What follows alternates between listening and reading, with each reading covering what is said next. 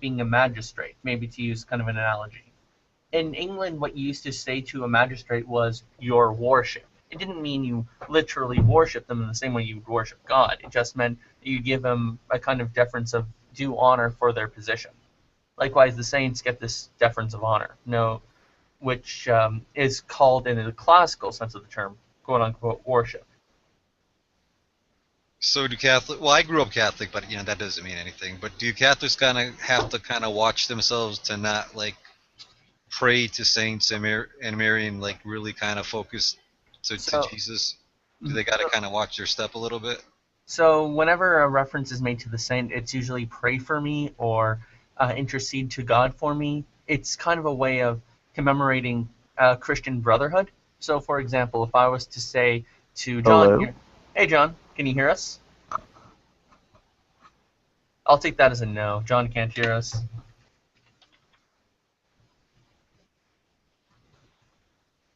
Well, all right. Yeah, so no, I can't hear you. Can you guys hear me? We can hear you. Can you hear us? Okay. I'll be back in a bit. Okay. Okay. Oh, sorry. So if I were to ask John to pray for me as a brother in Christ, then of course John would pray for me, even though we're both alive. That's just a way of showing brotherhood and solidarity. Likewise, the saints also can do that for us on earth. When you ask a saint to intercede for you, it's a commemoration of brotherhood and togetherness in the church, and Jesus Christ's call for us to be as one. And the counter to that was that it's a sin somewhere in the Bible to pray to the dead. Well, we're not praying to the dead. Or I think what they're referring to is communication with the dead. And while that was true in the Old Testament, there's a passage where, of course, someone goes. So the passage being referenced is when one of the prophets goes to the witch of Endor and asks to talk to one of the dead saints, or or a dead prophet. And what happens is the witch of Endor does do this, and it's contrary to God's command, to which he shuns. The reason for this isn't because there's communication with the dead, though. The reason for this is because of the fact that they're using a sorcery or a non-divine power. So that's usually where they get it from, and that's why it's usually wrong. In fact, if you look at Catholic Bibles, such as the ones with the extended canon, especially the second book of Maccabees, there is communication with the dead going on there. So it's not uncommon in ancient Jewish tradition to have that stuff done. What books was the Witch of Endor in? I mean, let's see. I think it was Star Wars Episode 1 or 3. Endor, right? Kidding. Yeah, that does sound like kind of like a science fiction type thing. Oh, the Witch of Endor is mentioned in the first book of Samuel, chapter 28, 3 to 25. What King Saul goes to her in order to contact, one of the dead prophets. Not sure if I can remember, but yeah.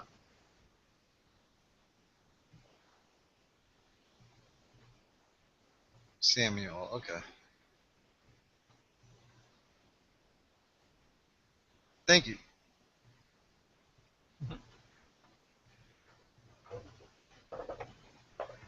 Although the name of Endor does sound... Oh yeah, do they use that in Star Wars? Yep. Yeah, it's where the, what are they? Those vile little teddy bears that ruined the third movie live. Yeah, that sounds I think. way too familiar. Yeah, but yeah, that is... oh man, now I'm trying to think of those adorable little teddy bears that ruined it. Ewoks. The Ewoks. The Ewoks live on Endor. Oh, the Ewoks weren't the Ewoks in the original trilogy? Yeah. Yeah, they were in the third one. Oh, right. That's where they had the battle, right? The Death Star had the shield generator on either Endor or the moon of Endor or something like that. I don't know. I think Star Wars is like the most overrated franchise thing, whatever you want to call it, of all time. And I basically blame it for kind of ruining movies. Okay, John, hold on. This is no blasphemy zone, okay? No blasphemy. Sorry, it's kind of off topic. Wait, come on. We can pick on God, but we can't pick on Star Wars. Seriously? Yes, Star Wars, Star Trek is sacred in this hangout. What? I'm kidding. I'm kidding. How does I am one? picking on Star Oh, Wars. I'm that was saying it's horrible. I was Oh, he like, was saying to me, John. He was saying that to me. how did Joku get that avatar so fast? Oh wow. Oh, it's probably Manicam. Oh, no, he's just Joku screen sharing. Sokoven. I hate you. Who do you hate? Joku just changed his icon to a Wookiee or not a Wookiee, Ewok. whatever, Ewok. There's a big difference. I think they're cute. I like them. They're like big teddy bears. And also, there's actually another movie that uses Ewoks. I think it was even made by, probably was made by, Lucas, George Lucas, as well. I forgot what it was called. I've read some Heidegger. I heard he was a boozy beggar. He's really really difficult. I don't think he's a philosopher you can, or he's not really a philosopher that like a layman can sort of just pick off and sort of casually, like, I guess, try and read his stuff. Like, I remember I tried to take a crack at Being in Time a few years ago, and it didn't really go well. Man, there is this. Speaking of Being in Time, there's this awesome Bertrand Russell quote. Let's see. Oi, Simon. Oh, Heidegger. How you doing, mate? yeah. Ooh, Highly Simon. eccentric in his terminology, his philosophy is extremely obscure. One cannot help suspecting that language here is running riot. An interesting point in his speculation is the insistence that nothingness is something positive. As much else in existentialism, this is a psychological observation made to pass for logic. Yeah, I mean, I guess a lot of the more analytically minded people didn't really like, I guess, well, some of the more continentally minded people too, right? That seems to be a common trend in 20th century philosophy, where you tend to get Anglophone philosophers, I guess, criticizing either German or French-speaking ones for sort of deliberate being sort of obscure with their language or lacking clarity or precision. Yeah, I mean, that's why we But had to get some maths involved and say things like, for any and all x is true if y is the case. Which, of course, cleared things up, apparently. But yeah, I guess to answer your question, Joku, I've read a lot of sort of commentary on Heidegger and sort of Heidegger for dummies, and here's what Heidegger is saying to the uninitiated, I guess. But as for actually reading like the primary, I guess, sources or whatever you want to call them, nah, I haven't read that much of it. I mean, I think most of, or at least Being in Time, it's typically taught in like a graduate level seminar or something. It's not like, I don't know, the symposium or whatever, something anyone can just pick up and sort of get. It is, it's a little out there. I think Really Aristotle was. demanding. I think Aristotle's Metaphysics, the Penguin publication translation, was easier for me to understand than was Heidegger. Yeah, Heidegger's sort of notoriously difficult.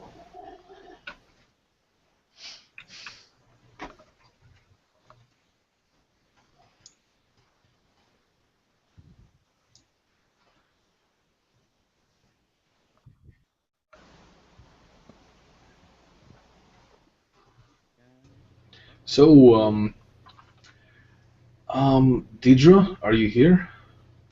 On the subject of books, though, Max, I was thinking of trying to resurrect. Well, I don't even know if it's really a resurrection, but bring back my book club. Although I guess it never really was there in the first place. And anyone listening is also welcome to join. I think I'm going to do like weekly readings of.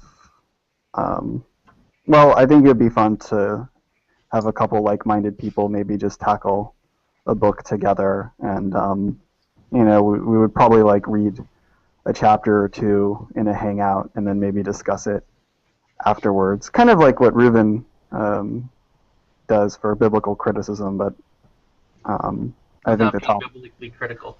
Also, going to have a Well, no, but my topic wouldn't be biblical criticism because it's not something I'm super interested in. But I was So you're thinking gonna like the have a first Bible book would study? be After Virtue by McIntyre. I would love that one. Oh, hey, Carlton.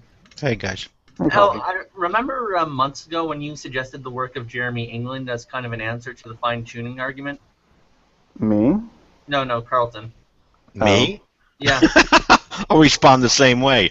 No, I don't, but okay. Oh, Not apparently. me. Well, apparently it was actually going around quite a bit of the internet. I apparently just found out that Jeremy England is an Orthodox Jew, not an atheist. And of course, apparently fine-tuning proponents are saying that the notion that the universe is designed or has a high probability of life because it's fine-tuned, not necessarily because of anything else. So, yeah, that didn't really go out so well. My whole thing here is, in all these arguments for God.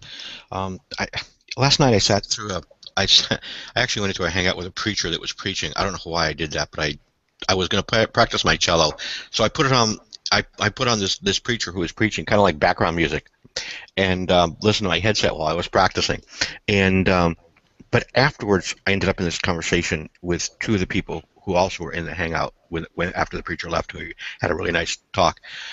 But my whole point is that even the best that you can hope for with any argument is simply an inference, or that there is a designer or a creator, or that there is or there seems to be a necessity for one. But ultimately, you're still sitting on a stack of dynamite, because ultimately you have to then assert, without any evidence at all, that the very laws of nature that we rely on for induction, the very concepts of cause and effect, actually exist outside of our known reality, outside of our known universe, if that constitutes reality. Well, the problem there is a categorical mistake or error. Why? Well, simply this. In a metaphysical understanding, space and time aren't considered to be a location of boundary.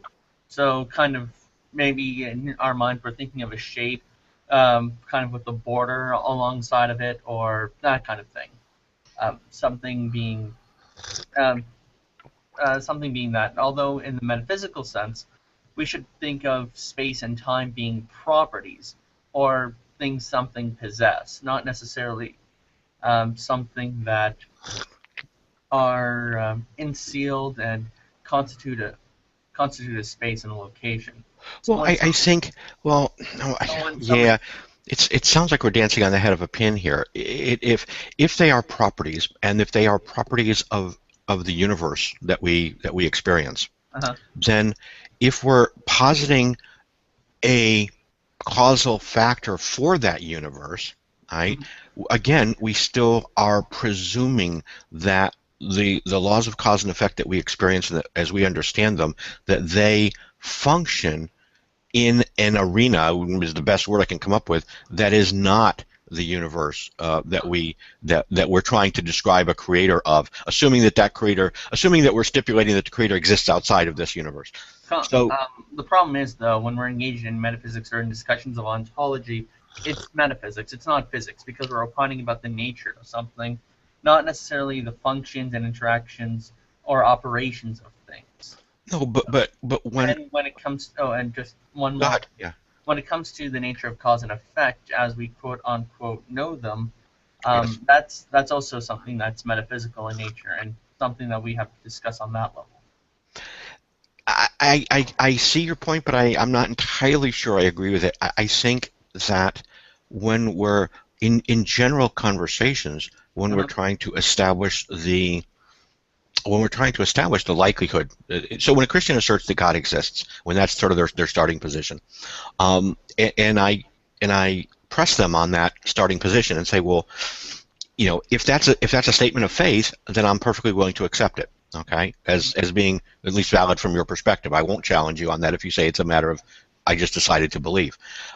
If, however, you're saying that belief is the result of a logical, rational, causal chain of events that you believe you can trace back that indicates that this God is there, then I would challenge it, because you are now taking physical truths or physical realities, and you are assuming that they would apply in however we would conceive of a non-universe, and they maybe they do, but we have no way to establish that at all. What about the human faculty of reason?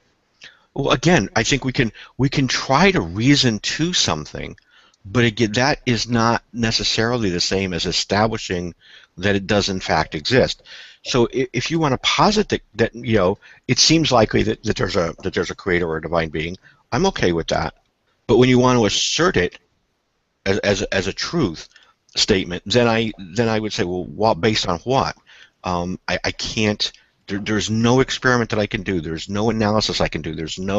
I can't falsify it. I can't prove he doesn't exist. It literally just sort of hangs out there as a statement in a vacuum.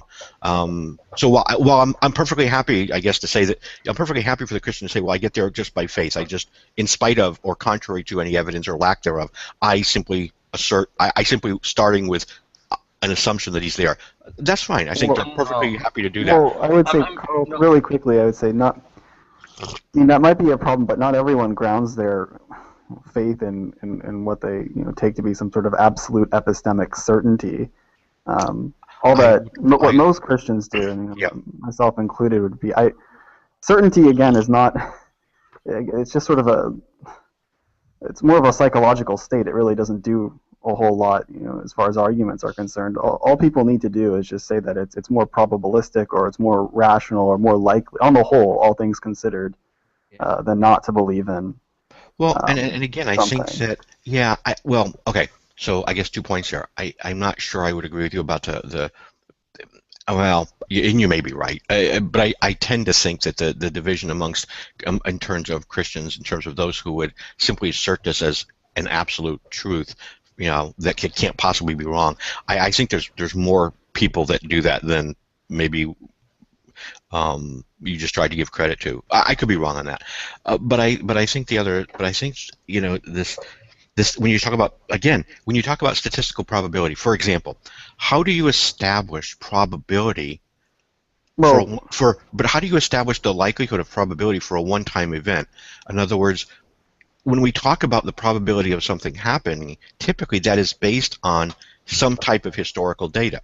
In other words, that we know that this happens. We've seen this happen. This happens 3 out of 10 times, give or take. Well, okay. I could kind of explain this. All right. So maybe if we're looking at it statistically through a more Bayesian point of view, first of all, we can kind of start off first with what's known as prior probability, and prior probabilities of all propositions are always going to start off with 0.5 or 50%.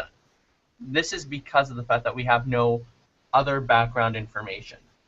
So, for example, if I were to say flip a coin in the air, what's it going to land on, heads or tails?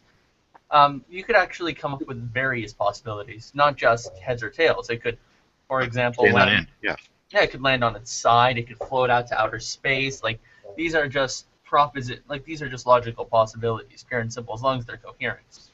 However, in terms of the law of the excluded middle, something can only have 2 options, logically speaking, or possibly speaking, which is 50%, because there's only 2 possibilities, true or false. So now, so with this in mind, let's go into the God hypothesis. There is a God, and of course the proposition is God created space and time. So what are the for and what are the arguments against? Well, the best ones we can go with are, what would we expect to see if God did indeed create the universe? And of course, you give your background reasons why this is why we should expect such a possibility. of course, the atheist could raise evil. And the Christian would have to respond with something along the lines of, well, evil is explained by this factor. And of course, now if this factor is true, that's going to be a point docked away from the false factor. I mean, from the true factor, because that requires an extra thing or an extra proposition to be true, namely, God exists, he created the world, there is evil, and as a way to take care of the evil, he has a morally sufficient reason to. So that's one point for the false side. Now, of course, when it comes to the theist side, they can say, well, we have a notion of moral objectivity. Like, that's true, and we have a sense of right and wrong. That's something we would expect to see if God is indeed the creator of heaven and earth. And, of course, the atheist could say that, well, no, on evolutionary theory, we could explain this through scientific and evolutionary theory. For example, our sense of morality, and of course, for any kind of logical problem you can bring up with that, or for any philosophical problem that you can bring up with its deficiency, then of course that's just one more point dot for the other side. And this is, of course, kind of a back and forth, weighing in the prior probabilities and what we should expect. And this is, of course, a position taken by philosophers such as Richard Swinburne. Okay, so let's, well, gosh, two different directions. I kind of want to go there after that. There was a movie years ago. It was an American remake of a Japanese film, and I think it was called Love to Dance, or I Love Dancing, something like that. Anyway. Star Wars. Oh, wait, sorry. No, that's Star Wars. Good try. But if I find a Star Wars analogy that's comparable, I'll use that next time. But the basis of the story, you know, there's this guy that comes home. He's a office worker, and he comes home every day on the train, on the subway, and he passes. And he's very shy, very very introverted. But he passes this dance studio every day on his way home. And over time, he becomes initially sort of enthralled with the dance instructor. So he works up the courage to go and take a lesson one day. And he does this, and he excuse me, and he starts doing this, you know, once a week, and then, you know, more and more frequently.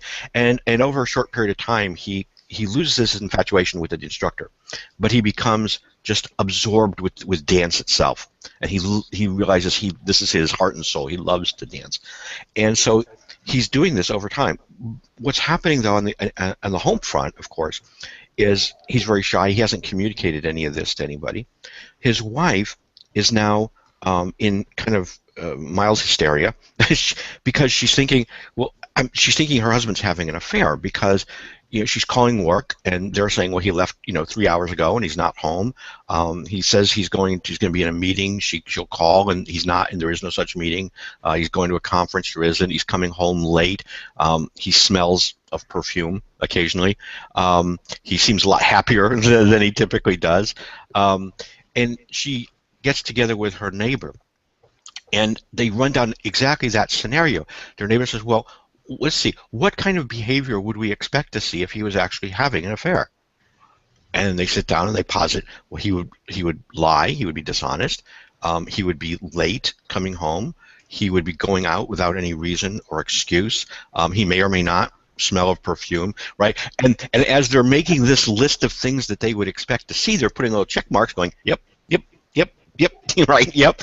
And they get to the bottom of the checklist, and they presume that because they are seeing the behavior or the signs of what they would expect to see for someone who is having an affair, that therefore he must be having an affair. What was he doing?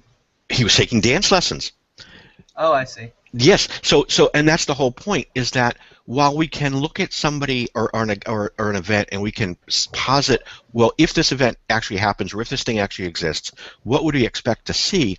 The problem there is that it fails to recognize that there are also probably a lot of other things that could be happening that would result, or maybe multiple things, that would result in that same set of data that we observe. Okay, so I could respond to this in two ways, and the first way I would say is, given the case and what they know and their background information, I would say that there might have been, first of all, you could always point in something they've overlooked. For example, his past, the fact that in the past he's always been faithful, or that he's never been unfaithful up till then. Sure. Some other things they don't account for. Like Yeah. in a particular example, you're not saying that there's somebody who's challenging this with an antithesis or something else to explain it, or showing why this thesis doesn't hold up. So this example kind of has two people really excited about the thesis, no antithesis to kind of give it pause. Okay. The second thing is, let's assume that there was an antithesis. Somebody did go up with it, did a compare and contrast, and they still ended up with he cheated. Well, in that case, even if that isn't the case that he is cheating, that is the most rational thing to believe. Okay. And So I would. Oh, go ahead.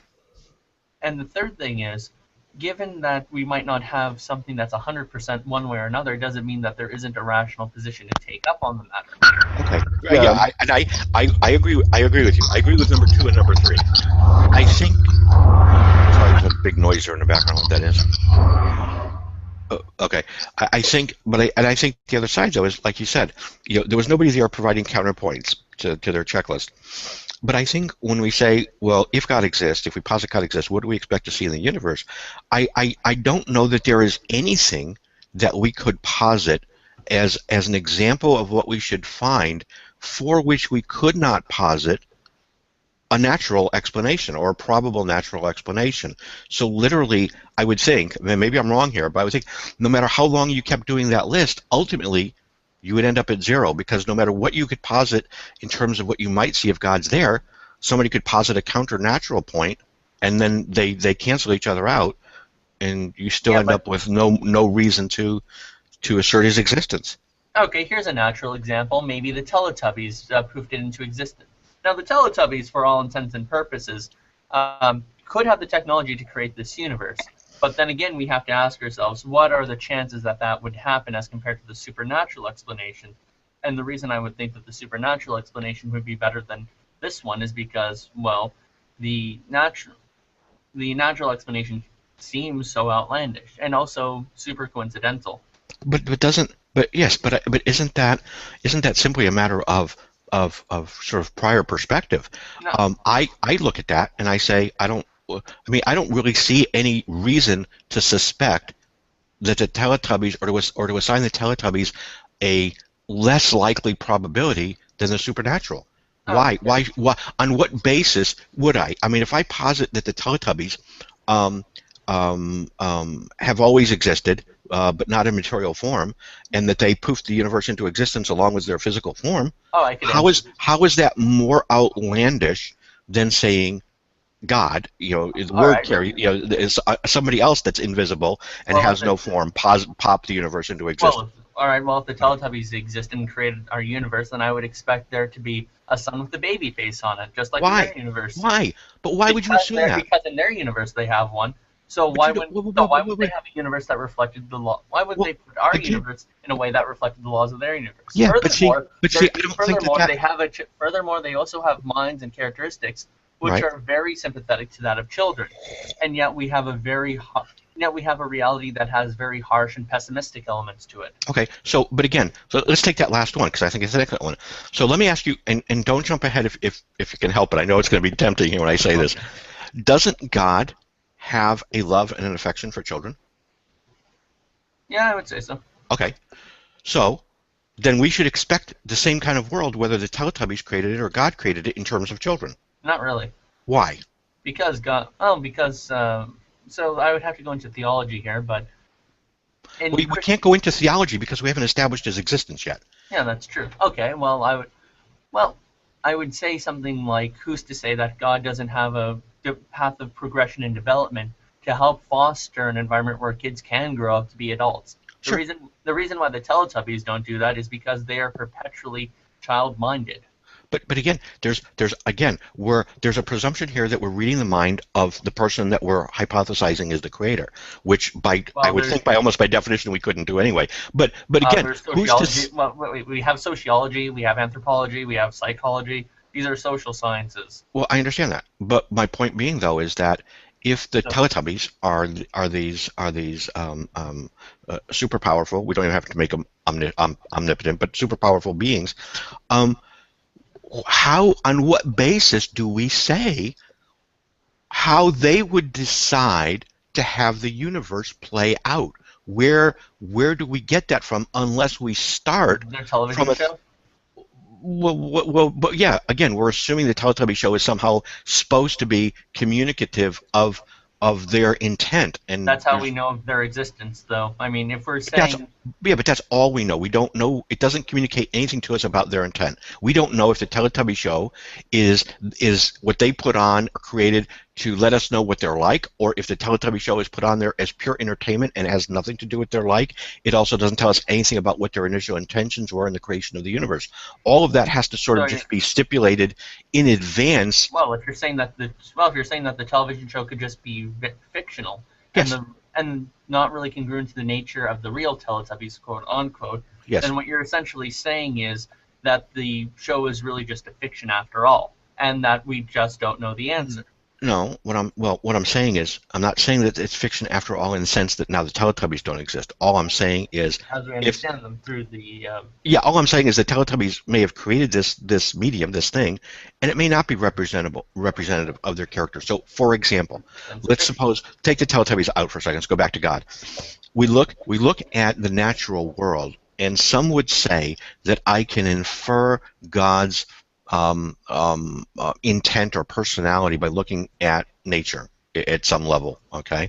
And the question that begs is sort of this, well, again, we don't know that God is not, for example, a horrible jokester and has simply created all this as a spoof to make us run around like rats in a maze, and it has absolutely nothing to do with his character. The only way that we can say that I look at nature and I can infer what God's like is by presuming that he is being honest and that he has created nature to communicate that information. But we really don't know. We have no way of knowing that.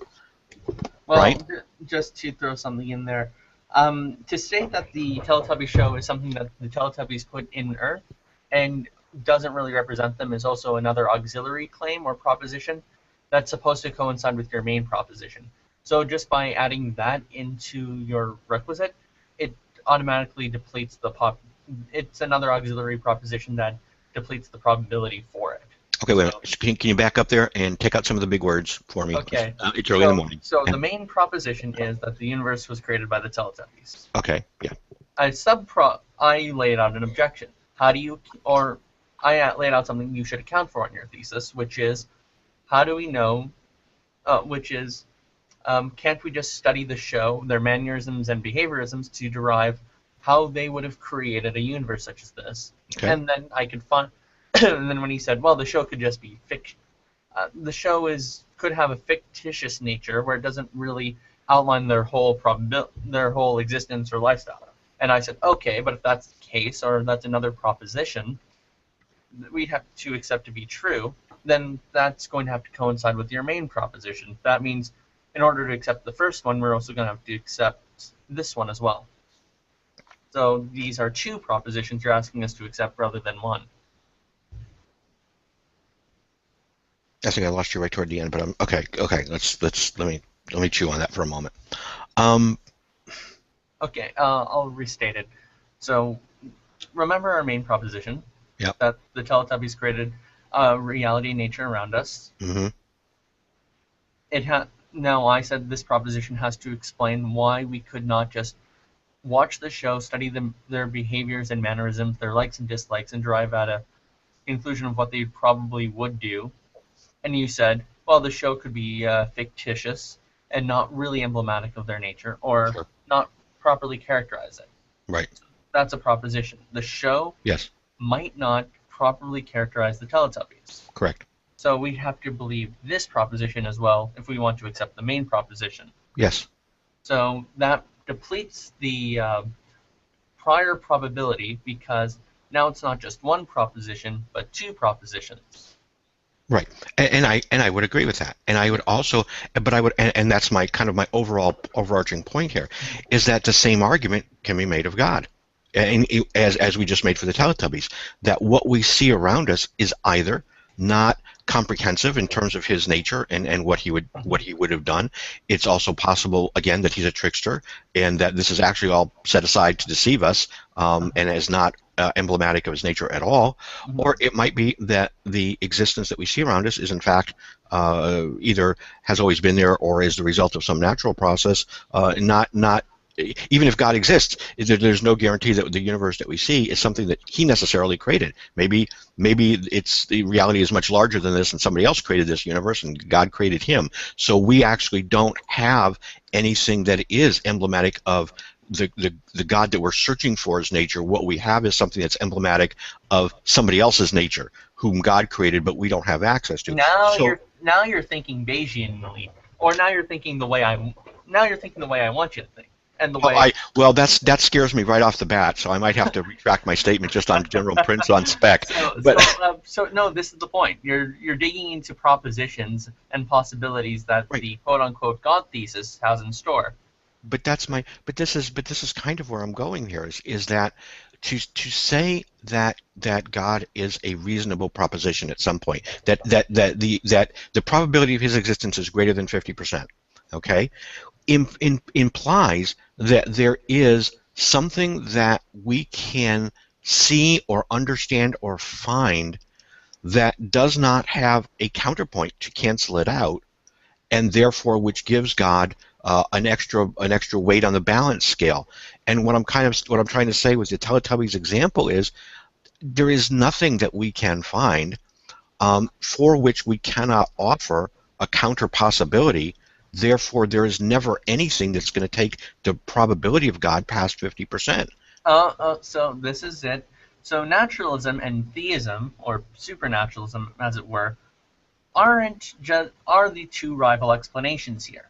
So going with this, if you're going to argue that naturalism can answer everything theism can, and then some, then that's actually a statement of fact. That's something you can say you're bringing up, and that's something I can say, no, that's not true, and give you counterexamples. And of course, you have a burden on yourself to show why my examples are flawed or incorrect, and I have a burden to show why yours are flawed and incorrect. Well, I'm not sure that I have a burden, and here's why.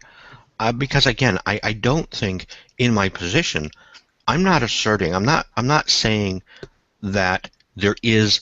I'm not saying actually. Okay, let me say it this way. What I'm not saying is I'm not saying that God has any less than a 50% probability. Okay. You're saying it's 50-50. I'm saying there is. Yeah, I'm saying if 50% is our starting point, there is no way to move him off that 50%, because for every point that I think you can make, I believe I can give a counter possibility. It doesn't have to even be necessarily a demonstrably correct answer, but I can give it another possibility. Okay, and if I can do that, constantly, then God never gets off the landing pad. Okay, explain morality. Basic worldview. I could explain morality in the epistemological and ontological sense. I would explain morality as simply an individual's view of how either an action done by themselves or done by somebody else is considered to be either good or bad, or beneficial or not beneficial. I think at a very simple level. Okay, so here's the thing. Are you saying that morality is something that's subjective? Yes. Okay, if morality is something subjective, then answer me this. Okay. All right. Why do you hold something to be evil? I don't have. There's not a generic definition that I follow for all things. Well, we're speaking propositionally here, so you could speak about it in propositions of your biochemistry and your evolutionary origin here, or you could say, well, because of reason X, Y, or Z. Okay. So if I try to make a generic reason, I would say that I find something to be either bad or good, depending on my notion of how it will contribute to creating the type of society that I wish to live in. Okay. So why is creating the best kind of society something good or bad? It isn't. I don't think every thought. Again, I think wait a minute. This is an ideal. It may not be good. Mm-hmm. I might think of it as being bad, but I think that maybe only the better answer here is I don't have to there is no reason that I have to justify all the way back everything, every idea that I hold in terms of whether it's good and bad. It's simply what I want and what I desire. So if you want to look at this as at my proposition and say, well, what I consider Carl to desire, I don't think that's a good thing. Well, that's perfectly fine. But I don't have to categorize it that way. It's simply what I want. The label good or bad, apply one if you like, but I don't feel that I'm obligated to do that sort of in this infinite regress. That is my presuppositional starting point, that I want a place that is pleasant for me to live in. Okay. And I define that in varying ways depending on the action that I'm evaluating. Well, I don't think, okay, so I don't think you would accept that answer from somebody who has, I don't think you'd accept that answer from someone who has intents that are contrary to your own. So, for example... Yes, I would. Oh, absolutely, so you would accept the same logic from... Absolutely. Yes. I think the only sense in which we can talk about... I hate to use the word absolute morality, but you know what I mean. But I think the only way that we can talk about that is if there is an agreement in terms of what the goal is that we're trying to achieve. Then I can measure. I've got a yardstick against which to measure an action. If we don't agree on an end result, or if we've not even thought of an end result, then there really is no frame of reference to decide if an action is good or bad. Okay, so here's the thing. In a sense, what you're saying is that human reasoning about morality is false. Why? Well, you're saying you do not. Well, you're saying it's arbitrary and subjective. Well, what you're saying is essentially that's arbitrary, subjective, and completely epiphenomenal to... Wait a minute, what's epiphenomenal? Epiphenomenal means that it's something that is determined not by yourself or your own thinking, but something that's kind of out there. So no, it is determined by our own thinking. Yes. Okay. So or not. Okay. So yes, it is entirely individualistic. It's subjective. So while I can look at the things that Hitler did, and I believe that from a moral standpoint, I'm perfectly capable and fine with condemning his actions as being immoral. Speaking of the extermination of the Jews or others, that doesn't mean there's several things that it doesn't mean. It doesn't mean Hitler has to agree with me for my position to have some validity. It also doesn't mean that I cannot act. And as a matter of fact, at least in my own moral system, I would feel obligated to act if I felt that this was happening and I had some means to intervene. And it doesn't necessarily mean that my neighbor has to agree with my assessment of his actions. Because if morality it does in fact flow from the individual, my perception of what it is perfectly valid in and of itself. It doesn't require any external agreement from somebody else, either the perpetrator or a random person. Okay, now let me ask you this. Okay. All right. So, doesn't this make morality meaningless in the sense that? Sorry. God. Yep. Okay, and doesn't it make morality meaningless because now it's analytically equivalent or identical to saying that I like this or I don't like this, or yes, but that doesn't make it meaningless. For example, if we live together, all right, the woman who lives next door to me, I would describe as being stunningly beautiful. All right. Is that statement meaningless? Is that statement? Yeah, I think what you're referring depends on which way you're characterizing it. If you mean it in a sexual way, I'm just talking about her physical attributes. She's lovely to look at. Okay. It pleases me to look at her taking out the trash. Okay. However we want to phrase that. If you reduce, or if you're absolutely reducing aesthetic properties to sexual properties, then yes, it would be meaningless. Well, no, I'm not bringing sex into it. The worry here is that we're reducing moral properties to sort of aesthetic properties, right? Like if that's what. Well, yes, and I think they are. I think that just because, for example, if my other neighbor, when I are having a beer and we see this woman walk down the street, and I say, "Wow, she's just gorgeous," and my neighbor says, I rate her a 6. Okay, it doesn't invalidate my notion or what I consider her to be. I consider her to be beautiful or good. My neighbor may not consider her to be that good or may consider her to be ugly for that matter. Okay, and that doesn't impugn that doesn't impugn the validity of my judgment that she's beautiful at all.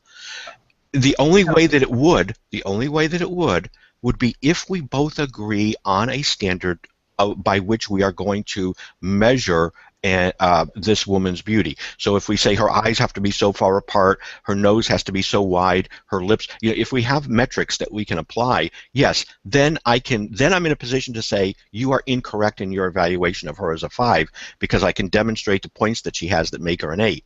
But without that common goal or common yardstick, it doesn't invalidate my sensibility that she's beautiful, nor his that she's ugly. They're both valid. In the same way with morality, I look at something. I look at something and I see it as not being immoral or as being immoral.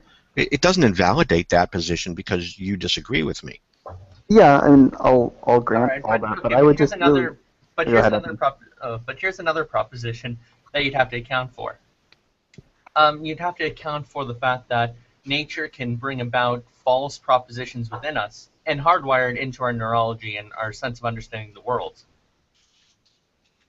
I mean, that introduces a whole load of skepticism. Well, wait a minute. So what you're basically saying is we can be wrong about something? No, what I'm basically saying is, on your viewpoint, nature can endow us with a sense that that cannot tell us anything about the world itself, even though it makes us have the feeling that there is something about the world itself. That is such. So on objective morality, we think that there's a moral dimension to reality, correct? That there are moral facts that No, I don't. No, I don't know. I don't think there is a moral property to reality. I think morals. No, but we have a sense that there is a moral. No, but our senses tell us this. No. And maybe I'm splitting hairs here because I'm not sure what you're implying. Yes, I do believe that when I look at something and I judge something, yes, I do have this sense that when I make a judgment that there are these categories of right or wrong or things that I would approve of or not approve of. Yeah, that sense, if you will, is there, yes. But I'm not saying that because I have this sense of how to categorize something that implies that those exist as real things or properties of nature itself. Okay, but you do believe. All right, but you believe that aesthetic properties and moral properties don't have their own dimension to existence, but we just have a sense of it nonetheless. Well, yes and no. Okay. So here's the thing. I think, again, I would go back to this idea of sort of this common goal, but just keep it internal to myself. I have an internal measuring stick, right? I do have even if I'm not maybe consciously aware of it or I haven't articulated it to myself, I do have this intrinsic a yardstick by which I measure beauty. Okay, and so it's not simply a I don't know how to describe it. It's not just a fleeting feeling that has no basis to it. I suspect that if I look at this woman and I think she's beautiful, that if I look at that woman again next week, I will still find her beautiful because I have this yardstick by which I judge what it means to be beautiful or not. And obviously we may or may not share it, but I do have it. And I think the same is true with morals. I have this yardstick by which I make an evaluation of an action and decide whether this is something that is right to do or that I want to do or that somebody else should be doing or not. And we may or may not agree with that on that yardstick. But yeah, so does that help at all? I felt like I'm wandering a little bit, so I'm not sure I'm answering your question. What you're saying is that we have an internal sense of, well, actually, I think what you're saying is what I'm saying. We have an internal sense or yardstick that we think measures something about reality, but really doesn't, but confines it to ourselves. Well, Cool. and again, God, sorry. Sorry, guys. You guys have been back and forth a few times, and as you say, I think you're coming to some kind of consensus. So I just wondered if anybody else would throw in a 10 cents to maybe get it off in a new direction or whatever. Just let's let it kind of terminate naturally if it's already winding down. Okay. Yeah. Yeah, well, I mean, I think we're close. I think the only part. Finish it up, guys. What Okay, I'm we'll trying to finish it up, say. John. Okay, No, yeah, we've wandered off from that. I'm We've joking. wandered I'm off joking. from kind of the idea of whether God exists. But I think in terms of morality, I think the only part of where we still maybe disagree a little bit is that I don't necessarily think that this sense that I have reflects anything in reality. I just think it's a convenient way. It's how my brain processes information, but it doesn't necessarily reflect any true property of whether something is moral or not, nor does it reflect any true property of whether anything is beautiful or not. I I think think that's where you we differ.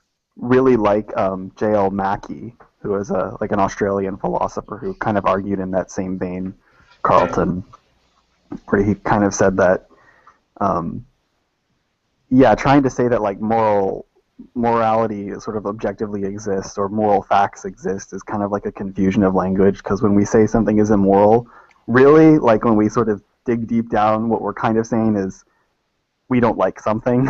Yes. In a sense, like when I say like, oh, that's immoral, stealing is immoral. Or Mackey's best example is when he speaks. I think it's Mackey's, but it's like grossness. Like if we buy Yeah, some strawberry ice cream and we say, "Oh, this is gross," on Mackey's view, when we're attributing grossness to something, what we're really attributing is nothing more than a fiction. There's no such thing as gross. It's just our but way it's of a drawing useful association. fiction. Yeah, it's a useful fiction. Well, and I think to kind of drag this all back is I think that most Christians, when they talk about morals, they talk about it as though that a moral judgment is in fact an actual property of an action, and that God has determined or has told us what that moral or that moral property is, what value it holds for every particular action that we may or may not take or observe, and that is, I think, where we differ, because I don't think that they are an actual property of an action. I think they are a perceived property, simply depending on my own experience and background. Well, actually, I think no. There's something in there that I agree with. I'm not a deontologist or a consequentialist because I don't think that moral properties belong to actions. I think they belong to the character of persons, people who can deliberate, pontificate, reflect, and perform actions. And in doing so, they garner these characteristics, either a good character or a bad character. Now, in terms of what I think a good character is, I think a good character is one that best instantiates what a human being is, which is a rational animal. And I think, uh, that's how I would characterize morality. So, Let me ask a specific, if I can. I mean, it's a simple specific. But the idea that and from a Christian perspective. So, my wife and I are going out, and she gets dressed, and she comes into my room, and she says, "Honey, how do you like this dress on me?" okay. Now I know, because I know my wife, that she's looking for a little self-esteem boost. She's looking for a compliment. Right? I think the dress makes her look fat, or I don't like the design on the dress. Let's say, make it simpler. So I lie, and I say, "No, honey, it looks absolutely stunning." And she walks away, and she feels perfectly fine. Now, my intent here was not to lie to somebody to hurt or to steal. My intent here was to lie to make somebody feel better. So from the perspective of the Christian God, did I or did I not commit a sin in telling that lie? You did. Okay. Now, see, I disagree with that. Not because of what God says. God knows that's wrong because God is perfectly rational. The reason why that's wrong is because of the fact that you as a person, as a rational agent, is directed towards the end of truth and obtaining truth, and of course delivering it. And to lie would of course be a contradiction or an improper instantiation of your nature and those proper faculties. Even though now what you're doing is kind of stretching maybe one of the social dynamics over, making your wife happy, which in itself does have kind of a good characteristic or intuition, because humans are also social animals as well as rational ones. But at the same time, that doesn't hold up water either, because being truthful, being honest, is also an important dimension of a social relationship that also should be fostered. And by robbing her of that bit of truth, you're also, in a sense, not acting irrational, but also counter-social as well. Well, I see, and I think we would, and I know poor Rob. Sorry about that. I know, and Simon's getting ready. Probably Simon's going to pull his hair out any second now. But I think but I think, and I would disagree there, and I would think that I don't have a necessarily obligation to communicate truth.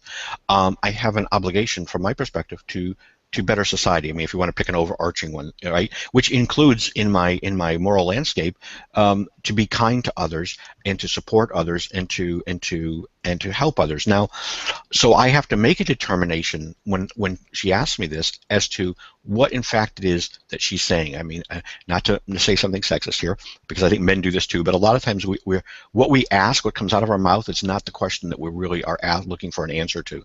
So if she comes out of a dressing room in a store and says, "How does this look?" I'm going to say, "No, I don't like that," because she's now seeking information that is going to help her make a decision in terms of whether she should buy it or not. In the other case, my sense is that she's not actually asking whether I like the dress. She's using that question as a vehicle to feel good about herself. Therefore, the appropriate response is to give her what she's seeking, which is... Okay, so now you're just, well, I shouldn't say just, but now what you're doing is adding in language and meaning. Right, so but when somebody says a sentence such as, if I were to say, "How are you today?" or if I were to say, "Comment ça va aujourd'hui?" Which is French, or "How are you today?" Comment ça va aujourd'hui? My French is terrible. But in any case, those have the same semantic content from language to language, or at least similar enough where we kind of get what the proposition is from the other person. However, if I were to state, for example, my shoe, and whenever I was referencing my shoe, I was really referencing my cell phone. I'm just changing what's known as the not the semantics, but the syntax, or the way I'm communicating, from what we are normally using the term to another really new way we're not used to doing it. So if you already have kind of a pre-established method of communicating with your wife that lets you know intrinsically that it's just a rhetorical question, then yeah, that's perfectly fine, but you have to have that knowledge beforehand. Well, but my point being here, and again, I picked my wife, but that wasn't a necessary component. I think we do that all day long with strangers. We do it on Google to the extent that it's possible. We hear what people say, but we also understand that the words that they're saying are not necessarily representative of either what they're trying to communicate or what information they're trying to receive, either by design or without being thoughtful. So can any sentence be uttered which doesn't have context? Possibly by a computer, but even then I would think that there's context in terms of what it says beforehand. So yes, I do think everything has context. I mean, language is surely based on context, because we only agree meanings. We never define meanings as absolute. Right. Well, I think my point there, Simon, was to say that if we say that lying has a moral property to it that is a real thing, and that God has told us what that property is, that it's bad, that it's immoral to lie or bad to lie, it changes the nature of that act to some extent, which is why I use that example. I mean, even though I understood that from her language that the question that she asked was not really the information she was seeking, I still told her something that is categorically untrue. I do not find that dress aesthetically pleasing on you. I communicated bad information or incorrect information, and this is where I have a problem with this absolute morality. You seem to be You always seem to be switching the meaning of the proposition. So either the proposition means, from your wife's point of view at least, I'm asking you a rhetorical question, please validate how beautiful this dress is, which of course is not a question, but that's a demand. Then of course you're going to say it's good, you're complying with the demand. Now, of course, on the other hand, if she literally does mean, tell me how does this dress look, then, and you are giving her a false proposition, then of course that is a lie. Well, but again, but this is the problem though. Even acquiescing to her command, it's still a lie in my mouth. So even if she were to actually use the words, come into my room and say, honey, please tell me that I look good in this dress. And if I responded, you look good in that dress, I'm still lying. It doesn't change the fact that what her need is different. I have still uttered from my perspective, I have still uttered what is a non-truth. But here's the thing. Lies are in responses to questions. When you give a false answer that you know isn't the case. Now, if somebody was to command me, for example, say the Queen of France looks really beautiful today, and I was to say the Queen of France looks really beautiful today, that's not a lie. It is if you don't think she's beautiful. No, well, there is no Queen of France. That aside. Oh, I didn't realize that was the point you were there. I'm sorry. Okay, so. No, whether or not that claim corresponds to reality or is the truth isn't a lie, because it's a response to a demand or a request of me. It's still a lie. I disagree with you. What? If my wife never came into the room and I simply said the words, my wife's dress looks pretty, and I'm thinking of that particular dress, and I actually don't think it looks pretty, that's a lie. It doesn't even need a recipient. It doesn't. And from God's perspective, it shouldn't. It shouldn't need a recipient. I'm telling something that is not true. But here's the thing. When I went into this conversation saying lie, I meant a falsehood that's told in response to a question. I didn't mean when you say something, when something is uttered from your mouth that you know isn't the case in your brain or in your mind. I think now we're equivocating on the term. Okay, not intentionally. Because we both think a lie is something different. That's fine. Okay, so if it is a response to a question, okay, I can go there. So if it is a response to a question, again, the question is,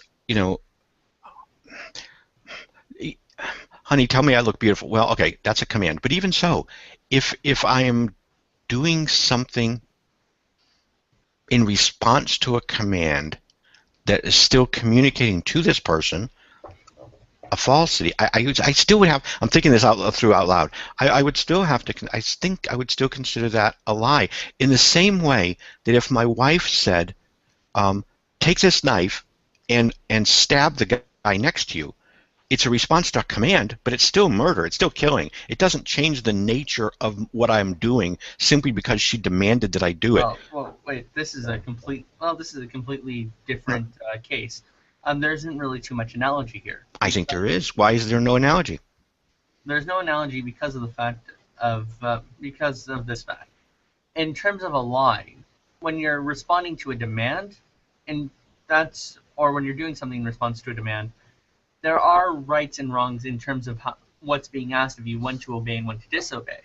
In terms of just saying something that's coming out of your mouth, there's nothing wrong with saying words out loud. As long as they don't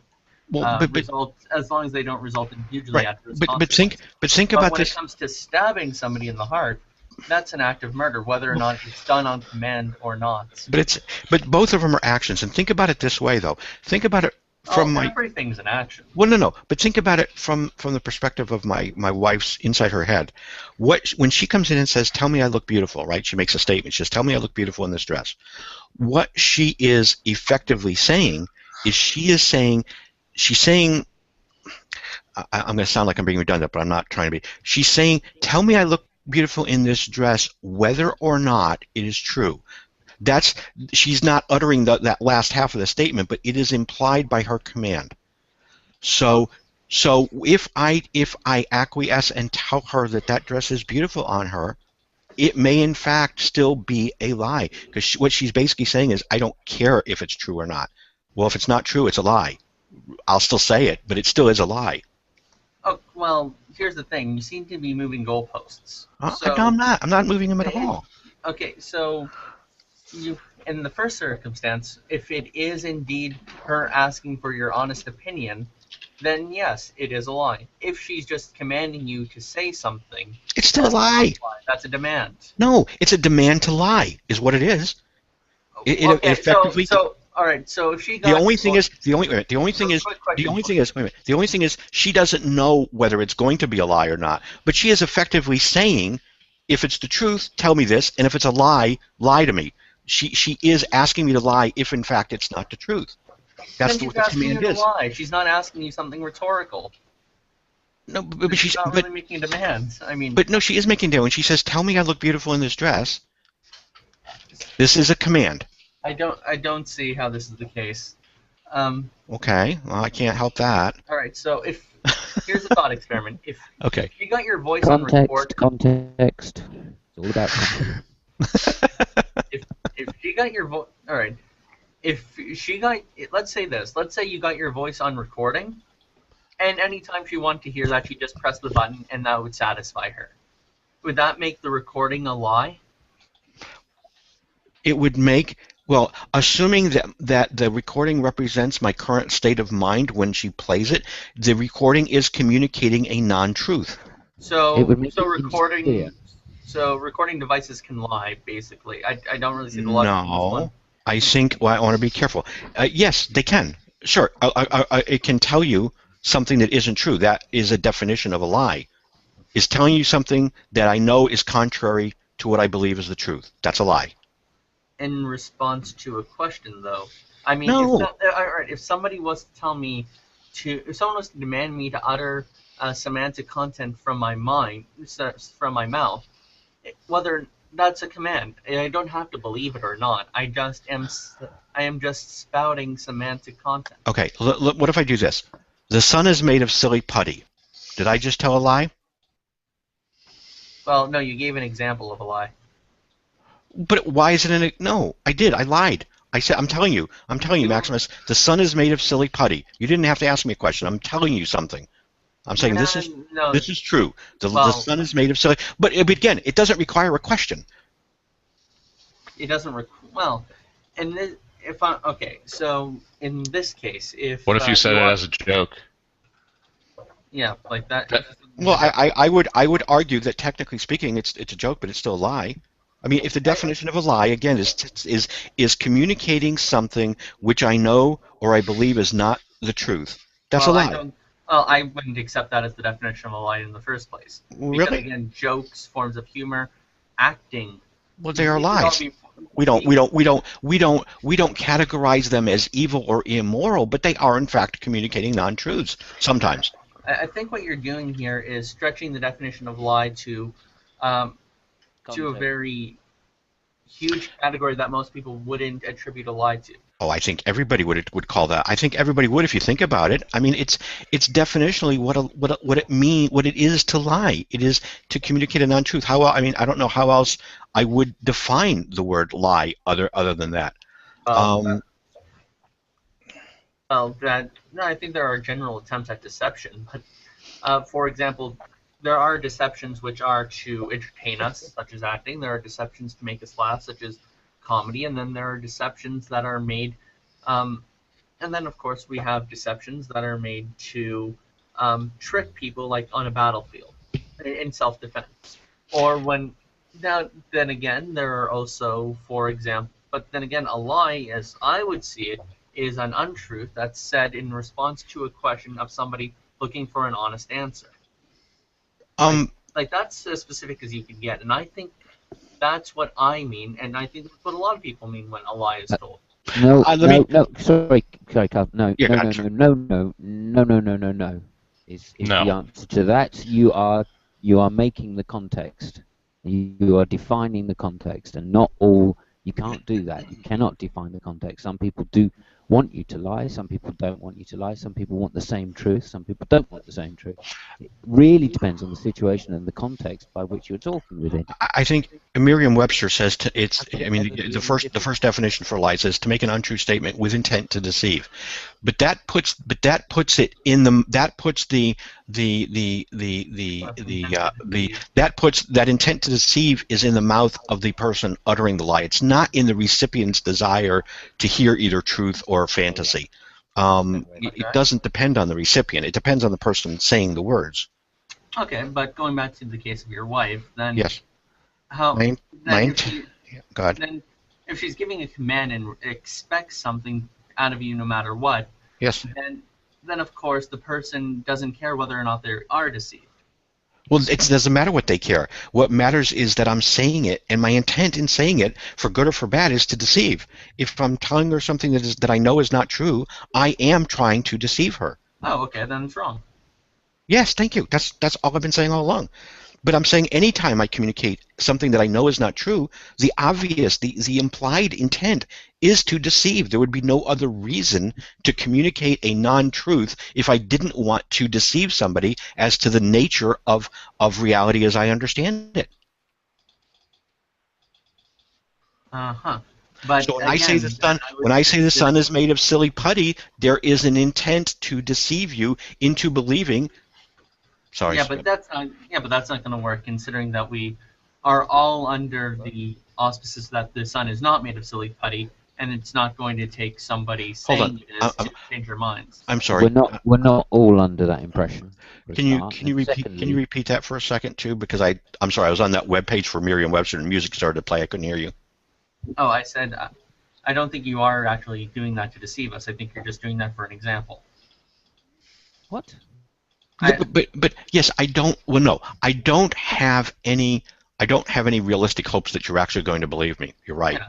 But that doesn't. But again, still, the lie itself is whether I am actually trying to deceive you or whether I'm telling you an example of lie. You're right. I think if I'm just giving you an example of a lie, that is not in fact lying, because there is no intent to deceive. The intent here is to demonstrate what a lie looks like. Okay.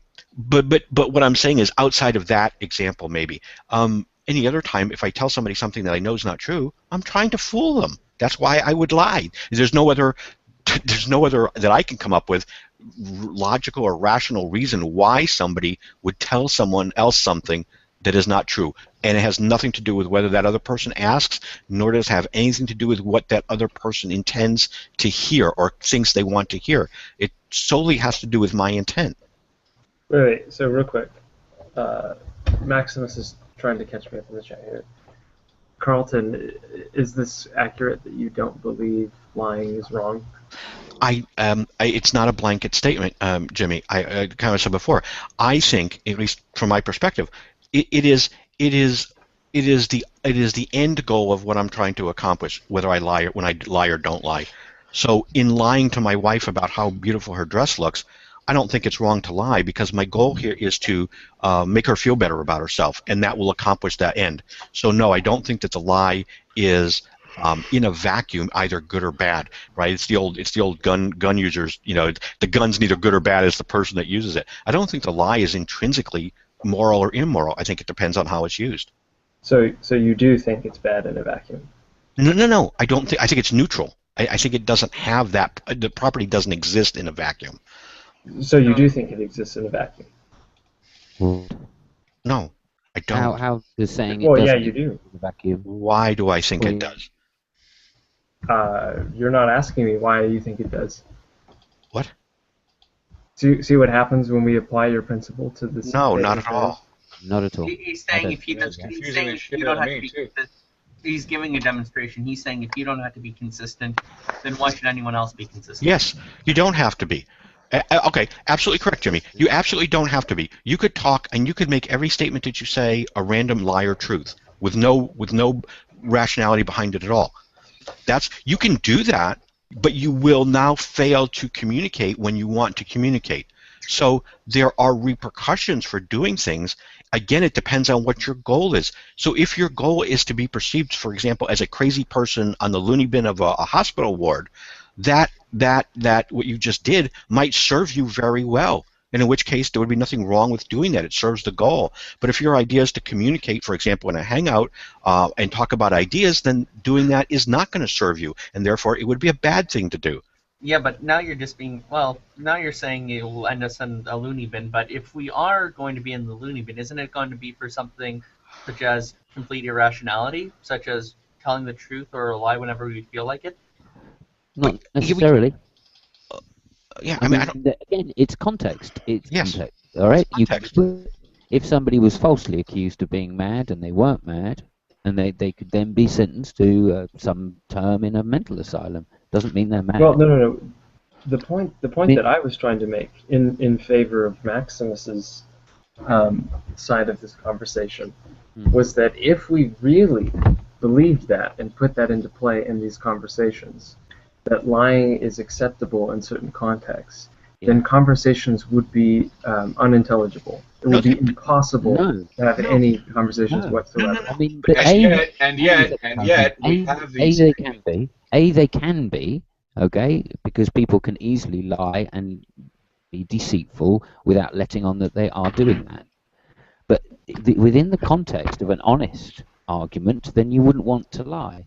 Right. You're not having an honest argument. Right. What you're saying, So, Jimmy, but is if you go down the road and someone says to you, oi mate, have you got a fiver? I need some change, and you don't want to give them that change. Okay, you can say, yes, I've got a fiver, but I don't want to give you that change. Or you can put it into context and say, let me do it. I don't wish to give you the fiver because of some other reason. Or you could say, no, I don't have a fiver.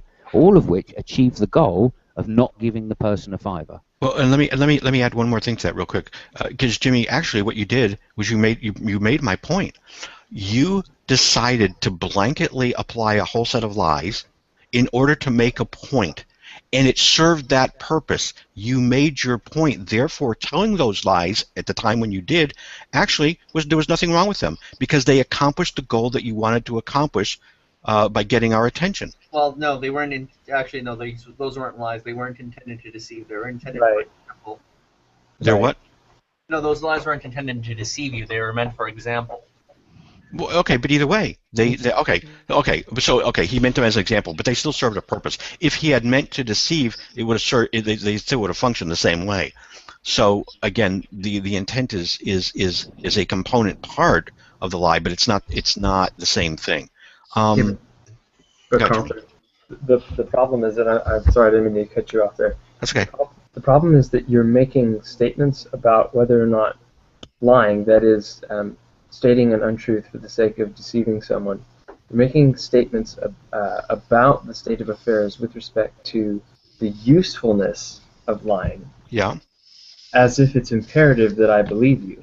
And what I'm saying is, if you do not treat truth as inherently normative, that is, that it's imperative that I believe what you say, given that it's true.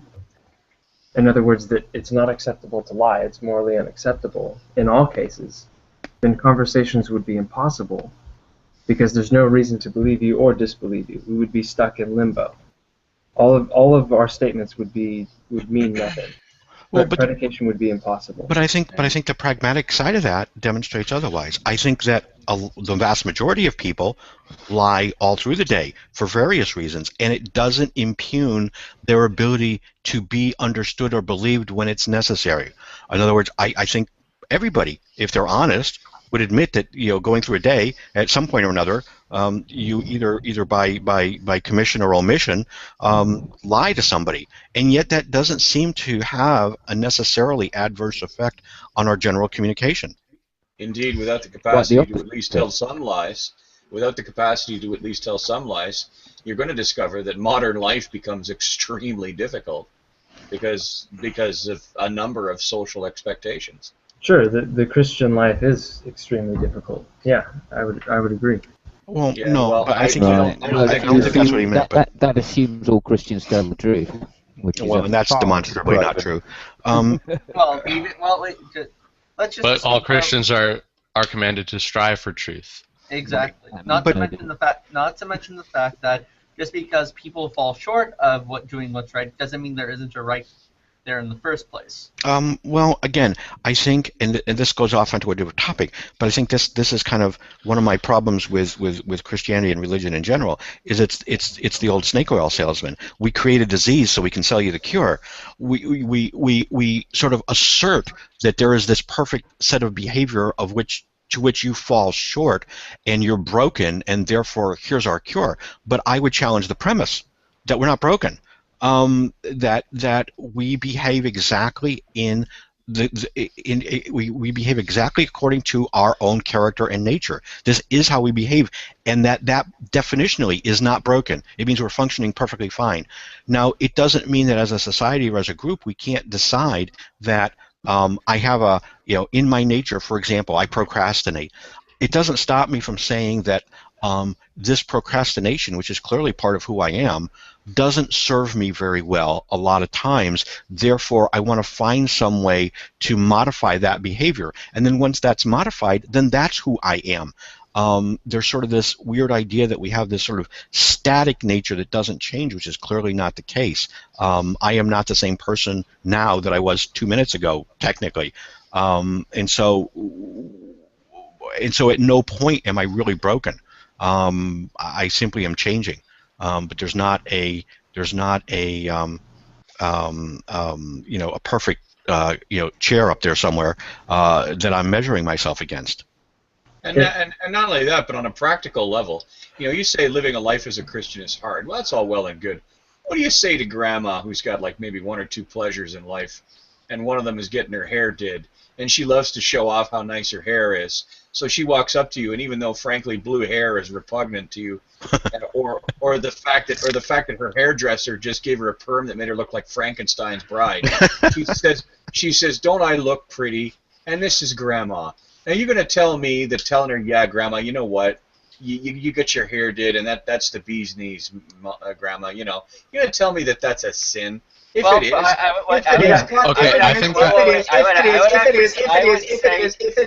it is, God needs to go get his head read, frankly. Hold on. So you're telling me that it's more pragmatically useful for me to lie to my grandma about how beautiful she looks when she looks like a complete dimwit, because that's going to make her feel better when, if, say, I were to say, you don't actually look that great. Or Maximus, that's not his name anymore, says that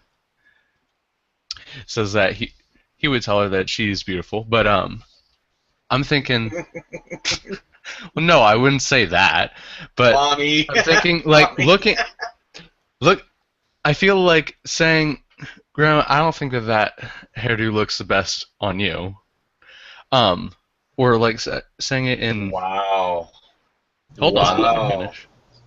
I'm not going to say, "Hey, Grandma, you look absolutely ridiculous. Go get another haircut." But I think that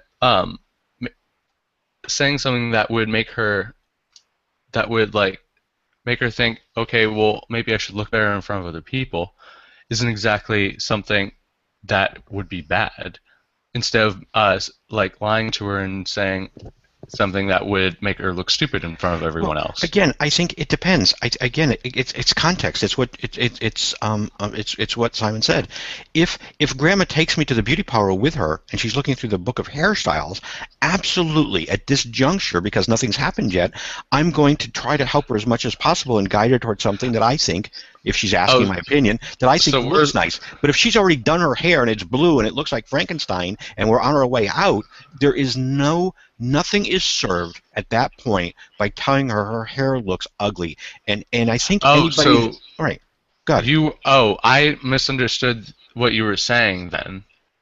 What wasn't my example? I'm talking to Gus. I misunderstood what you were saying then. You meant, like, Grandma's just asking, "Hey, do we look in this hairstyle?" And it's like, as Carlton and Maximus were arguing earlier about, like, the wife's, like, Carlton's wife's dress or whatever, and she's just saying, like, "Tell me I look beautiful." Then, again, well, I don't see much of a problem with that, but it's a lie. It's a lie. Look, okay, let's go back. I actually disagree. I think you could tell her that she is beautiful without referring to her hair. You know what, Maximus, you've been cornholing the definition of truth and a lie, man. I've listened to you. A lie is quite simply, and without deviation from the basic definition, if you do not tell the truth, you are lying. There's no moral infusion to it, okay? Well, I've watched you play. They're kind of okay in a moral argument about whether or not a lie is morally right or wrong. There necessarily has to be some sort of moral infusion. I understand that you guys are trying to see how much bullshit can dance on the end of a pin, but at the end of the day, the definition of a lie is just like Carlton has said. Carlton has indicated the simplest and most basic definition of a lie, the one that humanity has been dealing with for I don't know how long, and now you guys want to go, well, yeah, but because that has oogie implications, let's stretch it and say no, that. I never Let's say defined that a lying lie. is Whoa, something whoa. else Okay, not hold on. intent. I mean, I got to go here in a second anyway. I got to get some breakfast. But I mean, this is kind of because I want to revisit something I said that I think Max you challenged me on earlier, and I think Gus would agree with me here. This is why I made the point about if my wife commands me to kill somebody, it is functionally no different. It's a matter of degree. In other words, my wife has commanded me to do something, and if I do it, then in fact I have done it. I've killed somebody. It doesn't change the fact that I did the action because my wife commanded it. If my wife tells me to lie to her and I acquiesce and I do that, it doesn't change the fact that I have lied. In other words, the idea that she wants me to do something doesn't change the fact that I did it. If she tells me to lie and I lie, I still lied. It's not. How is it not a lie? If you tell me to say, if you say, Carl Maximus, if you say, Carl, lie to me about what avatar you see, under my name, and I say I see a bluebird, it's still a lie. It doesn't matter that you wanted me to tell a lie. It's still a lie. Carlton. Yeah. But here's the issue that I was trying to point earlier. Whether or not you would like to accept this or that definition, and I think it's silly to argue over them. The problem is that if you accept that intentionally deceiving someone with untruth, with propositions that contradict reality as it's seen, okay, accepting that as something that's morally admittable in conversations reduces conversations to absurdity, because then every time you make a statement, there is no imperative that I should believe it. Right, but in practice, it doesn't work that way. In practice, it doesn't work Hold on, that way. but wait a minute. Let me finish. Jimmy, let me finish my point real quick. Okay, God, sorry. Like Gus just said, that's not how it actually works. Oh, so you're telling me that I ought to believe that that's not how it works. I don't use the is ought nonsense. But wait a minute. I'm saying in real politic, people don't wonder. People don't wander around wondering if every single thing that you say is true or not. But wait a minute. But here's the problem, Jimmy. I don't care if you do or not. Go out and pretend. Go out and be hyper suspicious and pretend nobody's telling you the truth. I don't understand what you're saying. And see how easy your life becomes. I think what he's saying, Jimmy. Go out and pretend that. Go out. No, do it. Go out and pretend that nobody's ever telling you the truth, and tell me how long it is before they wrap you up in a white coat. Well, here's I want to add to Gus, and then we have to go. But Jimmy, I think the problem here is that even from the Christian's perspective, even with an absolute morality, it doesn't change the nature of conversation. In other words, you just told me something. You made a statement a few minutes ago. I am still not. Even though you're a Christian, and even though you believe, let's say, in an objective morality, and you believe that it's always wrong to lie, that absolutely still doesn't translate to an obligation on my part to necessarily believe what you say. Hear, hear. That's not what I was arguing, and that was it kind of was, wasn't it? Because you said if I take my perspective, if you say I take lying as being sort of this morally neutral concept, that it would be the end all to conversation, because now no one would know when or if to believe anybody else. But that exists already, even with your position. I'm saying the very statements you make would be absolutely void. You might as well put this if you choose. It doesn't obligate you. That's my point. It doesn't obligate you to not believe me because I tell you that I might lie. You still have to make an intelligent choice as to whether, in fact, I am or not. That's not what I said. What I said was, it kind of is what you said, though, and I don't have to say I put the plate on the table to say I put the plate on the table. I mean, it kind of is what you said. Guys, quick point to be raised here, though. In terms of giving somebody a normative proposition, in terms of saying, go out, do this, go do that, see how many people believe you, what you're saying is it's not pragmatic. That's not really an answer to a moral or normative declaration. If I'm saying I don't have to believe anyone or I don't have to speak the truth, if I'm not under any obligation or duty, and if everyone had this, then nobody is under any kind of blame when they lie, or of course when they tell a falsehood. But Maximus, that's not even what I'm arguing. Oh, my bad. It not be. because Gus over here is misunderstanding and then putting words in my mouth. That's not actually what I said. What I said was that that conversations, when we're talking to each other and we use these words to frame sentences, when we make do with language to talk about propositions, like if I say it's not pragmatic to X, Y, Z, okay, that statement is only meaningful insofar as, given that it's true, that truth is normative of my doxastic attitudes. In other words, if truth is not inherently normative that I should believe it, then all conversation fails. The No, person arguing that not at case all. has Not at destroyed all. his own case. How can And that yet, possibly in be the practice, case? it just How can that doesn't work possibly that be way. the case? Sorry, Gus. How can that possibly be the case when language itself is contextual? Anytime you utter a phrase, you are putting context on it. What There does is no context have phrase to that do you with can this? utter. There is no phrase or lie that you can say which doesn't have context. What does context have to do with It refuting means, what I said? it means there is no absolute sentence that you can say. That is itself an absolute sentence. No, it's not. And there 'cause lies it's the not paradox of absolute. human It's discussion. not absolute that I'm not going to say that all Another- sentences are absolute. So I can wait, still just have. did. I can still accept that there can be non-absolute sentences. I just can't utter them. Okay, so that's an absolute. Namely, it's absolutely the case in all for all qualifications in language that no matter what, you can always accept that your whatever absolutes you are already accepting are wrong. Right. If the definition of language is communication, okay, then that necessitates contextuality. It's I understand definitional. that. It's definitional. I understand that, but Not that that is in and it's of itself. absolute, it's is definitional a claim by to the way universal. we use words, Simon, I including the word understand what you're absolute. saying. I Including the word. understand what you're saying, and I agree that language is completely contextual. What Right. you are failing to see is that you are refuting yourself when you say there is no universality to language, when right now you're saying universally or absolutely, that is without qualification, language is contextual. Right, I'm saying definitionally it's contextual. Okay, fine, but that is an absolute. Okay, if that's what you think. can I you don't think it's define- absolute. I don't think it's absolute because I could conceive of a language which wasn't contextual. I just Quick can't question. actually conceive of what it is. Quick question, Simon. When you say something is contextual, do you mean that something has meaning only in terms of the intent that the author has for the word? No, I mean that any sentence you're uttering, okay, Uh-huh. itself has presuppositions. And those presuppositions, I believe, are meanings and intent of the person, or what else? Meanings and intent. Like what?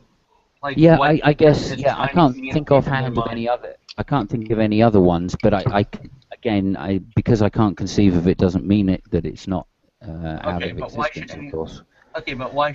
So the question is, why should anyone's sentences reflect the intent or the meaning that the user has when it comes to associating truth to the sentence or phrase directed to the other person?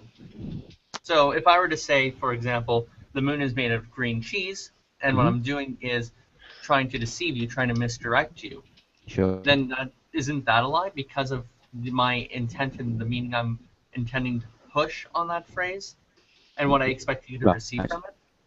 And is it wrong because of that? Is it wrong? No, it's not wrong Yes. because of that necessarily. Because it And- depends on the context. If your context is to try and get me to not look at the moon because looking at things which are made of green cheese will always harm me, Uh-huh. okay, then no, it's a good thing that you lied to me. If you lie to me and say, let's see, something like,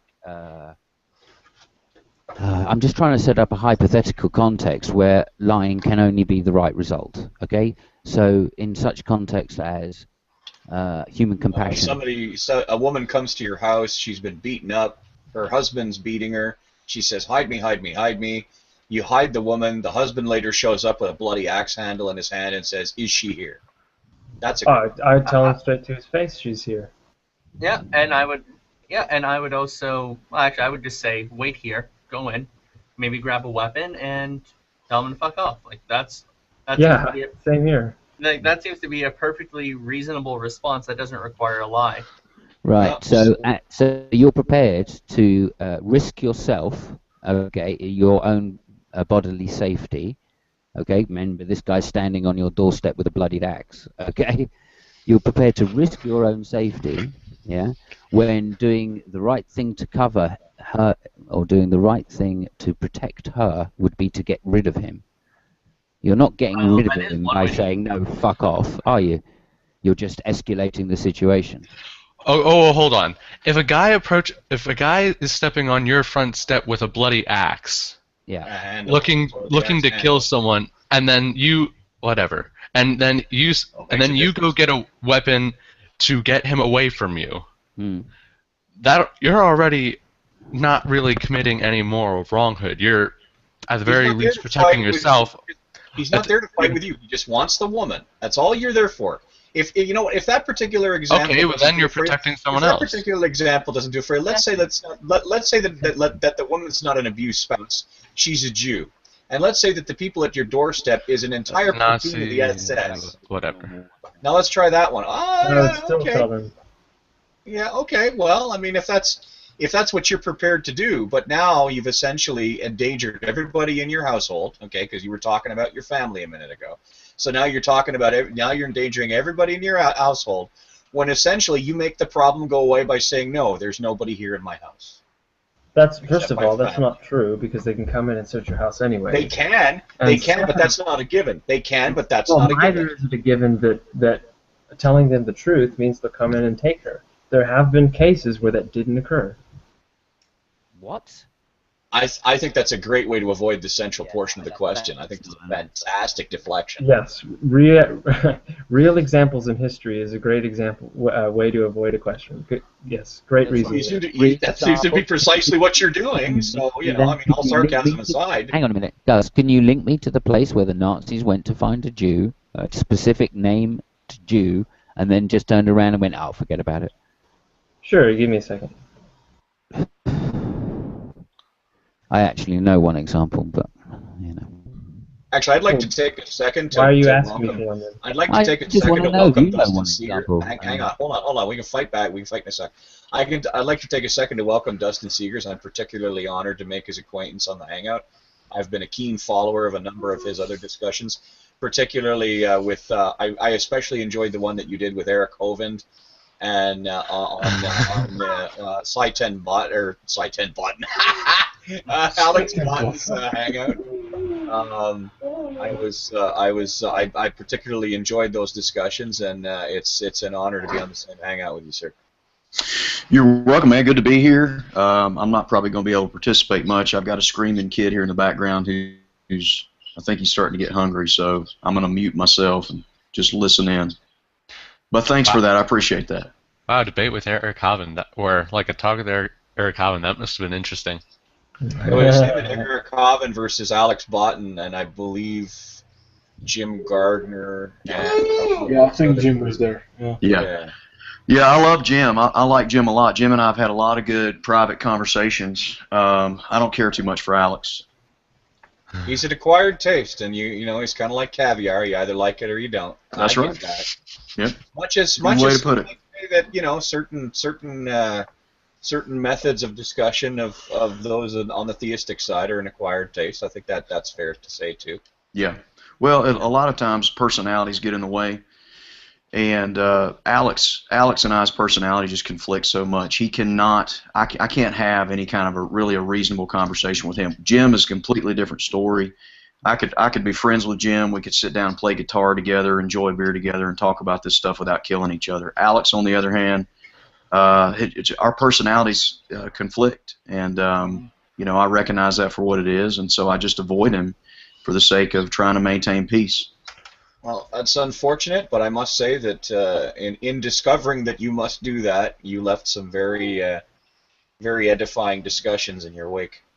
Well, I appreciate it. I hope it was a blessing, whether you believe in blessings or not. Fair enough. Fair enough. Anyway, so now let's go back to fighting. Who's punching who? Real quick. So, Simon, going back to the original topic when I came in here, when we're talking about lying that is intentionally deceiving someone with untrue propositions. You brought up the fact that language that is communication is unqualifiedly contextual. That is, there is a surrounding element or preconditions to what is being said that give definition to what is being said. I agree with you, but what does that have to do with defeating what I said about the inherent imperativeness of true propositions? Namely, that if something is true, then by that fact alone, you ought to believe it.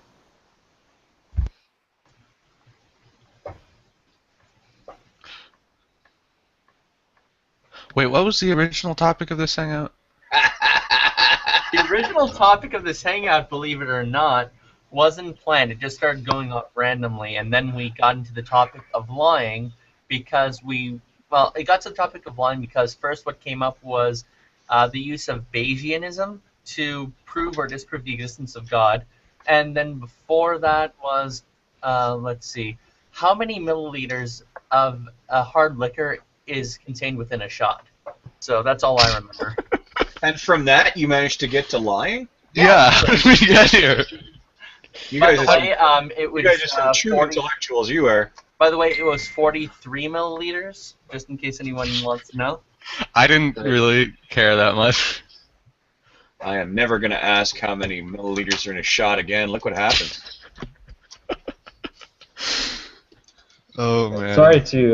Sorry to burst in on you, Maximus. No worries. Oh, Maximus is a good sort. He takes it all on the chin. He does. We've wrestled Maximus and I over on Nadia's hangouts, and he's a good sort. He's a good egg. We've also me and Gus we've also teamed up against a few history revisionists. You know, people who are into this notion of ancient aliens and ancient nuclear weapons possessed by ancient societies. You know, History Channel garbage. And that's like barbecue to us, eh, Max? Delicious. Good. Absolutely. Yeah, it's like you can just hear it sizzling on the grill, and then they get all upset. I personally think that their protestations taste like candy myself, but whatever. I mean, but yeah, we've had a number of interesting discussions with interesting people. Yeah. We've recently been. Maximus, were you around when we tangled with the black Hebrew, Jesus DiCaprio? The black Hebrew Israelites. No, I wasn't the black there. Hebrew. No, you weren't there for that. No, but I wish I was. Oh, comedy gold, my friends. Comedy gold. Mm-hmm. Comedy gold. You haven't lived until you've been called until you as a theist have been called an atheist and demonic at the exact same time, and that's just comedy gold right there. You just have a good chuckle, and you might need some of that whiskey. You're trying to figure out how much of it goes in the cup, but it's quite something. It's quite something. I've actually dealt in discussions with Black Hebrew Israelites on the comment sections of YouTube videos. One of them tried to convince me that the Septuagint was a Greek translation of a Coptic text. Oh yeah. That reminds me. Someone tried to tell me that originally the Septuagint was just a Greek translation of the Hebrew Torah, and that the other books were only translated to Greek in the 4th century. And I say, then why were the New Testament writers quoting from the Greek Septuagint in the 1st century? Well, there was actually no one Greek Septuagint. Rather, that part I understand. But he was like, and he did say that as well. But he was also saying that the Septuagint was originally only a translation of the Torah, and the other books were only translated later in the 2nd, 3rd, and 4th centuries. AD. I gotta tell you, there's nothing so funny as really crappy scholarship.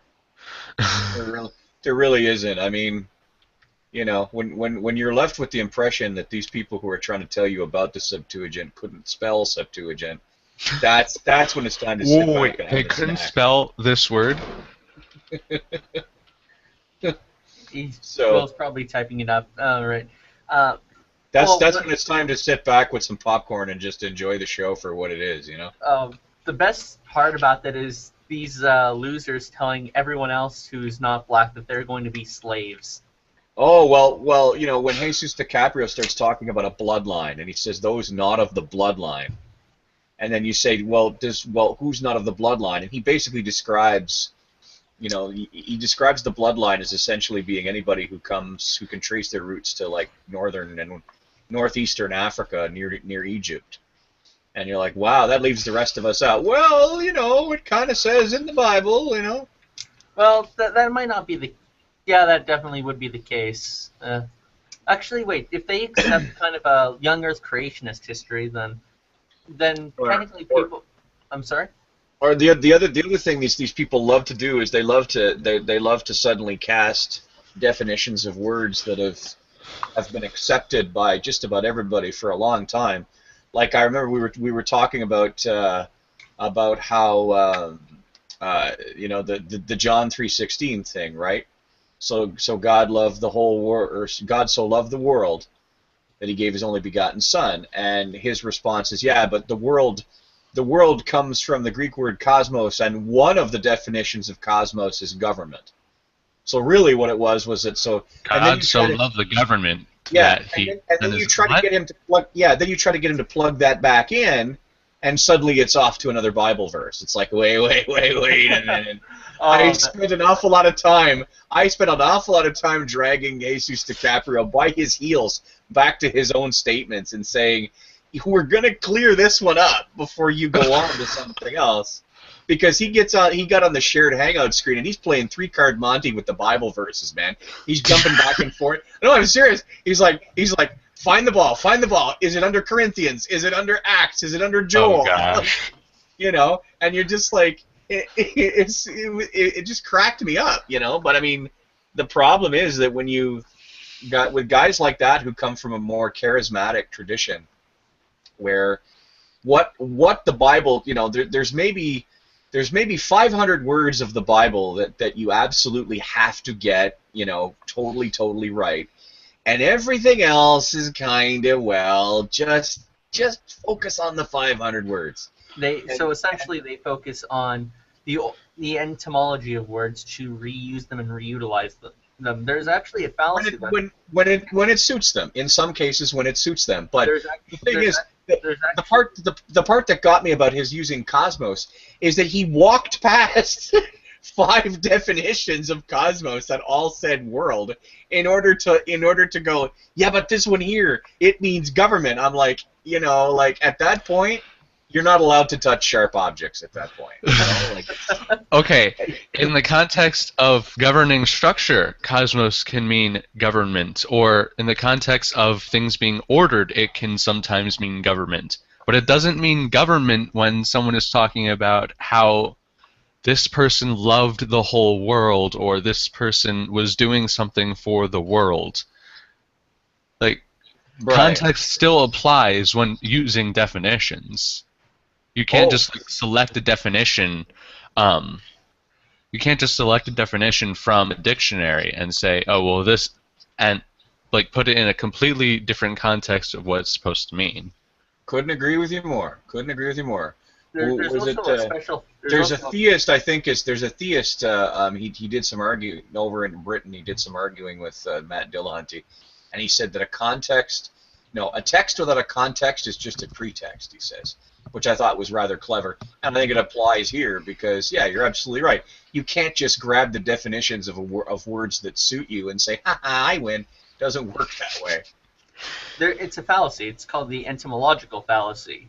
It's kind of like how some anti-Semites will say, "I'm not an anti-Semite." If you look at the word anti-Semite, it comes from the word Semitic, and Semitic means it's like a whole bunch of people. It means a whole bunch of people. Yeah, I'm only attacking. Yeah, exactly. I'm only attacking the religious. They're totally not anti-Semites, and yet, you know, you put them in a room full of Jews, and suddenly there are bloody noses.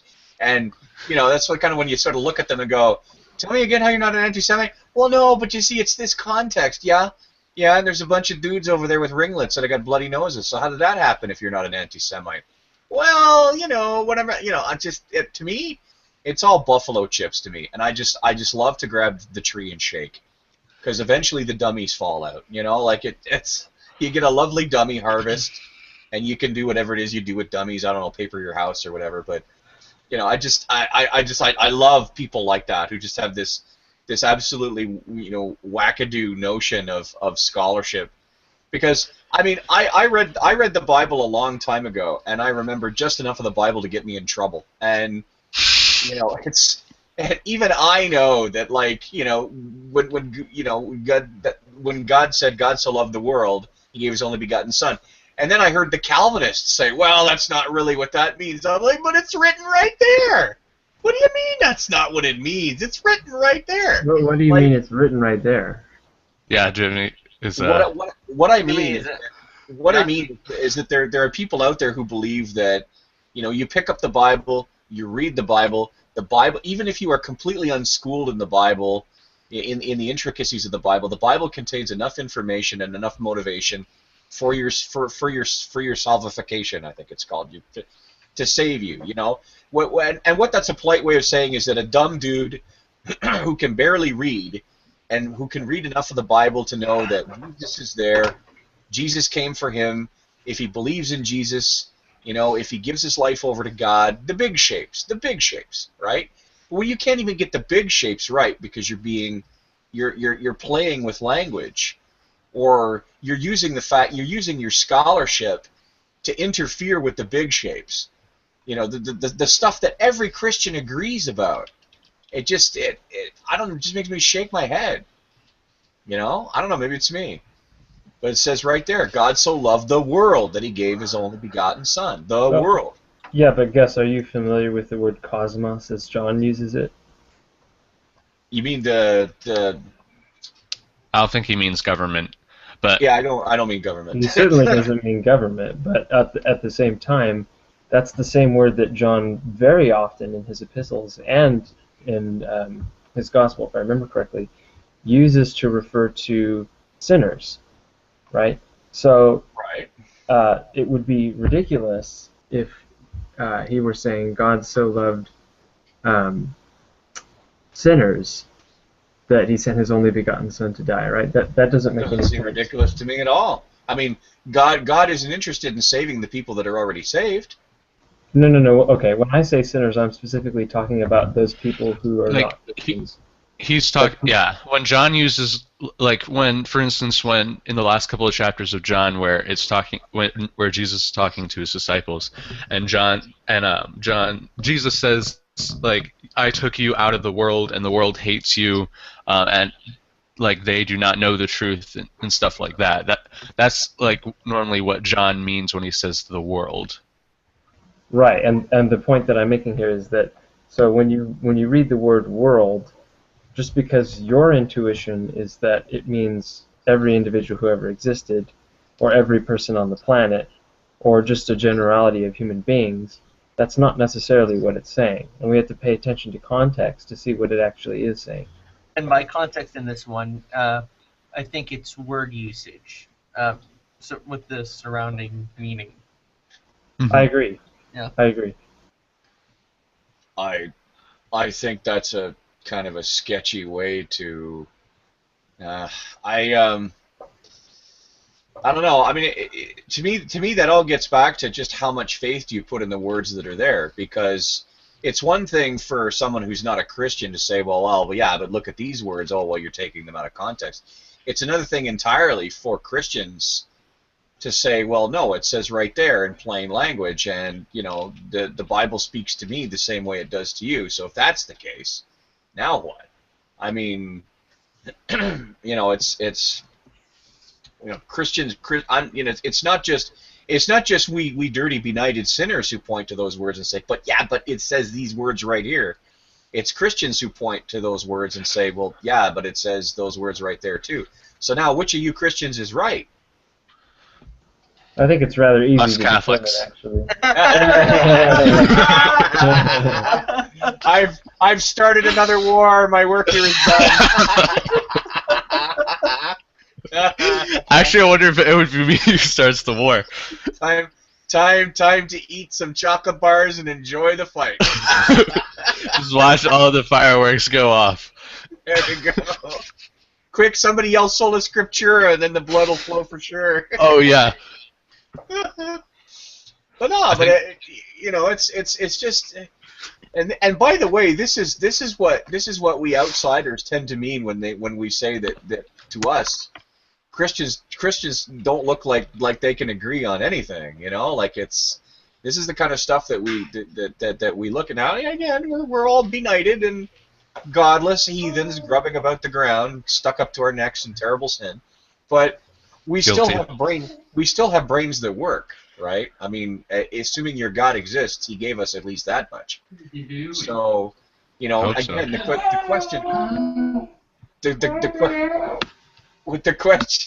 question gets asked, right? Like, if we are to believe utterly in God, then why do we not believe that God wrote a book that everybody can understand? And if He did, then how come people's different understandings within the faith can be so marked? Because they don't have a magisterium. Because the book wasn't written to everybody. Okay, I'm done now. The book wasn't written to everybody. I think that the question is simple. If you're talking about within the faith, why do people disagree? Two reasons: ignorance and sin. Those are the reasons people disagree on doctrine. Well, and the book wasn't written to everybody. There's an assumption that the book was written to everybody. He's saying within the Christian faith. Yeah, but there's also an assumption that if God communicates to us that we should automatically also be able to understand everything that He says in the same way, and the Bible never assumes that.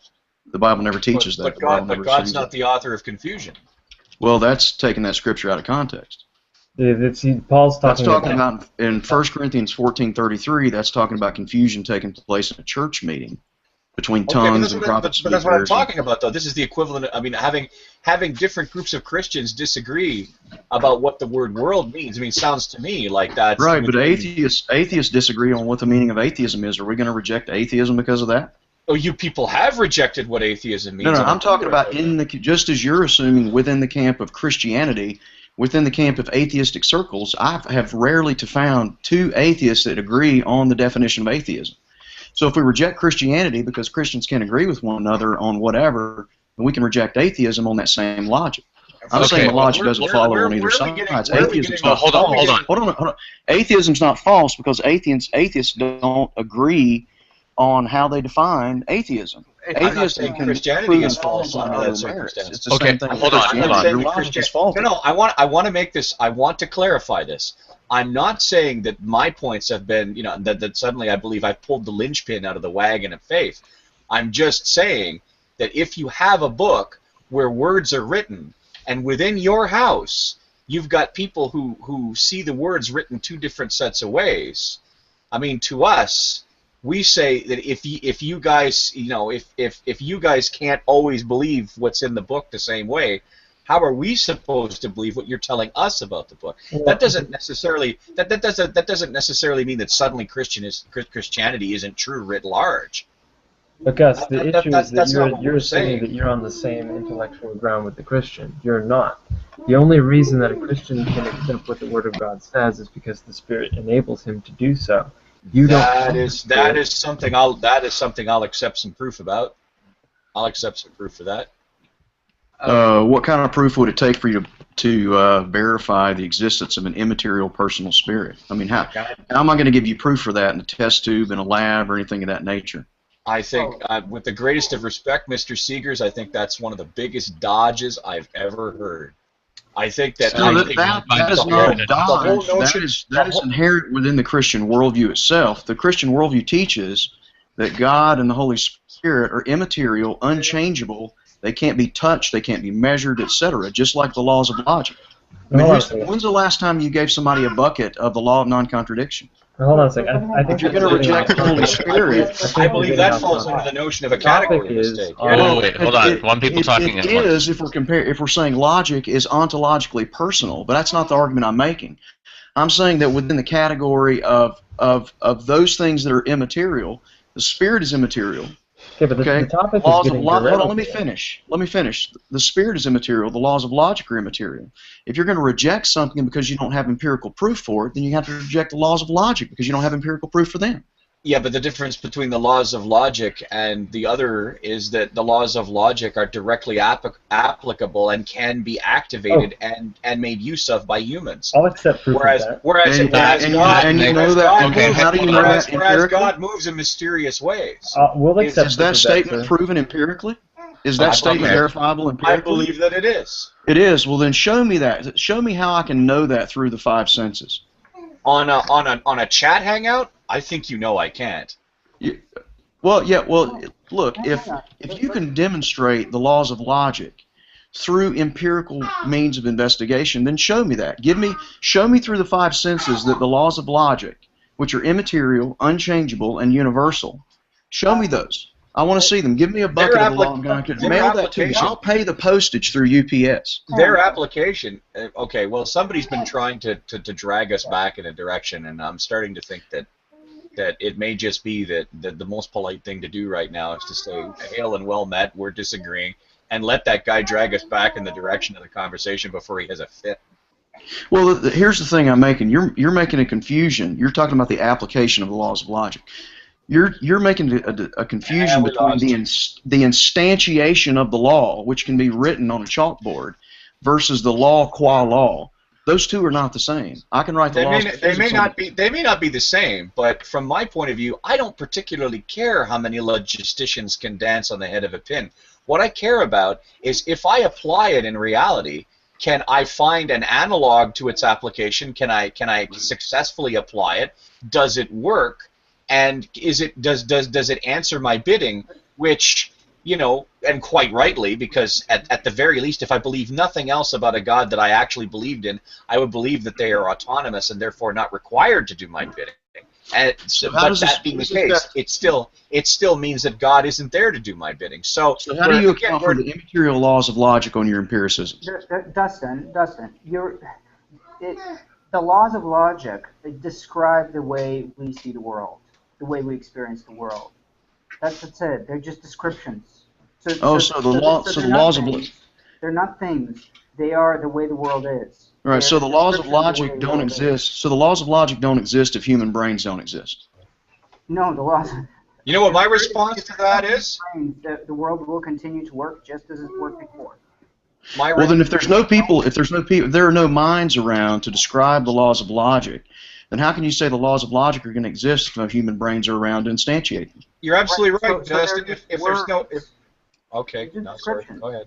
Right? They're just descriptions of the way the world works. So the world will continue to work according to these laws. There would just be nobody to describe them, which means the laws can't continue to work according to the laws because the laws don't exist if they're descriptions. If they're mere descriptions, then they're contingent. Exactly. So the descriptions will not exist. Therefore, the laws of logic as descriptions will not exist. It's just like, for example, but if they're descriptive, they're contingent. See, if they're contingent, they can be changed. If they're changeable, then they're not laws. Who says? Laws change all the time. Well, okay. Then they don't. No, they do. Then they don't. No, they do. Then they don't. No, they do. Then they don't. No, they do. Then they don't. No, they do. Then they don't. Listen. You see, if laws can be changed, I can contradict you at every turn because the law of non-contradiction. Of course you can, but in a practical sense, there's a limit to how much you can contradict before we simply say, then we can't interface at all. No, Dustin. Which disproves your claim that the laws of logic are contingent and changeable. Justin, please, the laws can be changed. This is why we need only two people debating at one time. Dustin, because I'm trying to explain something to you. Just let me talk. A law can be changed because all a law is a description of something that has no contrary. So, for example, if all we see are black crows, we can have a law that says all crows are black. That's it. The laws of logic are no different to this. So logic are dependent upon the principle of induction? Of course they are. Oh, okay, so you're going to beg the question by appealing to a principle of induction to prove that the laws of logic are laws. We are aware that induction has problems with circular reasoning. Now, you can't solve Which this. makes it fallacious. No, it doesn't make it fallacious because Yeah, it without is. an appeal to a providential sovereign God, you don't have any way to get around the problem. They're God fallacious as they cannot are, and get yet around they this work. problem either. If a God's mind Yeah, but uses blowing out my deduction, kid's brains when my kid is interrupting me in a conversation works too. That doesn't make it true or moral. Well, Just because something worked doesn't make it true. That statement is decoupled from Um, all guys, sense yeah. of human normalcy. For Well, one wait, thing. wait, guys. Well, what's wrong with that if there's no God? You know, What do you mean what's wrong with that? Moral is what's wrong with that. And you don't Says who? understand what subjective morality says. Says who? That How do I know what society objective morality says is if there's no God? There is no objective Society. morality. Dustin.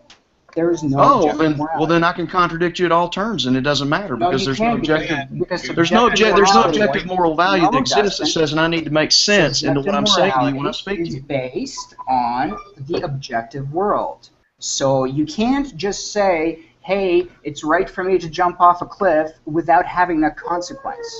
So if something is the case, that means it ought to be the case. So if animals rape each other, we ought to be able to rape each other? Animals can't rape each other because animals are amoral. Oh, and we There is somehow no- we are there is because no we're more concept evolved of than they rape are. in the animal So world. what you're telling me is what is Yes, the case ought to be it the case. requires consciousness. Yeah, what is the case ought to be the case. Explain that. Yeah, it's called the naturalistic fallacy. What is the case doesn't necessarily tell me what ought to be the case. You cannot get morals from a brick. No, You can't get morals simply because. You need consciousness for morals. That's correct. Yeah, You need and that's preferences. irrelevant. It's irrelevant. Monkeys have consciousness, but they rape each other all the time. There is no So if rape. monkeys have consciousness and they rape each other, does that mean it's okay for us to rape each other if we're conscious There is no too? rape in Of the course animal not, world. because they're not part of our moral contract. We do not. Well, if there's no rape in the animal world, then we're animals. Therefore, we can rape each other That because we're doesn't conscious like follow. the monkeys Yeah, are too. you need empathy, you need consciousness, you need preferences, and you need to be in a social contract to have I morality. need empathy according to whom? According to that system of morality that we have. You can't have morality Whose without system of morality? Yours or the Nazis? ours. Oh, you Yours, mean mine, and the Nazis. wait a sec. Oh, please give me a minute with that, please. The Nazis were corrected by the rest of humanity. Yes, they had about 15 years to cause utter terribleness in their Corrected within their according to lands. whose standard? They were Corrected according to corrected. whose They were standard? brought back into line by the rest of humanity, employing the standard held by the rest of humanity at the time. And why should we follow the rest of humanity? Because they'll bring you back into line if you don't. Why should we follow God's argument? So it's an argument at a vacuum. Why should So we it's an follow argument at a God's vacuum. So it's an appeal to force. We ought to do what other people say because they can hold a gun to our head. It's an appeal to consequence. Why should Wait, Bob wants to say something. Wait, Bob, go ahead, Bob. Well, yeah, I noticed that Stevers just jumps all over everybody. He doesn't let anybody talk. That's kind of rude. All right, I'm just saying. You want us to? What's wrong with that in a worldview where there is no God? Oh, for Christ! Yeah. Well, then follow your God if you want to follow your God. Be decent, all right? Don't be a dick. No, I'm carrying what you believe to its logical conclusion. If there is no God, I can do whatever I want. I can interrupt you at any cost. I can You contradict. can't. You'll find very quickly that no, you can't.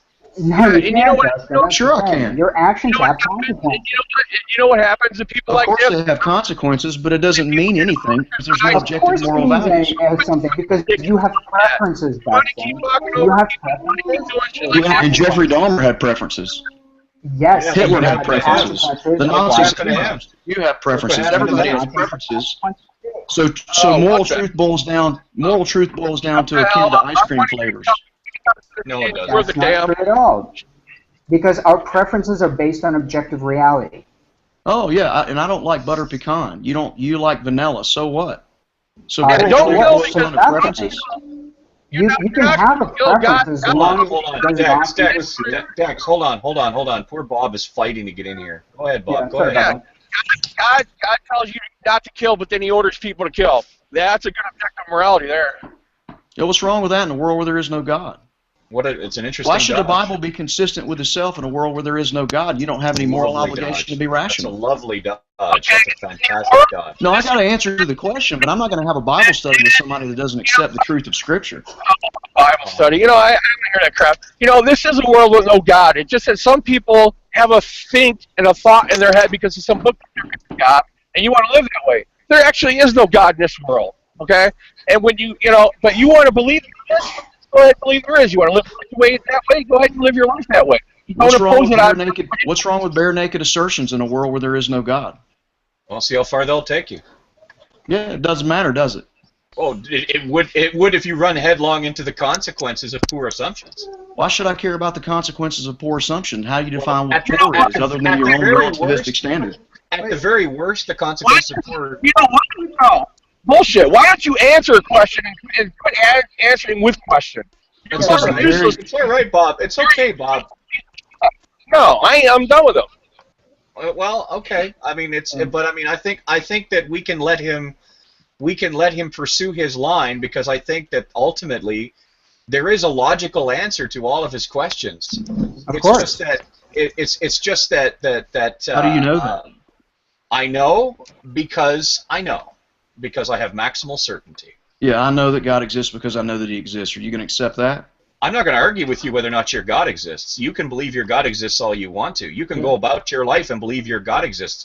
Where you're going to get into trouble is if you attempt to modify my life by making laws that are based off the notion that you believe your God exists. And even then, I won't try to dissuade you of that belief. I will simply contest your right. I will simply contest your right to affect my life by making use of those beliefs. So what's wrong with that in a world where there is no God? Why should I care about the opinions and the desires and the worth of other people in a world where human beings. Wait. I want to answer him. Human beings eventually, once they've decided, generally speaking, by and large, usually, what the moral code is going to be. Yeah, that's what the Nazis did. Yeah, that's great. And then the rest of the world enforced their moral code on the Nazis. So it works. And if the rest of the world believed the Nazis except you, would that make Nazism right? It wouldn't have happened. So if truth, it's irrelevant. It's a hypothetical. It's a mind game. Well, so you know what? There are times when you Christians won't entertain hypotheticals. This is a time. No, I just entertained a hypothetical. No, there are times when you don't want to entertain. There are times when your claim of social contract. There are times when you Christians won't entertain a hypothetical. I claim the same privilege in this instance. Yeah. Because I do not believe, I believe that hypothetical, and by the way, this is the same reasoning that Christians will use. I believe that particular hypothetical is so unlikely as to border upon the absurd. But even if it was likely, that's not the point. That's the point of the mind experiment. Well, but Dustin, okay, so if the Nazis won the war, right? And let's say their propaganda took over everything, and they got rid of all the information that essentially they lied. Because, first of all, what they did, their morality was based on a lie. It was based on incorrect assumptions, right? So what? Right. It was based on incorrect assumptions. It means that there is actually an objective moral path that we can all take. In other words, even though our morality is based on preferences. If we can all take it, then how can it be objective? Hang on. Let me finish. So if our morality is based on preferences, but each preference can be made executed to the best of our ability by objective standard. So when it comes to Nazis, for example, their reason for killing, exterminating the Jews was based on false information, on incorrect information. In other words, we still, even the Nazis, still had the moral preference not to die, not to be murdered. What is the objective standard to determine that Nazism is false? Hang on. So what we have here is we have a human preference that we don't wish to be murdered, right? Now, the only way that we're going to murder other people and actually not break this moral, this universal standard in humanity, is by justifying killing people. Then it's not murder. So, for example, if we go to war, we kill somebody. If somebody tries to kill us and we kill them first, those are considered justified killings, right? So you're not committing an immoral act. So what the Nazis did is they tried to justify their killing of the Jews. And this justification is demonstrably false, right? Now, so the only way that the Nazis would extend their morality to the rest of the world is essentially if they made the rest of the world believe this lie, right? Believe their justification. In which case, yes, what would happen is the whole world would continue going on believing that what they did was right. Now, that means that at any point, if somebody was to research this and actually discover that they were wrong, they would be able to demonstrate that they were wrong, and the Nazis would be proven wrong. So what you're telling me is because people don't want to die, that therefore means that we ought not kill them? How is that any different than the is-ought fallacy? People don't want to die. That's a statistical fact. Statistics don't give me objective morality. No, it's not get an objective moral law from what is the case. No, but Dustin, what you're making a mistake is that not wanting to die is a preference, and morality is based on preferences. You don't want to die. I don't want to die. Now, morality. Yes, it is. That doesn't tell me what ought be for all people. Exactly. Well, hang on. And we have one more preference, and this is the key thing for all morality. We also have a preference to coexist and to cooperate. And not only do we have a preference for the Nazis didn't. Hang on. Yeah, of course they did. And then we corrected them. Yeah, based on what standard? Hang on. What is the case? Why should I do what is the case? Why should I do what you think ought to be the case based on what is the case? You can't get around this, guys. You cannot have morality without God. I'm explaining this to you. Stop. I think we've managed to do it just fine. Guys, please. I'm almost finished. Just 2 more minutes, okay? So, you have a preference to live. I have a preference to live. We both coexist, okay? This is an objective fact. There's no way to get around this. And the fact is that coexistence and cooperation is actually a preference that we both have too, because it makes life a whole lot easier. So, if you want to live and you want to coexist with me, and the fact is that you do have to coexist with me, then you have to have some sort of respect for the preferences of others that you coexist with. If you don't, you're going to have consequences. The others who don't want to die and who know that you know that they don't want to die are going to take action against you if you try to encroach upon that preference. So this is basically all about the objective reality that we're in and the consequences that they're in. Now, if you don't have a preference to coexist, then you're not a part of the moral contract. And yes, you can do whatever the hell you want, but you can't escape the consequences of doing whatever the hell you want. And this is still the is-ought fallacy. It's not. It is. You're telling me what is the case, that people are going to fall in line with some particular social contract because they don't want to get spanked. Okay, that tells me what is the case. That gives me statistics. Statistics cannot give me objective moral values. If I could just jump in real quick, he did invoke context and consequence as actually some of the baseline principles behind his morality. So I think that's he's talking about more or less, the outcomes and stuff like that. So it's more going along some type of intersubjective basis between how people actually produce rights and protections in society. Yeah, which is part of consequentialist ethics. Yeah. Of course. It's irrelevant. It's still the is-ought fallacy. You guys are a mess. No. It's secular ethics. Excuse me. These are facts that rely on social principles. I think you're making a confusion between objective morality and absolute morality. No, I said objective moral values. I'm not confusing objective moral values with absolute moral values. I've never claimed absolute morality. I'm saying objective moral values exist, and the evidence thereof is proof that God exists. If you reject God, you don't have any criteria for objective moral values. You're left with the is-ought fallacy. You're saying what is the case? Okay, this particular people does not want to have X happen to them. Consequentialism. So they're going to fall in line with the social contract. That is the is. You cannot take what is the case and get to an ought from that. You cannot derive a universal moral ought. You cannot derive an objective moral ought from that. So either way, you're screwed. If the is works, wait a minute. If the is works, why do we care about the ought if the is works? Because sometimes the is works in favor of Nazism. And then it gets corrected. And then it's irrelevant because there's no objective moral value to say that any of it's wrong. And yet that's what you keep missing, friend. And yet somehow we managed to stamp out Nazism, and we managed to stamp out the Soviet Union over time. So I still don't understand what the problem is. And somehow you still haven't managed to demonstrate for me any grounding for objective moral values. Because there is not except the practicality of their application. Exactly, and so I can contradict you till the cows come home. Okay, you can, but you can, but that has consequences, Dustin. Then it doesn't. Chill out, man. Like, look, what we understand is that ethics, it focuses on interest and need, and is tested by experience. I mean, and we understand that outcomes actually do matter to our lives, you know, because they actually. Then they don't. They actually, yeah, they do. I mean, then they don't. They determine. Okay, we can actually compare our experiences through internal thematic patterns that feed. Then we can't determine what. Why do you, wait. Why do you keep saying that? If the only basis by which you can say it is a philosophical precept that has no grounding in the real world. Because if there is no God, there's no objective moral values. If there are no objective moral values, there's no reason for me not to contradict you till the cows come home and have some moral obligation to be rational when I speak to you. Yeah, but your moral obligation comes from that terrible is that you can't stand because there's no ought along with it. Again, I say it works. It's a confusion. Then it doesn't understand what objective morality is. Then it's not. But if it doesn't, then why does it work? Then it doesn't.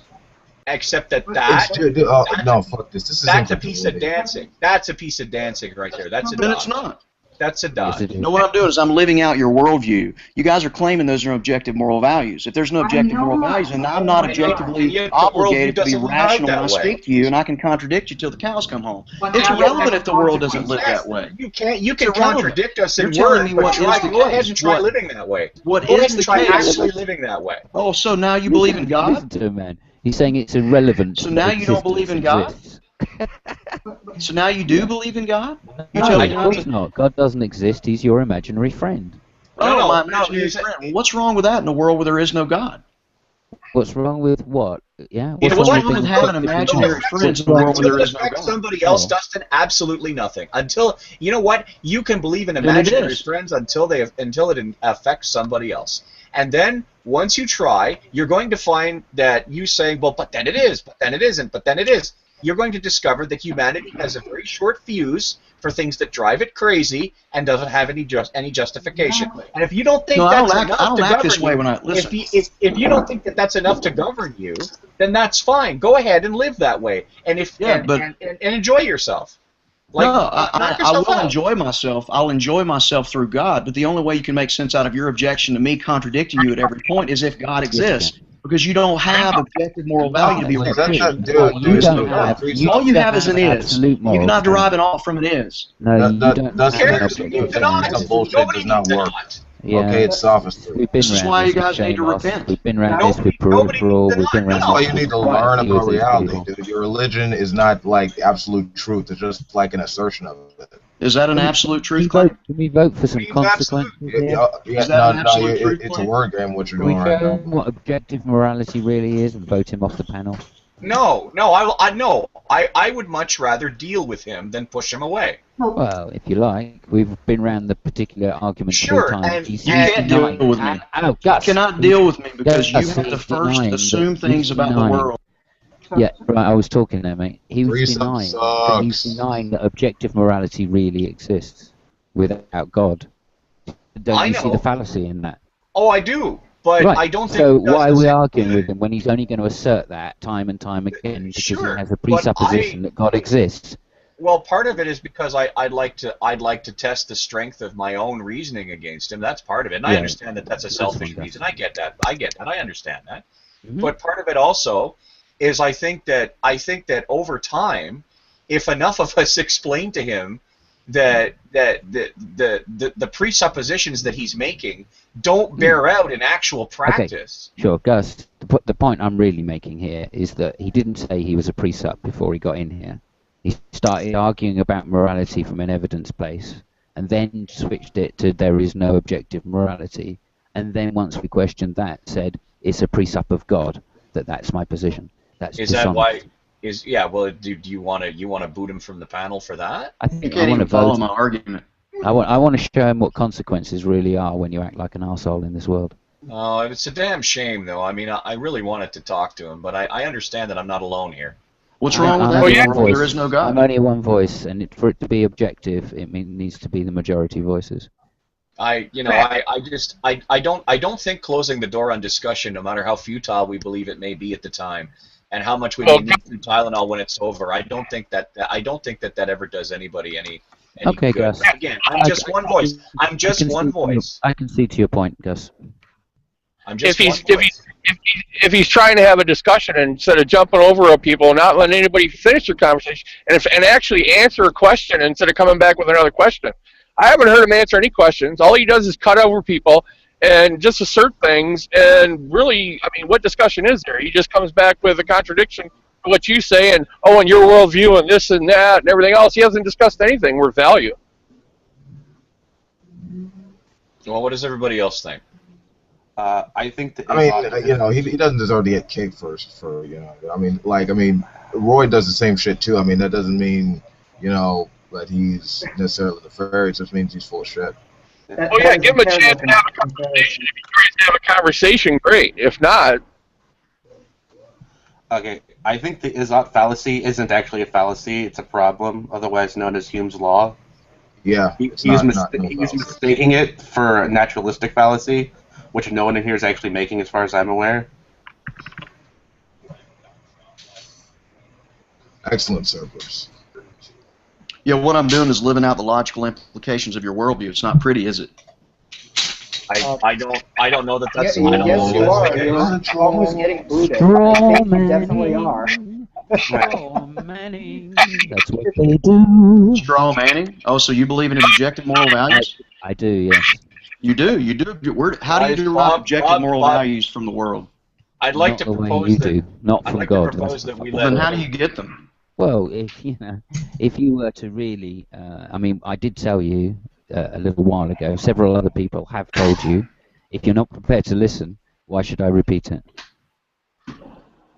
Oh, go ahead. Well, you've been told. I would refer you to what Wolf said when he came in here. Yeah, Wolf told me that. Wolf was speaking of. Right. Then if not, then I'll refer you to Dex. He's also told you. Okay, Wolf said refine morality. I've been listening. That's the thing. Okay, I just tried to talk and you spoke over me. So it's not okay for me to do it, but it's okay for you to do it. That's lag. We recognize he did it as that's lag. That's okay. Mechanical lag. Okay, that's fair enough. Sorry about that. I said okay, that's fair enough. Sorry about that. No, go ahead, Dustin. Go ahead. No, you're still committing the is-ought problem. Is-ought fallacy, is-ought problem. It doesn't matter if you start with any. A problem isn't a fallacy. A problem is a conundrum. It doesn't make an argument automatically wrong. Well, then why do philosophers call it a fallacy? They don't call it a fallacy. Every They call single it a problem. He just said they call it a law, like Hume's law. Hume's law. Yeah. Every single. I know they call it that. Play act philosophy. Think it's a fallacy. Look, I understand you want to educate me on these things. I'm not an idiot on them. I've taken these classes before. I've studied philosophy. To us too, by the way. Well, then I don't know how you don't know that Izzat isn't a fallacy. Well, that's exactly what it's been called in every single logic class I've taken. Really? Because every single logic class they don't actually go over informal fallacies. And I know this isn't a formal fallacy. Well, it's irrelevant because it's still a fallacy. No, it is relevant. That's what the classes cover. That is literally the conversation we're having. Yeah, so now we're debating about the content of classes. Well, every class I've taken has had a section on formal and informal fallacies. Then you haven't taken a class. Whatever. Look, I'd like to rather than debate form, I'd like to debate function. I don't believe that ought is as important as you ascribe the importance of it to, Dustin. And I just inside out and back. Sure, yeah, and you have examples that are extremely frustrating that have caused you guys to want to boot me from this discussion. I've lived out what you've said. You've said, I don't want to be treated X way. And if I don't follow in line with what everybody else doesn't want to be treated like, then I'm going to get punished by that society. It depends upon what those moral values are that are held by that society. If a society holds completely contradictory moral values to your society, then you don't have a basis in stopping that other society from doing those things that your particular society disagrees with. And yet somehow you can just say it's majority opinion, and that's appeal to majority. And yet that's how the world works. Every country has laws. Exactly. Simon's right. That's how. Hold on a second. How the world works doesn't tell me what's Every true. religion works. Every religion has different rules. Oh, that's How the world works doesn't tell me what's true. Yeah. It only tells me what works. But what works isn't what tells me what's So necessarily true. religion doesn't tell you what's true. Says who? That's just a bare naked arbitrary assumption. I'm giving you examples right now of how if you don't start with God. He asked you a question. You're making. He just made an assertion. I didn't hear the question. I'm sorry. It's the same assumption you're making. Okay, who asked You me a want to question? defeat my argument that way, then I can defeat your argument that way. Okay, who asked me a question? Somebody That's said Simon. that somebody asked me a Simon question. asked Who asked me a question? Simon asked you a question about your religion. Okay, what was the question again, please? The question was, if there are two religions, they both can't be right. You know where I'm going with this? Hey guys, I'm back. Okay, So, that's a statement. I Did I didn't. miss? Can you finish? God doesn't exist. Okay, can you finish the statement, please? Can you finish the question? I didn't hear the question. You just said there are two religions. They're welcome mutually to exclusive. Dex, and welcome to Cerberus, and Wolf, and Bob. So, how did the last discussion end, guys? Did anybody see it? Well, you kind of jumped into the middle of a discussion and sort of jackknifed between two people talking, right? Just to jump in there, I feel. I guess nobody see it. No, never mind. Okay, so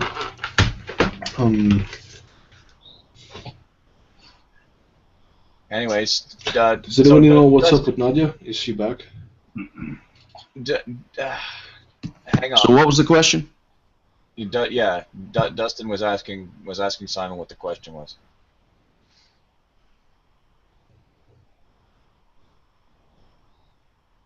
People have accused me of not answering questions. I'm ready to answer a question. I know, but there's some sort of technical thing going on. Oh, we got a reload thing going on. Okay. Cool. And I want to stay quiet until Simon gets a chance to ask the question again. You know, I'm just not into it. I've been around this with Shamos, Peripheral Justin. This philosophy is just bunk. It's a conflation and equivocation of absolute morality and objective morality. And I think I've proved. Yeah, I'll actually step in. I'll step in. Dustin, you're aware of you're aware of the way secular America works, right? The way we make laws and stuff like that. Yes, I'm a voting citizen. All right, you recognize that it's not based on any theocratic laws, right? It's based on what is constitutional, what is unconstitutional. Formally, yes.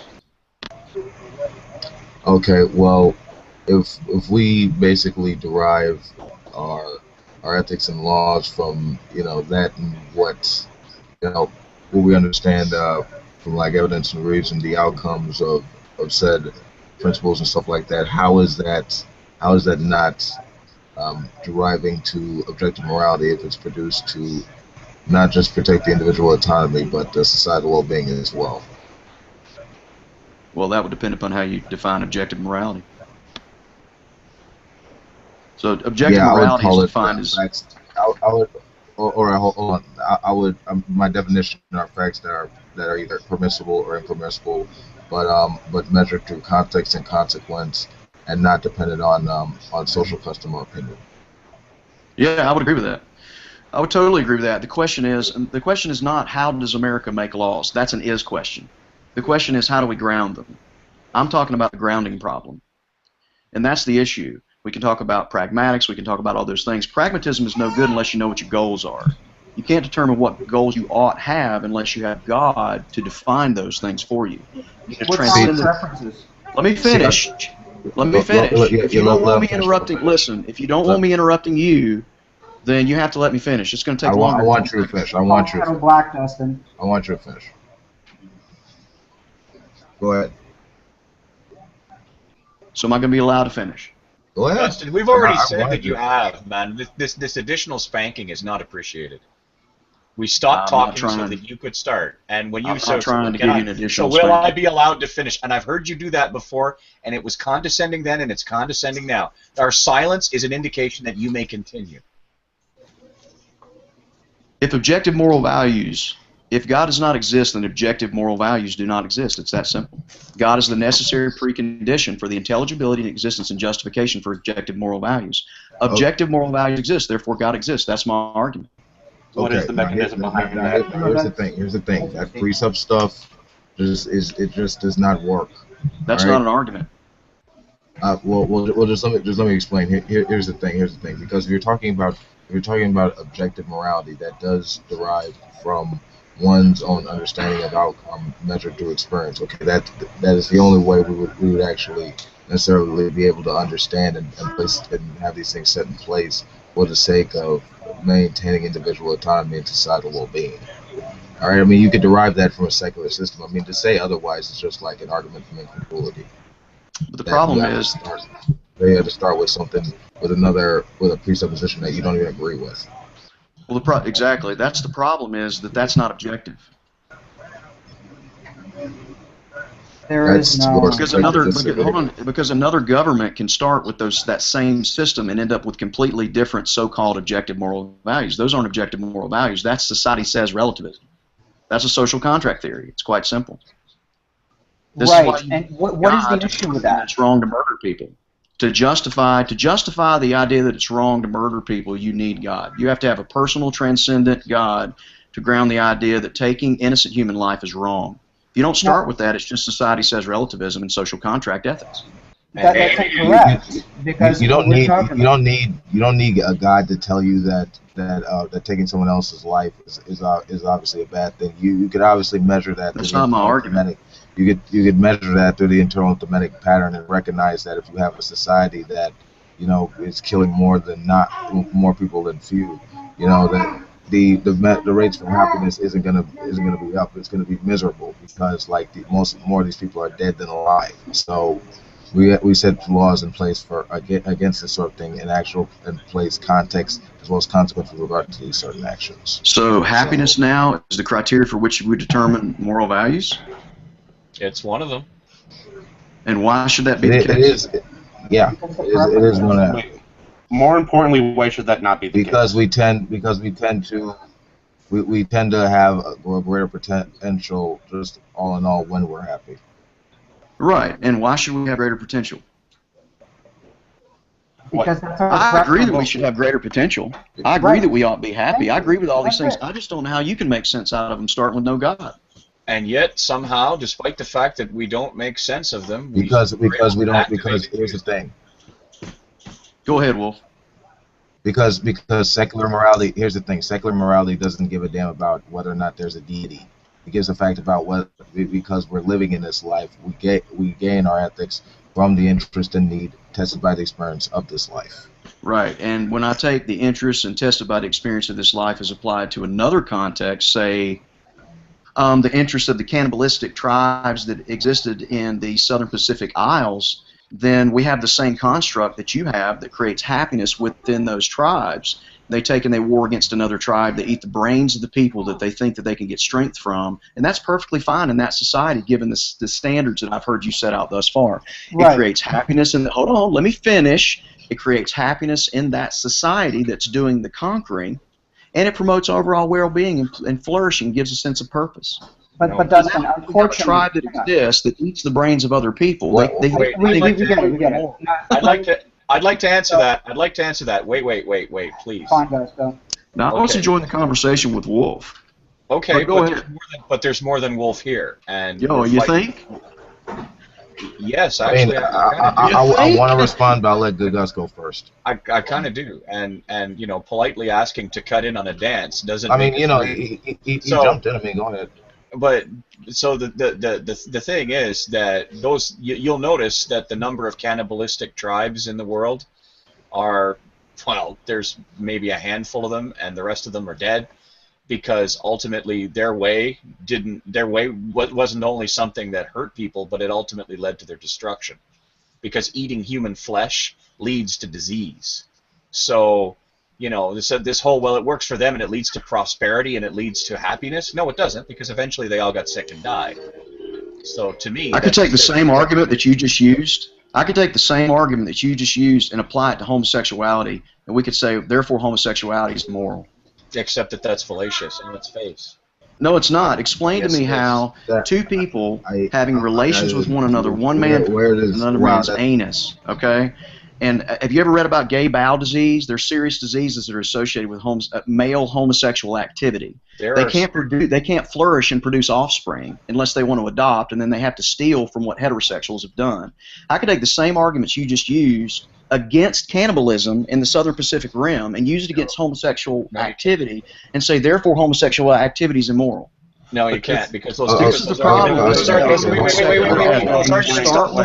don't translate over. Those arguments don't translate. It's not. It's the homosexuality does not lead to the same types of communicable diseases. First of all, second of all, homosexuality is a practice homosexuality is a practice that occurs within a heterosexual population, so there is no danger of right. And animals rape and kill each other, so therefore should we rape in the animal Don't change the There subject. is no rape in the animal world.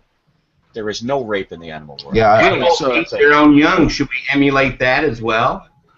Okay, wait. No, actually, stop, hold on here. The naturalistic fallacy isn't even being even ignited here. The fact of the matter is that there was a serious jump to say that cannibalism equates to being gay. I mean that's just really fucking ridiculous and bigoted. Okay, I didn't say being gay. I said engaging in homosexual activity. Since no one else is going to point out how this comparison is wrong, I'm going to point out that disease is transmitted through sex, not because they're homosexual. It's because they're having sex. Straight people get the same diseases the same way. So straight people get gay bowel disease? Yeah. The one that the CDC has got listed on its website? First of all, gay bowel disease, it's not called gay bowel disease, it's called bowel disease, and it can happen to anybody who commits sodomy. So saying that it's just a gay problem is a bit disingenuous, Dustin. Yeah, it's kind of uninformed to say that, dude, so now being straight is not a deterrent to disease. Right. So now the special pleading occurs. Since when does pointing out medical factuality become special pleading? You can still bone a chicken. You can still get a disease. I gave you an argument why using the standards of morality that Wolf has given us would make cannibalism acceptable. You pointed out that you gave a straw man. Let me finish. That did not. Let him finish. It was a straw man, though. Let him finish. Go ahead. I pointed out the problems that are associated with that. You pointed out how that obviously disease can be transmitted through eating the brains of other people. I agree. I'm not immune to that fact. I understand all of that. I then pointed out how using those same standards we could say that homosexuality is immoral, just like you argued that cannibalism is immoral because it doesn't promote the flourishing of that society. If flourishing of society is the potential, then we have to say homosexuality is immoral. If flourishing is the criteria for which we determine whether what activity is immoral and approved by society is. Homosexuality. Wait, I want to respond. Homosexuality does not affect the flourishing of a society. Oh, really? So because people can't have children, that somehow affects? Because people get gay bowel disease? Because the majority of homosexuals? Gay bowel disease is bowel. That's what the CDC called it. Why are you so obsessed with the diseases? No, wait. Let him go on with his point, because this is how the whole thing falls apart. Let him continue his point. The reason why I'm the reason why I'm so-called obsessed with this is because Gus was the one that brought the issue of disease up. I'm pointing out if you use that as a criteria for which you say that something is immoral or should or should not be condoned by society, then you need to reject homosexuality, because homosexuals... But it wasn't just because the cannibals got sick.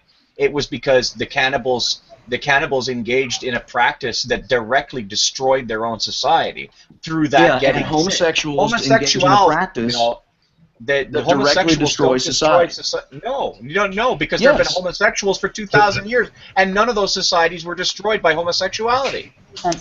And guys, because it wasn't prevalent, it wasn't accepted. Now it's accepted, and over a period of time, we're going to see. It's accepted, but it's no. I would disagree with that, because I believe Rome was actually an example of how homosexuality led to the downfall of that particular society. Billy, what destroyed Rome was overextension and a reliance on a slave economy was what destroyed Rome. They simply sought to get more territory than they could control or pay the armies to take care of.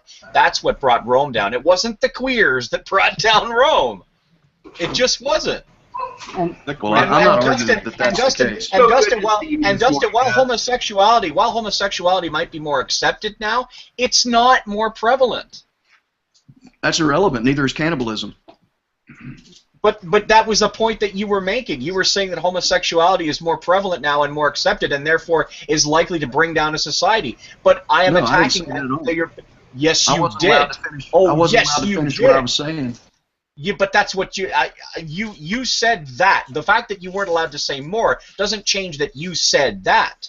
Oh, so now I don't. Yeah, so now you accuse me of something, but you accuse me of something that you thought that I was going to say based on a lack of elaboration of what I failed to say. Good job. That's what you were going to say. You got to watch out in this room. That's what you. Oh, you're a mind reader. You're a mind reader. You know what I was going to say.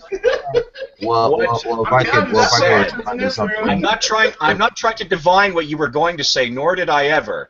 I simply commented on what you actually said. The fact that you were going to say more doesn't change what you actually said.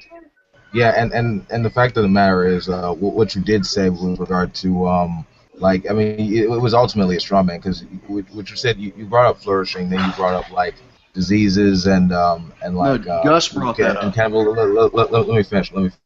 Diseases and cannibalism and stuff like that, and then you know, and then you just try to equate that with, like, homosexuality and how they get disease with sex. Here's the thing. The fact of the matter is, cannibalism violates the autonomy of a person. I mean, I die another person wants to have their brain freaking eaten. Okay, that's just disgusting. And that's I wouldn't. I mean, I know you wouldn't want that. So we don't do that to another. Hold up. Hold on. You're now, appealing to the golden rule now? Let me finish. Okay. Now, with gay people, it's through two consenting adults. All right, what they do in their own bedroom, what they do in their own lives, has nothing to do with us. So honestly, we should just disregard. So if a person wanted to commit suicide and they allowed himself, why do they have to be two consenting adults? We need to focus on our own lives and stop trying to preach to other people about how they live, how they should live theirs, because that's the way democracy works. You have to kill somebody to eat their brain. You don't have to kill them to... Well, exactly. But let's say somebody wanted to commit suicide, and let's say that they just went ahead and talked to their best friend. Their best friend is going to help them out commit suicide. And while you're at it, I want you to have a barbecue with me on the Barbie. Now, that's two consenting adults right there. What's wrong with that? Yep. Morally? Or practically? It's not in the same context, and that's why it's bullshit. Well, there's that, but the other thing, the reason that cannibalism is wrong is because the reason that hillbilly, yes, I know hillbilly, have a good laugh, and then we'll get back to talking. The reason that eating, you know, human beings is bad is because it will eventually kill you if you do it often enough. We are diseased meat to our own kind. No, it won't. Oh yes, my it will.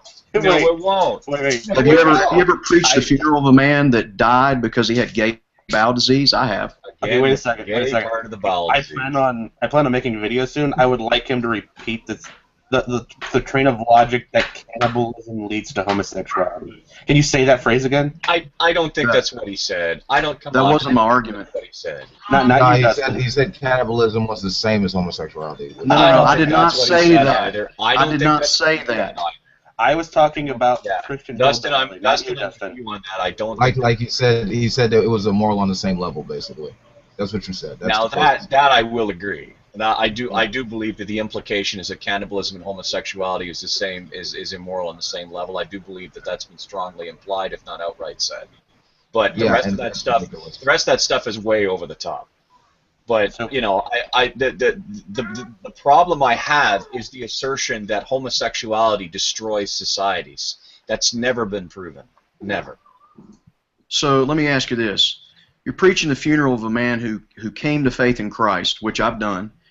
He had AIDS and cancer. The cancer that he had was directly resultant from his participation in homosexual activity. Do we know How are that you telling me?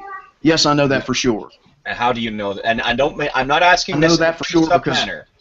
I'm asking this in the medical mode. Let me answer the question. I know that for sure because I went with him to his doctor's appointments and I sat with him in the room when the doctor was explaining to him that the effects of having homosexual sex in a male-male relationship had led to these problems. I know that. I buried the guy. Okay. All right. Okay, so you don't tell me that homosexuality doesn't destroy societies when societies are made up of people. If this becomes more prevalent, it will destroy societies because people will begin to die. It won't. I buried them. Dustin, hold on. Let me ask you a question. Why were you in the same room with this guy while the doctor was discussing man on man? Wait, okay, that's a sidetrack. I want to say that homosexuality, there's nothing wrong with it, but now they're going to accuse Dustin of being a homosexual because we're not. Okay, no, we are not. I'm just saying. I'm just fucking asking. I don't think there is nobody on this panel that's accusing everyone stops. I will actually say it. Having sex vaginally can also cause cancer. Breathing can cause cancer, but that's not what we're talking about. We're talking about how we're talking about sex. The activity of homosexuality goes against nature and nature's God, and that particular type of activity is more prone to causing specific types of cancer in men specifically. It's not. Now, can we be more clear? Vaginal cancer is much more common, especially when it comes to the side effects of having sex. But even if you're 1 second, please. That's why there are so many states in the United States that are currently forcing young girls to get shots to prevent certain kinds of vaginal cancer that directly come from having sex. No, sorry, that's wrong. Sex and childbirth, Christian. Look it and up. You're talking about the cervical cancer. I know exactly what that is. I've got a daughter. I know exactly what that is. That's because they have sex. HPV. They've been told that it's okay to have sex willy-nilly. That's what causes the cancer. I'm pretty sure that nobody in a health class has ever used the word willy-nilly and sex in the same sentence, but that's again, we're veering into strong. Never mind encouraging safe sex or anything like that. Yeah. Like making sure they're educated. One safe sex, and that is sex inside of marriage. Amen. That's right. Yeah, like kids are really gonna pay attention. Sure, but here's the thing. Most aren't, sadly. Dustin, the notion of prevalence is sort of hinting through the back door that spreading. It's going to spread everywhere. The fact is that there's no more homosexuality going on now than there was back in the days when it was taboo to talk about it, because homosexuality is a biologically stamped sexual preference. It's got nothing to do with it's okay, I can be gay now. Suddenly people are just leaping from closets right, left, and center, whereas normally they would just be heterosexual and just be bored with their lives. That's not how it works. So this whole notion that this whole notion that the prevalence of homosexuality is increasing is simply not the case. No, that wasn't what I was saying. Your argument was that it wasn't detrimental or destructive to society at all, and I gave you a clear, classic case of where it was. Human beings comprise society. And you buried a man, and he was an unfortunate soul in his physical sense. The fact that he took the cross at the end of his life is within the context of your reality to be beautiful. But he was an unfortunate soul in the physical sense. You buried one man. I don't see the Western world coming down anywhere. I think the Capitol building is still standing. So he wasn't a part of society? And I'm sorry, where did the White House get set fire to when I wasn't looking? Because the last time I'm sorry. Does society consist of more than the White House? Okay, so I mean, is America on fire because there are some people who died of complications? So where is the definition? Where is the definition destructive to society equal to America being on fire? Okay, I gave an example of how somebody's life was destroyed because of his participation in male consensual adult anal sex. No, one man does not a society make. One man does not even 10,000 men does not a society make. Gus, Cerberus already rejected this. Hang on, Dustin. Cerberus already rejected this. This had nothing to do with his homosexuality. This had everything to do with his practices. All of this could have been. That's false. That's false. That's it. That's false. That's false. I sat in. The doctor specifically told this man about that. Okay. No, it's false. You weren't there. I was. I don't believe you. I don't believe your doctor. Okay, can I just a second? Okay, so Dustin, did the doctor say that he got cancer because of anal sex? Yeah. exactly. Well, His participation in male anal relations caused the type of sex that he had, and the HIV that eventually killed him. The thing is, okay, HIV is prevalent amongst heterosexuals as well, not just gay people. Gay people don't actually necessarily No, have I totally to engage understand in that, but the subject's not heterosexuality. The point is this: had he been in a monogamous heterosexual relationship, had he done what God said originally, had he married a woman instead of trying to have relations with a man who had HIV, had he not engaged in consensual adult anal sex, he wouldn't have died. That's the point. Well, he is part of society. Let me finish. He is part of society. His participation in that sinful activity, as Romans 1 says, he received the penalty of his sin in his own person. As a result, he died. Now, praise God, he was forgiven by God. But his participation in that particular sin led to his death, medically led to his death. Okay, that is undeniable. my point is, my He's initial part of point society, was, and that's a destructive to society. my initial point, I'm not saying the White House is going to burn down because of this. That's not my argument. My initial point was to disagree with your statement that homosexuality destroys societies, and I'm trying to get you to show me one society that has been definitively linked. Its decline and destruction has been definitively linked to homosexuality. That's not my argument. I didn't make that argument. Except I believe that you did. Okay. Well, you can believe it all you want to. My argument was that it was destructive to society in general. Okay. You can believe it all you want to. You can believe whatever you want. You know, I mean, society in general, societies. All of those societies were society in general during their time. So, you know, fiddly-diddly-diddly-diddly. So can we go back and can we actually, rather than parse a word across a knife edge, can I ask you the question, can you show me a definitive and demonstrable link between what you call prevalence of homosexuality and the destruction of societies that have gone in the past, if you don't think that it can be described, that it can be shown in our society, and even if you do, humor me and show me some of the ones in the past that were destroyed by the prevalence and preeminence and terrible spread of homosexuality. Well, the problem is I didn't make that claim, so I don't have to show you anything. Except, yeah, okay, well, my claim was that it's destructive to society in general. I gave you an example of that in one case. So which societies has it been destructive? Which societies has it destroyed? It's been destructive. Okay, but stop. I mean, it's irrelevant in the sense that you've already acknowledged that he could, like, the person could be in a heterosexual relationship, and if they're not clean, you know, if they have a disease, you can still get that disease through sex. I mean, it's not through the type of cancer this man had. That's the point. It doesn't matter.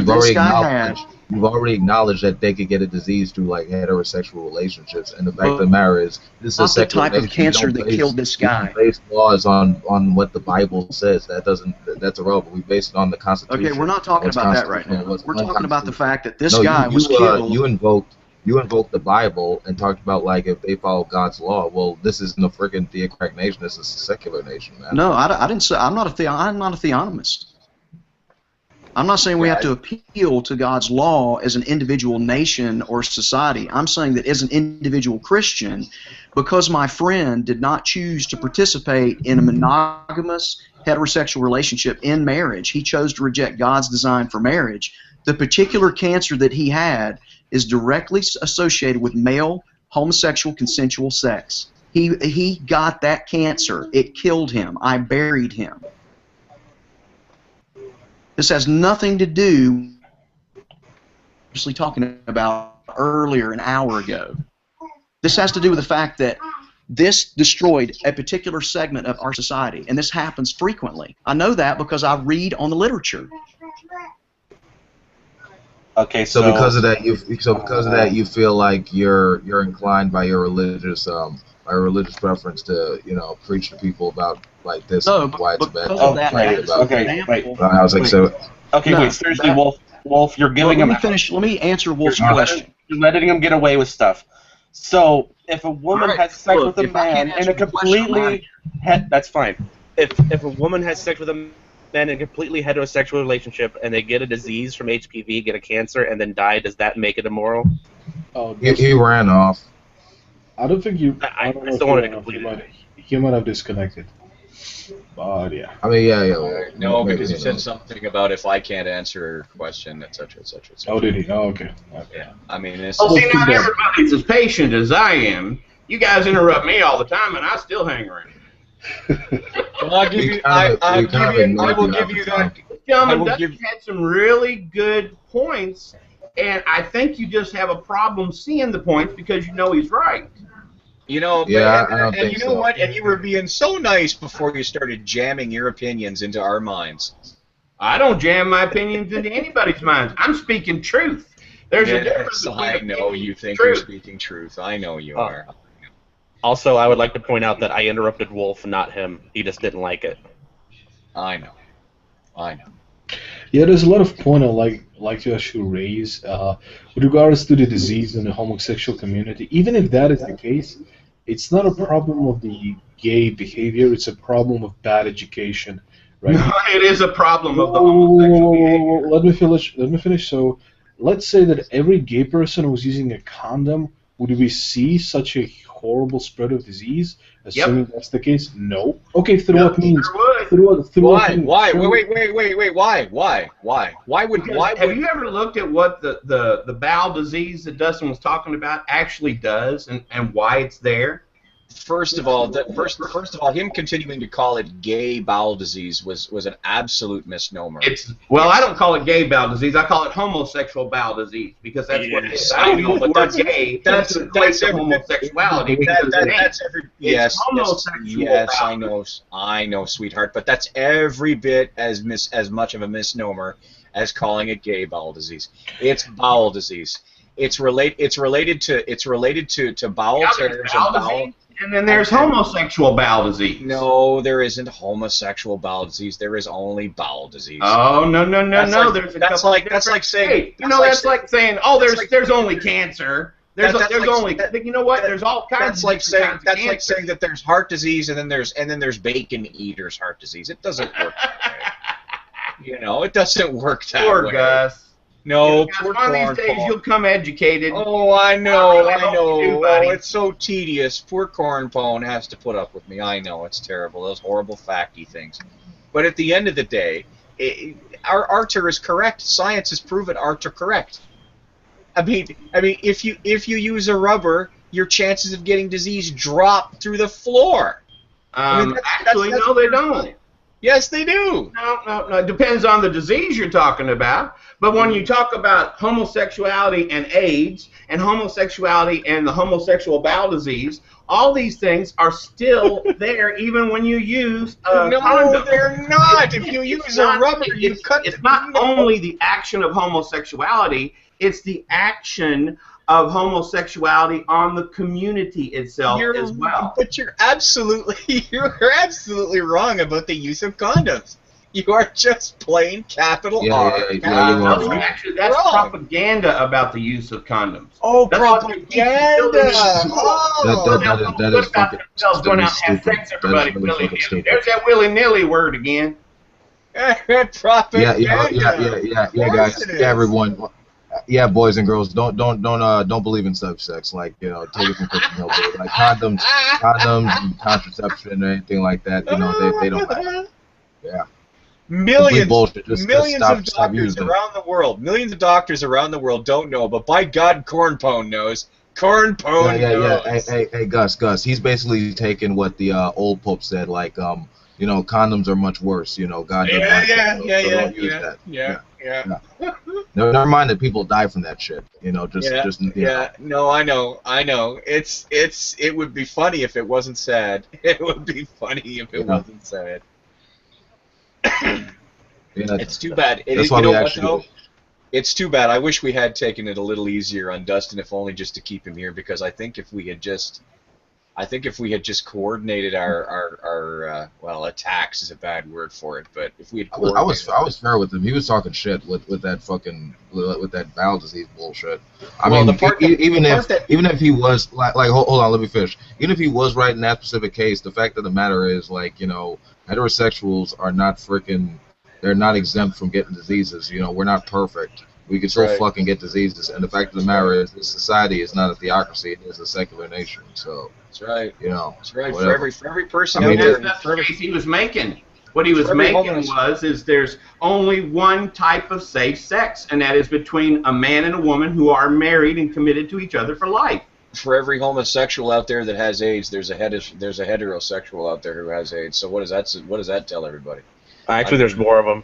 That tells me you're full of crap, Gus. That's what that tells me. Yeah. Well, There- Cornpone,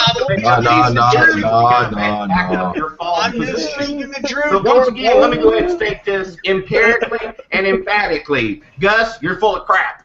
Yeah, well, how much crap am I full of? Not Jim. You're mad. You're mad because like he was right and like you ain't got nothing to say. No, sir, I ain't mad about nothing. I'm simply speaking the truth. Gus is full of crap. How much crap am I full of, okay. Cornpone? How much crap? All right. Am I full of a bucket of crap? Am I full of a barrel of crap? How much crap am I full of, Cornpone? You got an empirical. Can you look at me and divide You're the full of Holy crap Ghost? as a Christmas goose. You ever heard that term? Does the Holy Ghost tell you how much crap I'm full of? Does he whisper? Well, when you say full, what does that mean? Does that mean you've been packed so full of crap that you got homosexual bowel disease? Probably so. Oh, now he's called me a homosexual. That's fantastic. I love it. You keep poking the bear. I never called you a homosexual. You called yourself that. Well, I tell you. Jimmy just accepted. You lost, man. You lost. It's unfortunate, Jimmy. It's unfortunate. It's unfortunate. No, Jimmy. I It don't really accept is. nothing because what he's saying is complete crap. Complete and utter crap. So the statistics that I can cite to prove that for every gay person that has AIDS, There's no statistic out there that says for every homosexual person that has AIDS, there's a heterosexual person that has AIDS. You're sure of that? Actually, I would bet good money that if you look at You're the statistics, dreaming. there are Because- like there's probably in the order of multiple magnitudes more heterosexuals that have AIDS than homosexuals. But the saddest thing about this is that I could show Jim those statistics, and he'd be like, la la la la la la, I hear you, but I'm not listening to you, la la la la la la. That's the sad part. The sad part is that you won't be swayed by evidence. That's the sad part. Also, is Cornpone like the name he used to go by, or is that just something you're using? Oh, that's something that I toss at him, and that's the wicked naughty part of me, because I can't help it when he gets all in his southern gentleman happy. It just makes me want to call him Cornpone. It's a terrible thing, and I admit that it's a terrible thing. But I actually like Hillbilly just a little bit more than he thinks I do. But then again, I'm pretty sure he doesn't care anyhow.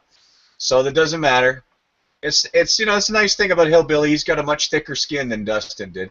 I think the thing that bothered me is that there was a couple of times where Dustin made a point, and he made a point using specific language. And then when I countered the point that he made against the specific language, he then shifted off having used the specific language. Like, you guys know what I'm talking about? Like, you know, I when I was arguing with him about, you know, how homosexuality had destroyed societies, and then he turns around and said, "Well, I never said that." I'm like, "Hey, what?" Yeah, he did that like 3 or 4 times on different topics. Yeah, and it's like, well, I never said that. Yes, you did. You know, like, there's somebody here playing, you know, there's somebody here playing hide the monkey, and it's not me. You know what I mean? So, I don't know. I liked it when, I forget the exact words he used, but when he did the God argument, you know, if there is a God because of objective morality, then that proves that there's another God. I like how he laid out 2 premises and then made a conclusion and then said it wasn't an argument. yeah, that's something else, man. He's apparently took these classes. He's good. He's Look what good. we did. We scared all the Christians off. Fuck. We do it again. Cornpone ran away. Cornpone ran away. Art Norris put a magazine article up that said gay sex is not anal sex, and I guess just the mention of anal sex had poor Cornpone running for the hills. Yeah, I was about to actually bring this up when Dustin was there, because he was, you know, talking about anal sex. It's a common misconception. Gay people, you know, gay men don't actually prefer gay sex. Anal sex. Anal sex is the least common, you know, form of sex between, you know, gay males. So, yep, that. Well, I've never heard of this gay bowel disease. Like, I don't know of any doctor who would ever identify any disease by sexual preference. That's like saying It's like that's like saying, well, he's got the black anemia, you know? Like it's not like, you know, like nobody does that, you know? Like who does that? Okay, Dustin, I think Dustin was kind of extrapolating based on the doctor said. I'm pretty sure the doctor said, you know, your cancer is caused by some tears in your, you know, colon, and he extrapolated from that. Oh, it's because of, you know, gay people, you know, gay men like anal sex, so it's been caused by penetration. Well, hey, heterosexual people can actually do also anal sex. Not only male on female anal sex, but also female on male anal sex, right? In Well, I tried heterosexual to explain that to him, but he was like, no, you weren't there in the doctor's office. I'm like, okay, but I've never once heard a doctor come in and look at a guy and say, you're going to die because you have the gay. Like, I'm just, you know, I've never heard that. Well, so you haven't been to Hillbillies, Doctor. Just to clear that up, so basically the reason, like for example, the guy had lower colorectal cancer, the reason that anal sexual intercourse increases that is because it causes tears, and it is those tears that can become cancerous. So polyps, essentially. But this can happen from hemorrhoids, for God's sakes. Yes. If somebody's eating really bad food all the time and is constipated all the time, they're tearing up their anus worse than any gay man does. So we should stop taxi drivers. Exactly. Right? Well, we should ask Hillbilly for his weight and how much he eats, and specifically how much he shit out every day.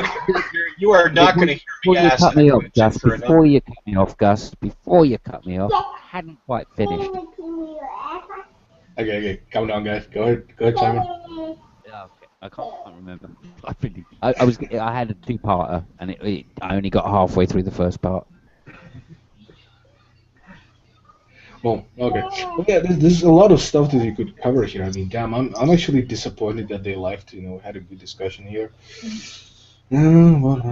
So, hey Simon, you said you believe in objective morality. Yeah, I do. How does that work? That works by objective not being absolute.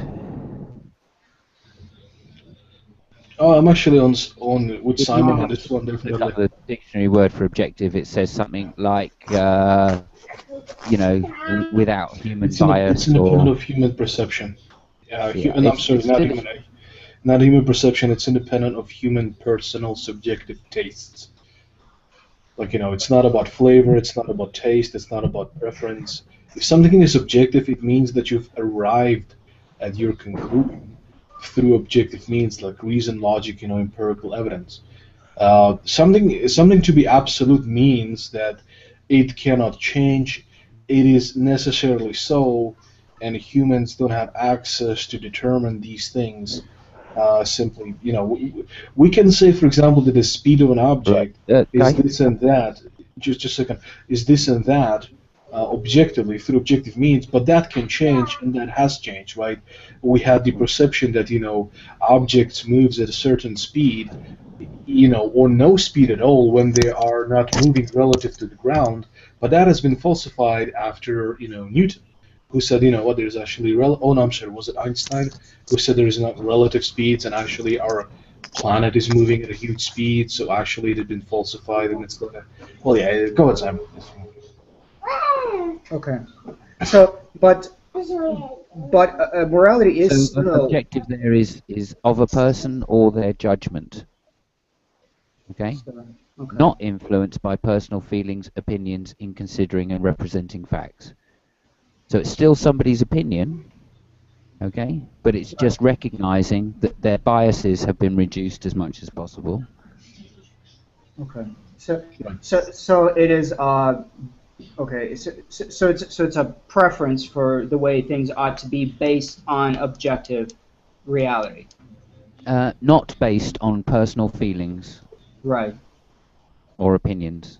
So if something is my opinion, then obviously that's not, we can't objectify that.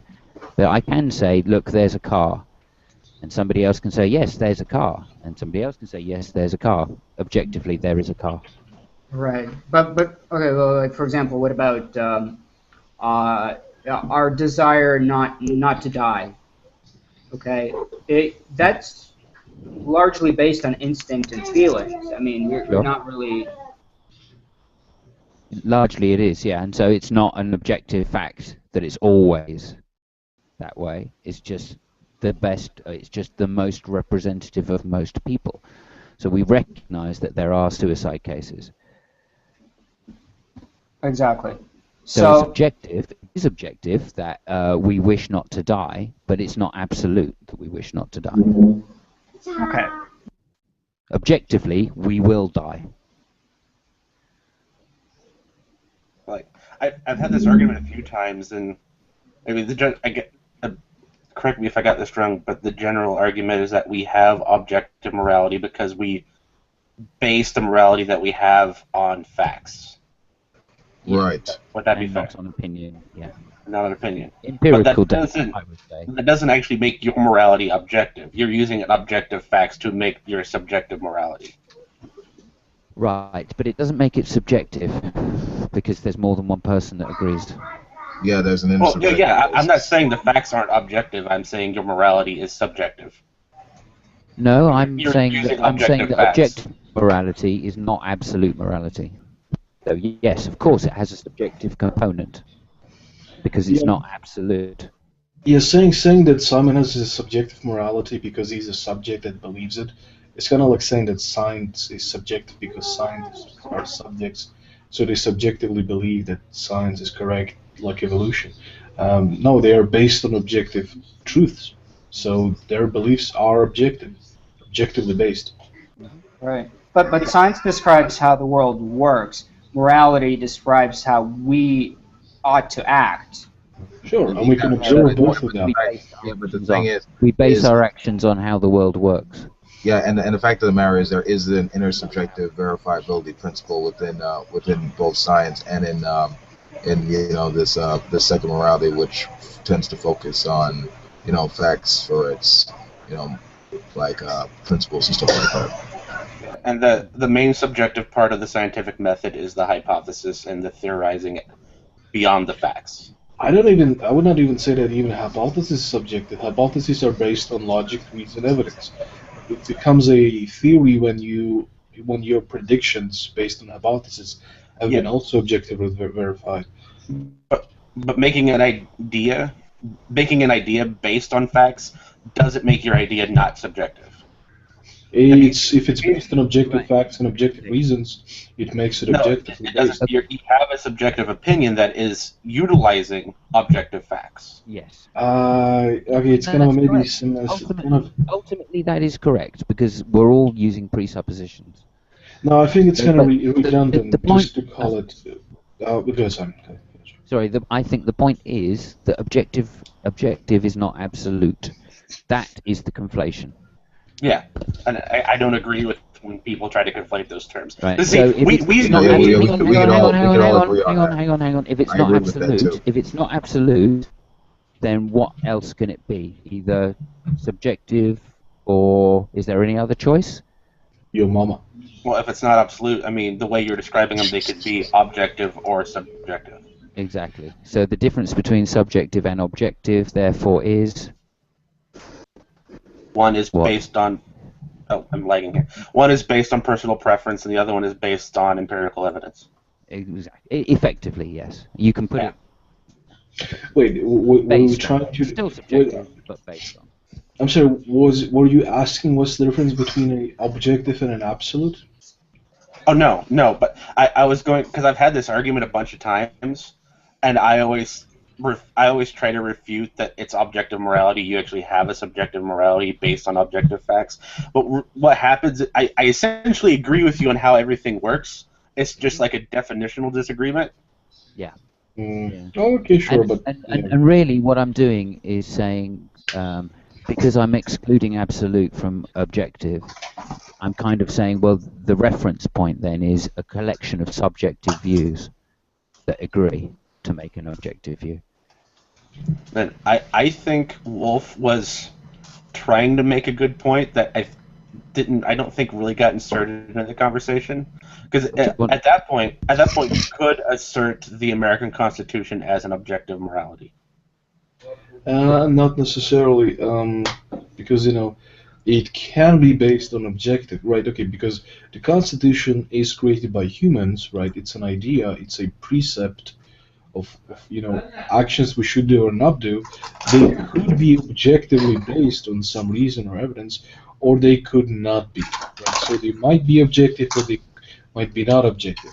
They are objective in a sense that they are laws that somebody make, right? And we can all objectively see, yes, these are laws. There is such a thing as a constitution. That's an objective fact. But whether or not they're based on some objective moral standard is not necessarily, it does not necessarily follow. Yeah, I mean, it sounds like, I hate to chime in here again, but it sounds like, but now we're conflating civil law with moral precepts, and while there's some overlap most of the time, they are not the same thing. Well, that depends on what school of morality you subscribe to. Really? What school of morality makes them the same thing? Might mix right is one of them that I can think of off the top of my head. Well, but I think that's an expression, but I don't necessarily think it means it in the way that we're using it. In other words, I would presume that statement, might makes right, is simply a way to describe the fact that in any society, typically what the majority says is what everybody has to do. In other words, but I don't think it's meant to imply that that means that that what the majority in a government legislate necessarily must constitute moral and immoral for each individual. I think it simply constitutes what they are required to do if they wish to avoid punishment of the law. But I mean, for example, right? So we have a law that says, in most states, we have a law that says prostitution is illegal. That doesn't imply that I can't view prostitution between consenting adults to be perfectly moral and still follow the civil code. And in reverse, right? Before we go too far down the rabbit hole, okay. I want to point out that I'm not actually arguing with you. I just brought the might makes right moral system, and in philosophy, there's all these different types of moral arguments for different moral systems, and the might makes right is a subgroup of consequentialism. Okay. That's all I was pointing out, that if you subscribe to this form of morality, then yes, the law is moral. And I think that in that sense, and that's kind of exactly, I mean, that's where I was headed, so maybe I jumped in a little ahead of time there. But that's kind of what I was saying, because that is sort of the same concept that we have with the notion of divine command, that simply because God commands something to be good or bad, that takes, in my mind, that takes the effect of a civil law. Are you saying if you cross this line, you're going to be punished or not? But it doesn't mean that it magically changes how I perceive that particular action to be. And I think ultimately that's what morality is. But okay, sorry, if I took us off track there, my apologies. No, it was completely understandable. But I would stress people to pay attention the way Dustin argues, because he'll bring up, well, the might makes right. That's not really how you should do things. Someone should really bring up that that's exactly how God enforces his rules. It seems so. Technically, God. Sorry, Idle. Go ahead. Technically, when it comes to rules, God pretty much makes us enforce it. I mean, there's no commandment to wipe out humanity because it's corrupt. It's the law is given so that we can take care of each other. Yeah, and rarely does God ever intervene with actually putting a law into practice. As far as law enforcement goes. And I should apologize for that, because I should have made the distinction, the Christian view on God. Oh. Because I know you're a Noahide. think of a I don't different. mean to ruin it. But I'll go home fine. No. But the other thing, and this is we were talking about when I was in the room earlier, right? Is if you're saying that when God declares something to be moral or immoral, that this is kind of like the divine command theory, that He is asserting or telling the rest of us that this is how He wants His universe run. I think that is different slightly from the position that would say that morality, and this is what we were talking about before, that this idea that morality is an intrinsic property of every action. It simply exists, even if God didn't exist, that somehow there is this property of goodness or badness. And if God is simply pointing that out, then that is maybe a slightly different take than sort of the divine command theory. So sort of to say that, well, God is omniscient, so we don't maybe recognize in every case what the intrinsic property is of a given action. So God went to the trouble to point it all out to us, so that we would understand, for example, that lying is intrinsically evil. It's not that it's a command that God says, "Thou shalt not lie," and that's why that's sort of the civil law and consequence, but that it actually has sort of this innate property of being bad. Gotcha. That sounds reasonable too. By the way, guys, I'd like to apologize because I was kind of interrupting like an hour ago because I came back. I forgot that I muted half the room because I was AFK, and I was like surprised that nobody's talking, and so I was trying to start a conversation. I was surprised that nobody was answering, but I was apparently interrupting the whole conversation. Sorry about that. Anyway. Works for me, but we're going to have to punish somebody now. We forgive you, but somebody's going to have to be punished, Art. Let's crucify someone. Let's crucify someone. Can we do it upside down? Can we do it upside down? Well, that was Simon. Were you here the other day? That was I was kind of teasing Art. This was sort of the conversation we had with Nate the other day. Was this notion of the Christian notion, which I think doesn't get really examined, of Jesus was our sacrificial lamb, right, for our sins. And I said, on the surface, this seems like a very idiotic notion. And I used the example of a king, and the sheriff brings a poacher before him for poaching deer on the king's land, and the king looks up the rules in the book and he says, well, this deserves 10 lashes. But then he talks to the guy, and the guy says, well, I'm sorry, I've never done this before. I was trying to feed my family, and and the king's having a good day, and he's in a pretty good mood, and the guy that's there has never done anything wrong before. So the king decides to exercise his right to grant mercy. So he looks at the peasant and he says, well, okay, this one time I forgive you, don't do it again, God, you're free to go. Now, everybody would agree that the king has the right to do that. But what would make it really, in my mind, absolutely bizarre would be if after that happened, the king goes, well, you know what, though? The book says that there needs to be 10 lashes for this crime, so I forgave that guy, so we just need to go grab somebody on the street and let's give him 10 lashes. Or even stupider, go ahead and lash me 10 times, and then the price has been paid. And that sounds absurd, but that's exactly sort of what the Christian notion of the sacrificial lamb is. That God forgives us for our sins and yet still demands that punishment be applied. Yeah. Well, then you're not forgiven. Forgiveness and punishment are sort of it's an either or. It's not both. If you forgive the crime, there is no need for punishment. Yeah, I think me and you talked about this. You certainly can't be forgiven before punishment. Well, can't you? Well, and I think that, that's the answer that I got once before too. Is that that God requires this punishment to be able to forgive? Yeah. But for me, again, even coming at it the other direction, you have the same problem, which is that if the punishment is exacted, then there is no need for forgiveness. You've already paid the price. That'd be like putting the guy in jail for 6 months and then the judge having to forgive him. Well, there's no need to. He's already gone to jail.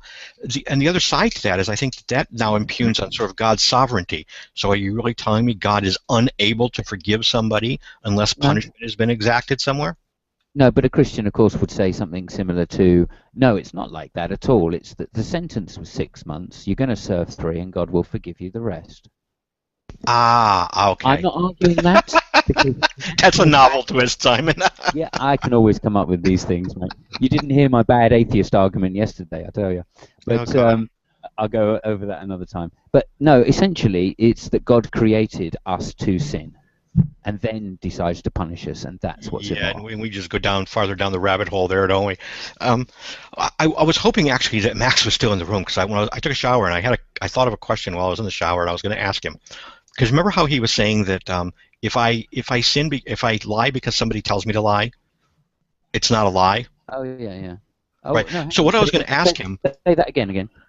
Yeah. Well, he was saying that if someone commands me to lie, yeah, and I do that, that's not really a lie. So what I was going to do with Max is I was going to say, Max, lie to me. Tell about anything. Just tell me a lie, anything at all.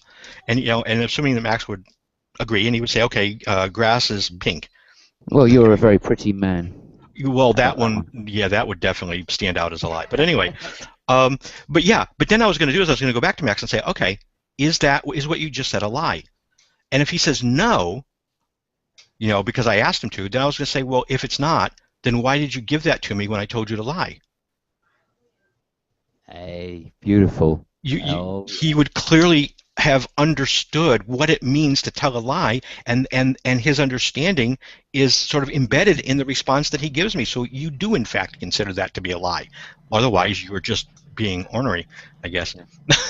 Which is the point that you made initially when the wife came in and said, do I look good in this dress? Yeah, and I just couldn't think of how to make it generic until I kind of walked away from the hangout. And I was like, damn. Yeah, brilliant. It's kind of a have you stopped beating your sister question yet. Yeah, exactly. Yeah. Oh my! What is this porn you have? Of course I have. She's dead. Yeah, exactly. Pardon me.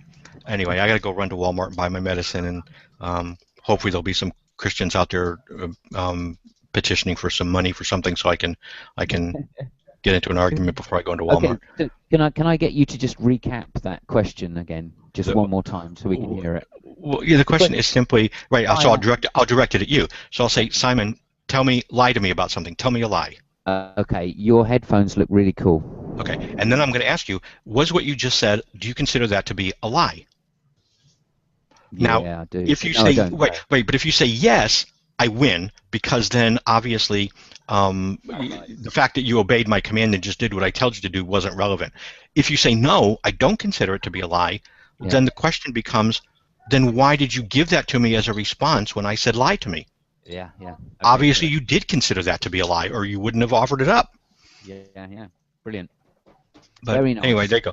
I got to go, man. Sorry to butt in. Catch you guys later. Hope you're still on. No, good one. Ciao. I got one for Idol Smasher that I know Idol Smasher likes how I mess with Christians. And I thought of this yesterday. Now, I was running on the conclusion, you're reading through the Bible, but no one spoon-fed you how to think about the Christ story. So I came up with the conclusion that it is possible, based on the rules about sacrificing lambs and animals to make up for your sin in the Old Testament, that God, by sacrificing his lamb, is admitting that he's done something wrong. Ha! Again! Yeah. I knew you'd like that one. Oh, wow. Yeah, I like it. That's kind of a bitch slap. Wow. And I don't say that wrongly. I love Christians. I really do. I hang out with them. I've married one, twice. But man.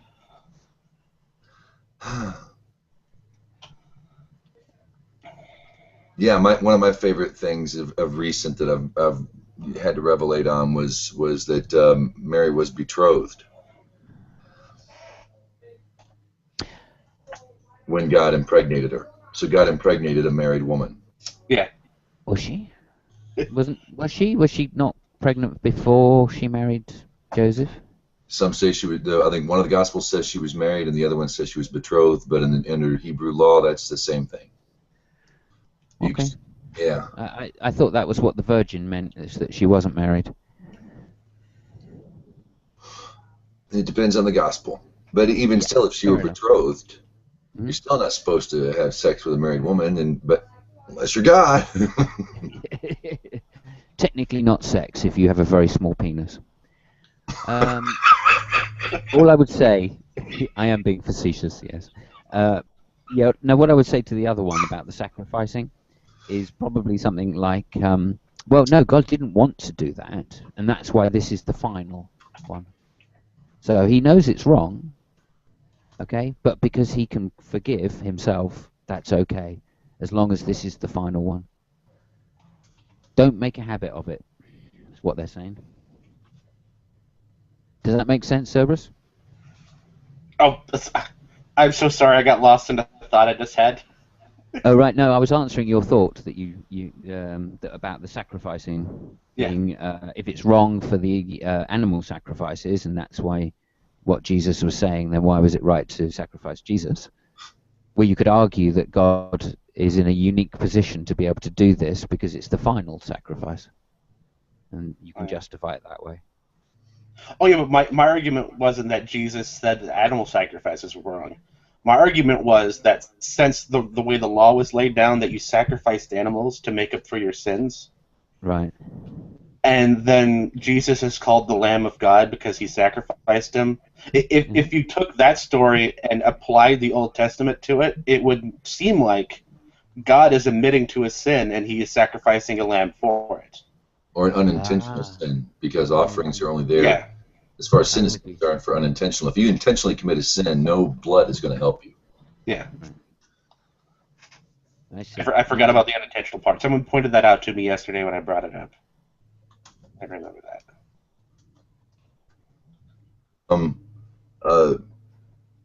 Jokuskovian said Jesus had many brothers, and I was kind of I didn't know. I knew he had some. I didn't know that any of them were disciples. I think Thomas. I'd heard that.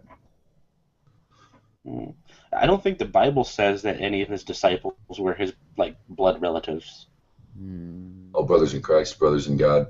Well, yeah, brothers in Christ. Obviously for sure because he's Christ, right? But yeah, I don't think they were his brothers. Yeah, I think two of them were brothers, of the disciples were brothers, but not Jesus' brothers. Yeah. I mean, at most, they could only be his half-brothers anyway. Yeah, good point. Good point.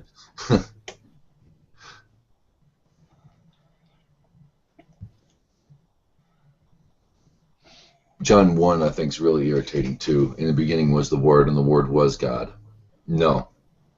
In the beginning there was the Word. Yeah. And the Word was God. The Bird's the Word. The Bird's the Word. Oh, I see. Okay, Jake. Get it?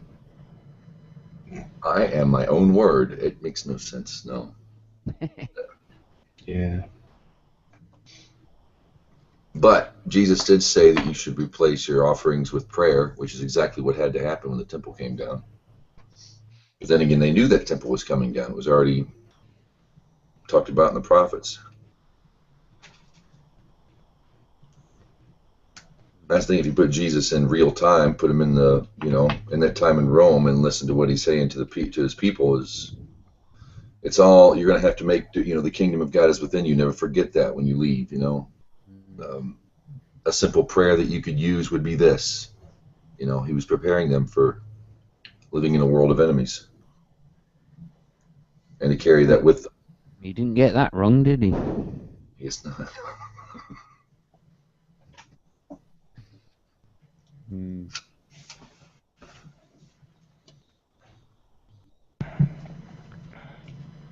Yeah, it's weird how God can't write or read or write.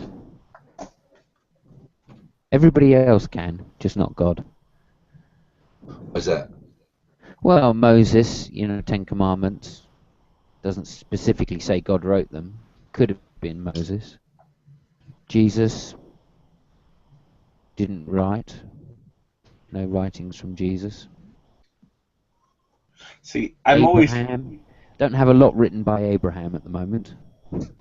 But see, I'm always wary about this because more often than not, when you read the Christian version in English, it comes out meaning something completely different from what it means in Hebrew. Mm-hmm. So you have things like God says, "I will write this as it was before" in the English Christian. But I mean, does it actually say that in the Hebrew text? Because I know there's a bunch of differences that Christians don't care to actually ever look at.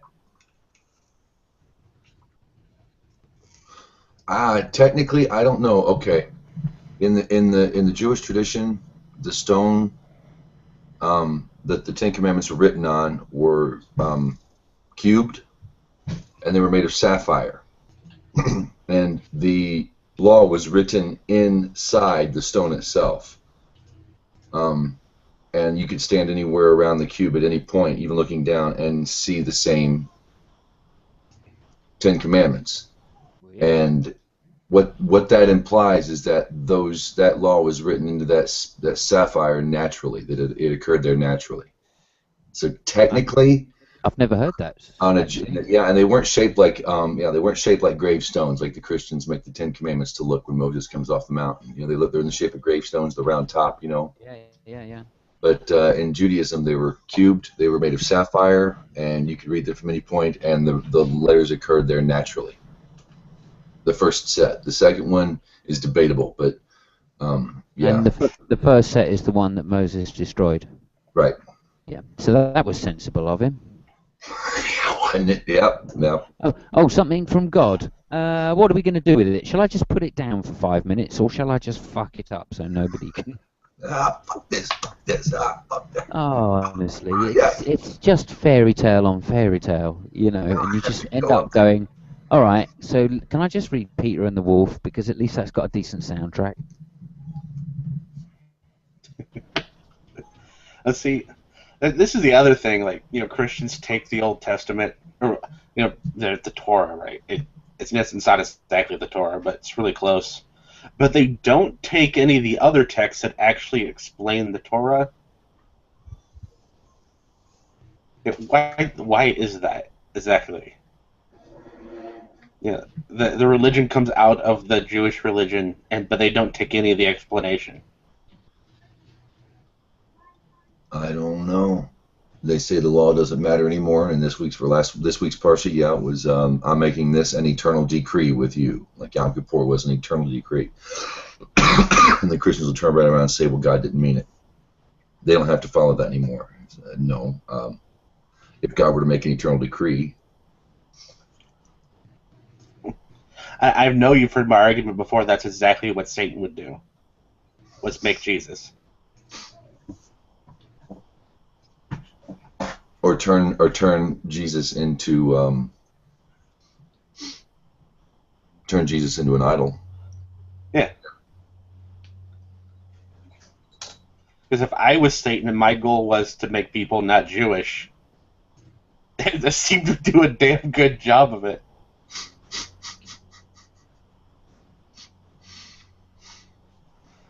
I think if that was the goal of God, then presumably he could have done that quite, by maybe introducing Nazism a couple of thousand years earlier. Bloody Romans. Oh, yeah. Could have been done. Could have been done.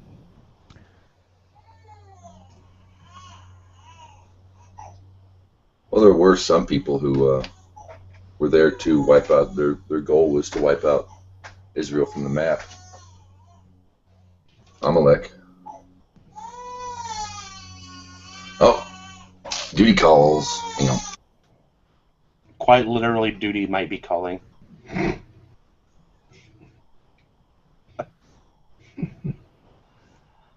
Oh, that is the only part I'm not looking forward to having my kid. Is all the poop. Oh, you're gonna be having a kid? Yeah, due August 12th. Oh, cool. Congratulations, man. Well, we'll see if it's something I need to be congratulated for. I could totally fuck this up. Well, I pray that he will be a good worshipper of Christopher Hitchens, that he will hate all religions.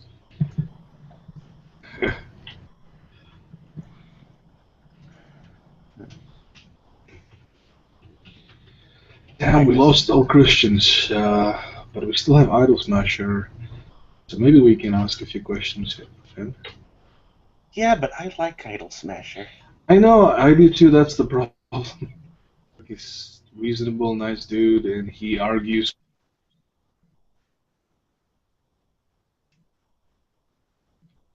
us. Yeah. I once kind of instigated a discussion between him and Seamus about why Jesus is not the Messiah. It was really interesting. They were talking about, I think, was it Isaiah? I forgot the specific chapter and verse, but apparently, yeah, the verses that Christians use to establish that, Jesus was the Messiah are quite weak. They don't, establish what they think they establish. He says Isaiah 53. Oh, right. I think that's it, yeah. Yeah, I think the first and foremost most reason for me would be that it never said anywhere that the Messiah was supposed to be God incarnate. Right. I'm pretty sure the Messiah was supposed to be a man walking around, and not anyway. And also, he was supposed to be, and he was supposed to be military leader, and there was supposed to be like peace. I think. Right. I think there was supposed to be like the end of wars. Mm-hmm. So none of that happened. None of that fucking happened. So, yep, not a Messiah. I know that's the joke, right? The Christian goes to the rabbi and says that the Savior has come. And the rabbi opens the window and asks where. Mm-hmm. I didn't do justice to that joke. It is a joke and it is hilarious. Mm-hmm.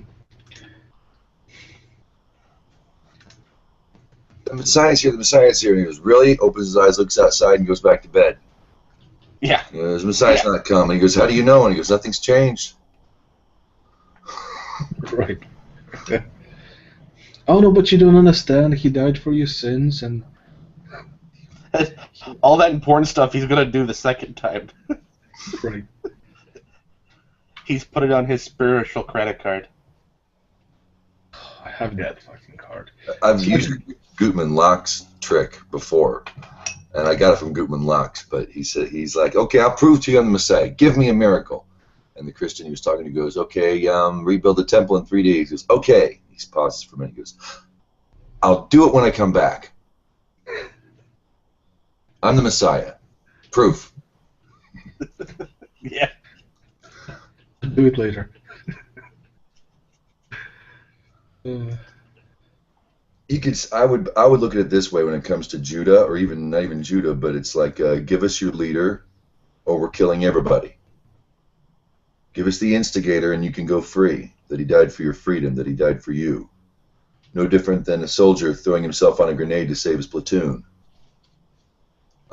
I think it could be considered something very honorable in that time. But when you start bringing in human offering, dying for sins, so that you're cleansed of your own actions and things like that, But I mean, if when you look at it, it was very political what happened to him.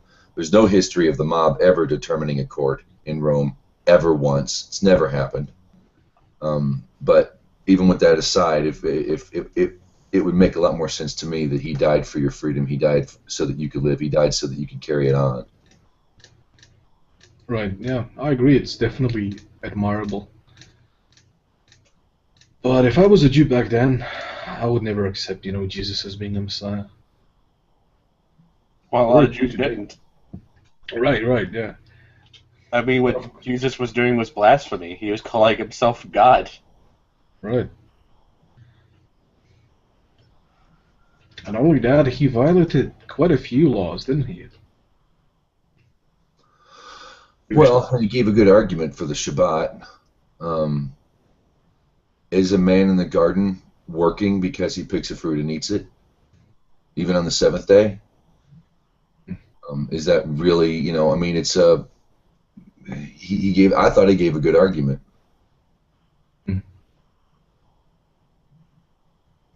So do you accept that you should not do it, or like even in what sense do you accept it? I don't know, because I'm a Noahide, and I don't, and the Sabbath doesn't necessarily apply to me like it does the Jews.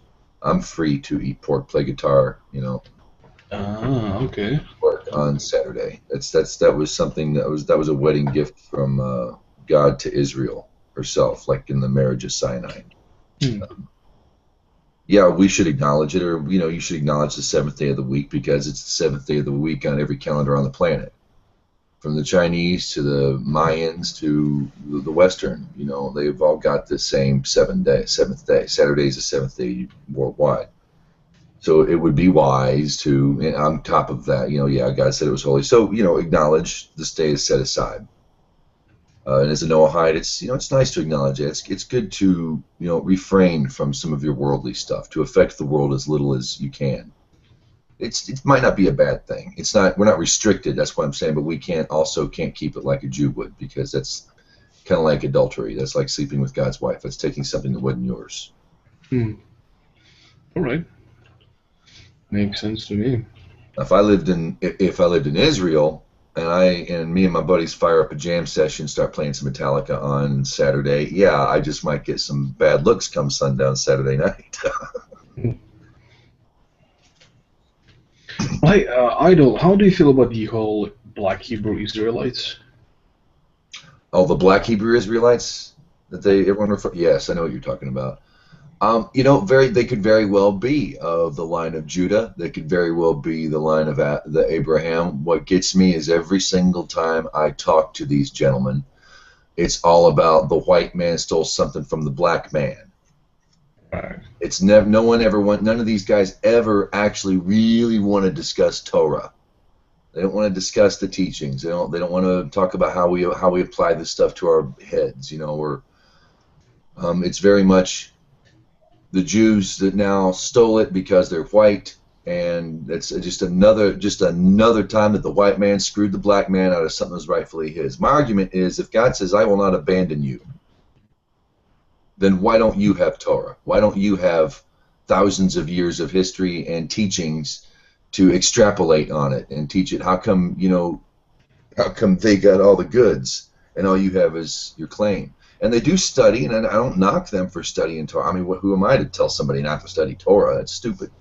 But I haven't encountered a Black Hebrew Israel, or a Hebrew Israelite, excuse me, that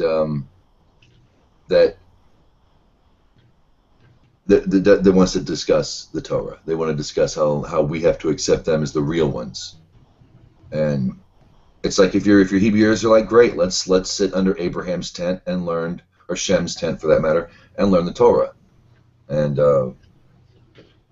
it never gets there. So I find that very telling. If they are Hebrew Israelites, maybe I shut up about their color and what bad they have, and they don't want to go to anything by like Rashi or Rambam or anybody for that matter, because they're not black. They're not the right color, therefore they're not the right genealogy, therefore they're not the right Jews. So we're not going to listen to what the Jews have to say. But what they have to offer is nothing in comparison to what the Israel we know of today, who are of all colors and flavors, by the way. You know what I'm getting at. Yeah, I think I get it. Yeah. Well, okay, just a word of caution, guys. I've invited Jesus, so cool. Yeah, we might have some heated discussion.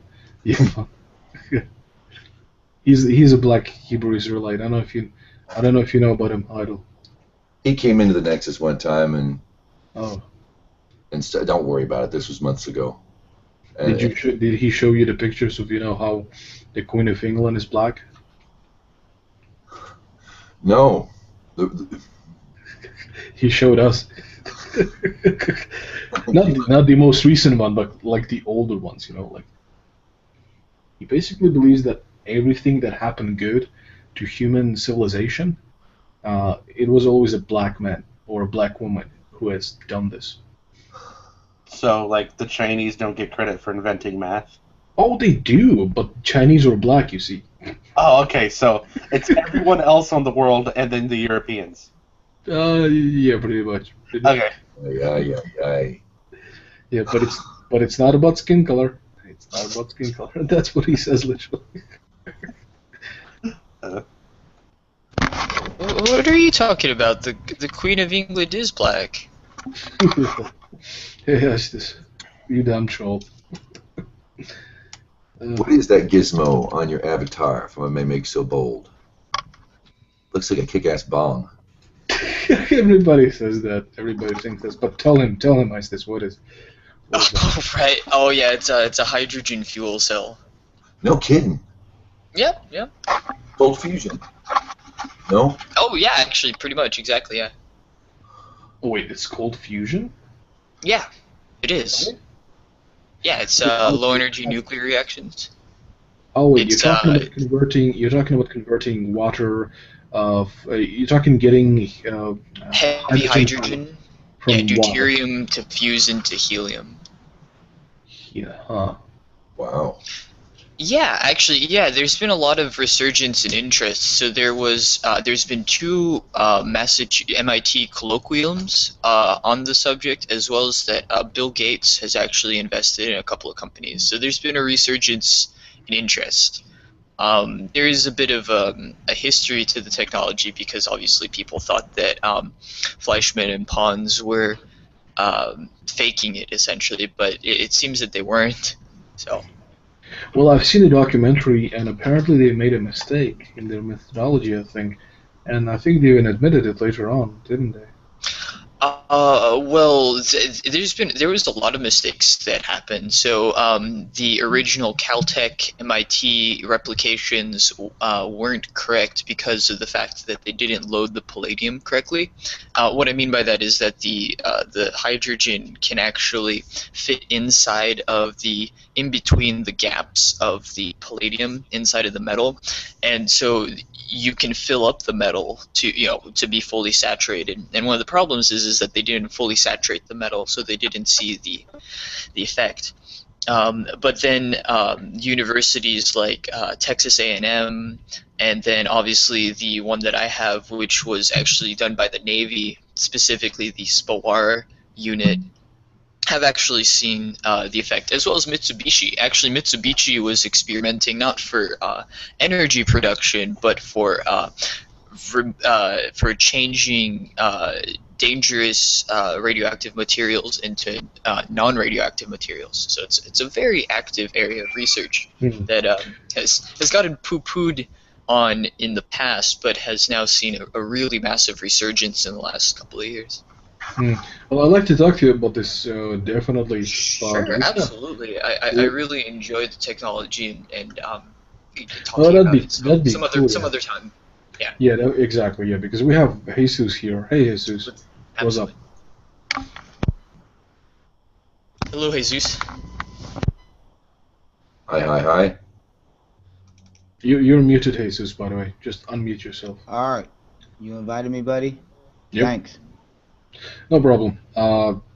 We kind of touched a little bit on the whole Black Hebrew Israelite thing, even though you don't call yourself that, but it kind of related topic. Oh, so we have yeah, go ahead. You were saying something? You can hear me? Yep. Jesus, can you hear us? I think he has some audio issues. Can you hear me? Yeah. Okay, great. Wait, can you hear us? Yes, you can. Everybody praying or something in here? Some prayer time or something? I can't hear you guys. I can't hear anything. I can't hear you all. I can't hear a sound.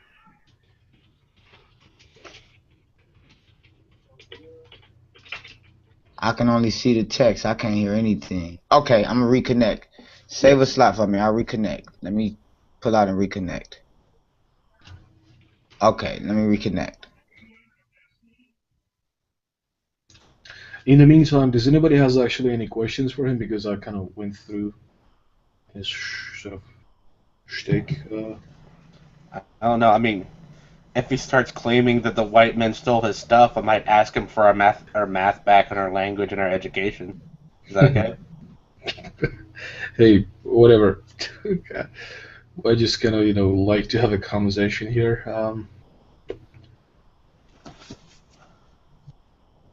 As long as we're not like insulting each other. So Jesus, can you hear us now? Yeah, you hear us now? Nope, still can't hear you guys.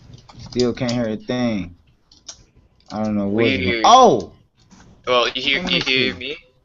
That ain't it. I don't know why I can't hear anyone. This is crazy. It's real weird. I'm gonna try again.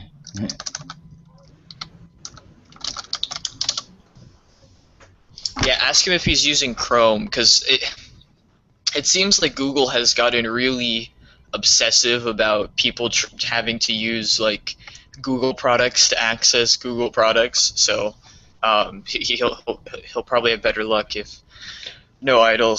Google Chrome fucking sucks compared. I don't know. I have to disagree here, Isis. I'm using Chrome and it's kind of good. I've heard reports from all people that use every browser to have this bug. It's because of the new patch that they apply to their system. Oh, it is. Yeah. Yeah. I mean, I'm it using. It happens on mobile, on every device, really. Right. Yeah. I mean, I'm using Chromium right now, but I use Firefox if I can. Oh, I used to like you for Firefox, definitely. I don't know why I changed, actually. Yeah. Actually, Jokus Kovad. I don't know how to say that. Have you heard of Vivaldi? Oh man, you should check it out. It's Vivaldi is actually made by the same people that made opera. And here's the link. It's actually extremely fast. So they stripped out all of the backwards compatibility with like older versions of HTML and JavaScript. So it's only meant to work with newer websites, and it's extremely fast. It's extremely fast.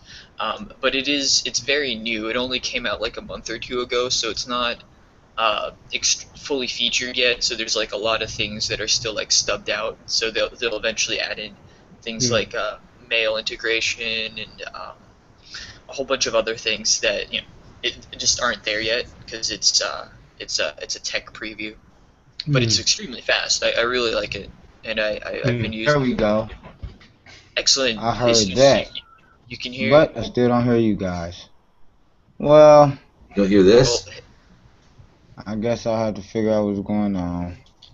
But you know what's so crazy? I went to my YouTube. I went to YouTube. Hey, I can't hear nothing, but I can see what's so crazy. I just went to YouTube and pressed play and see if a video would play, and the video played. So I don't understand what's going on. But I'm gonna try. No, I'm not using Chrome. Try Chrome. Okay. No, I'm not using Chrome at all.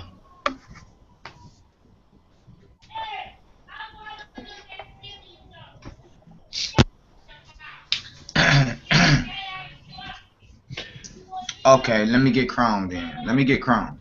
Okay. I have Chrome. I'm actually going to come in through Chrome. Be right back, guys.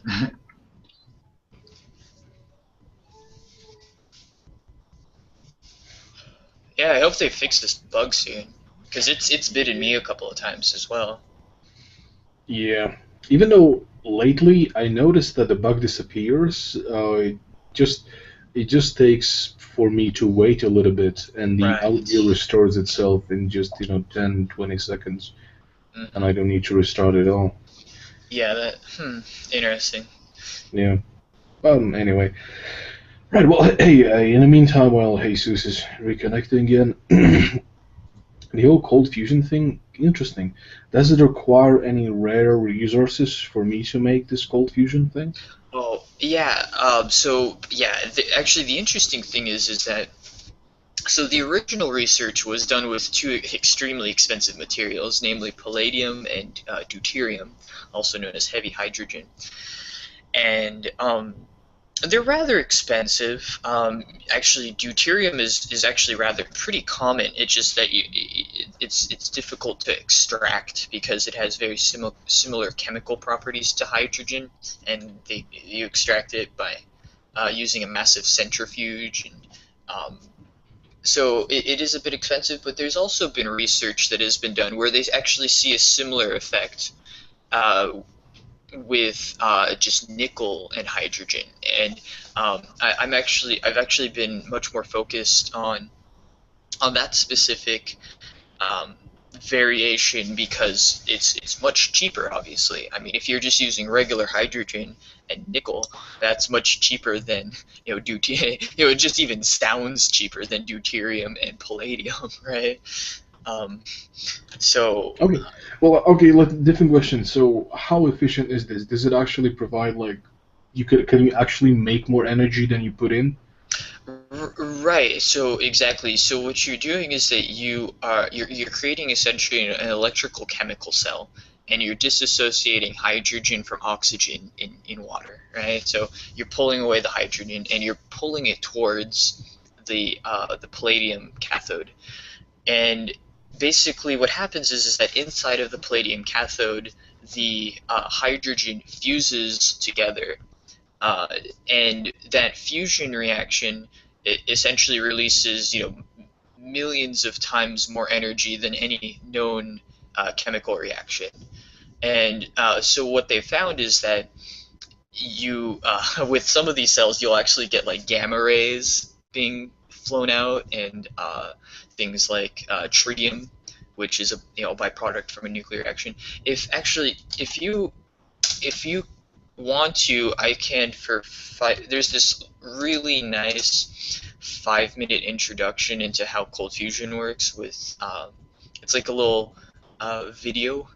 So here's the link, and that just really explains it much better than I could, because it has like nice little animations and how everything works. So if you want to watch that later. Now I can hear you guys.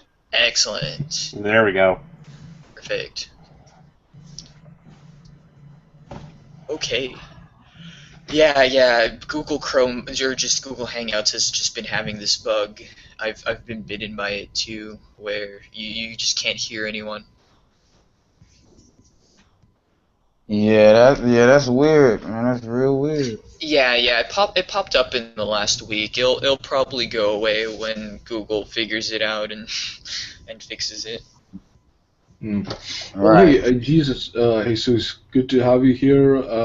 I have a question before you begin any discussions. This is regarding Nadia's last hangout. By any chance, you did not complain about somebody kicking you from the hangout, did you? I mean, to Google. Or to YouTube? I don't know. Okay. May or may not have. Okay. Oh, to Google? Well, no, not to Google. I mean to YouTube, right? So, we were just trying to figure out why Nadia's last video was kind of a. It has some kind of violation of what is it? Terms of service or something violation. We're trying to figure out what happened. It would kind of happen. Oh yeah, that was me. me. Complaint? Who had Nadia Mod in the last hangout? Quite a few people. But you should take up this with Nadia. This is kind of not really me. So in here, I would like to talk to you about your claims. You do make quite extraordinary claims, right? Oh yeah. It was that was me. Okay, cool. I will. Yeah, that was me. I will. And I didn't do that to Nadia. I didn't do that to Nadia. I let her know already. I let her know that I was going to do it before I did it. But she wasn't asleep. She went to sleep and gave somebody else moderation. And the person that she gave moderation disagreed with my position. So by him disagreeing with my position, if I didn't dance to his music and respond to him the way he saw fit for me to respond, then he kicked me. You see what I'm saying? And I told him, I said, don't do that. They kept being biased. They kept hiding me from the broadcast. When Nadia was there, they weren't doing nothing. When she'd get away from the computer, then they'd go do all this stuff. I said, okay. And then Nadia came back, right? And so they kept muting me, and the dude was cussing and doing all this. I said, you gonna sit here and let this happen? If that was me, I would have been kicked out of this room and booted. I said, get this dude under control and stop letting him cut me off in the middle of a question he asked me. Well, So okay. so, There was a bit more than that, I would say, but I don't really want to get into this. Okay. No sweat. Right. So, could you give us your view here, because a few people here, like Ida Smashel, I think, maybe haven't heard your complete position with regards to your sort of theology. So if you could give us your theology. Oh, absolutely. Well, what we deal with as Hebrew Israelites, we deal with the Bible, 1611 King James, from Genesis to Revelations. We know for a fact that we are the lost sheep of the house of Israel. We are the blood descendants of Abraham, Isaac, and Jacob. The Negroes, Hispanics, Native Indians, Panamanians, Guatemalans, Cubans, Argentinians, Chileans, Colombians, Brazilians, Panamanians, Aborigines of Australia. You got the Jamaicans, your Haitians. We are the lost sheep of the house of Israel. You have a little bit of the Japanese in there. You have a little bit of what we call the East Indians today, the darker melanated complexion ones. You have a little bit of that in there. So we are the true house of Israel, and we're claiming our nationality according to the Bible. Our nationality are Hebrew Israelites, not Negroes, not African Americans. And we're not Africans. The Negroes are not Africans. Israelite, we're not Africans. The Africans sold us to the Europeans with the help of the Muslims. Finance, which the slave ships that we was carried on were financed by the very powers that's in Israel today, claiming to be the Jews. So that's about it. And we believe according to the Bible, and we know according to the Bible, that salvation is only for the Israelites. The Bible is a record book, a family record book of a particular lineage, and it's the record book of my ancestors, the Hebrew Israelites. And that sums it up. So the Yemenite are not Jewish.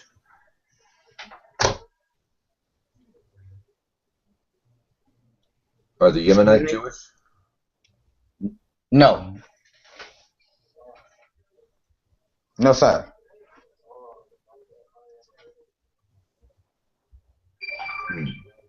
Can you hear me? There's some seriously dark Yemenite Jews in there. That's why I was asking. Absolutely, but you have to understand what I said. You must have not just heard what I said. I'm just asking. Why you blowing up, brother? No, I'm saying you must not have heard what I just said, because I just told you we're not Africans. The Africans are dark.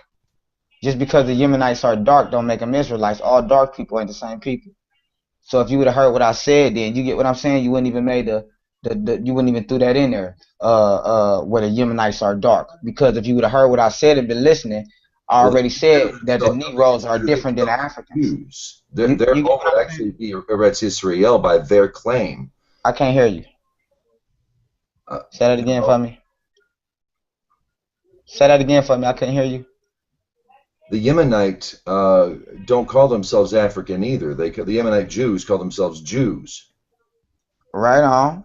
And you did equate dark with Israelite. No, I didn't. Well, you mentioned everywhere from the Japanese to the Indian to the Aborigine to the American Indian. And the Yemenite are not like the Ashkenazim or Sephardic. They're very, very dark.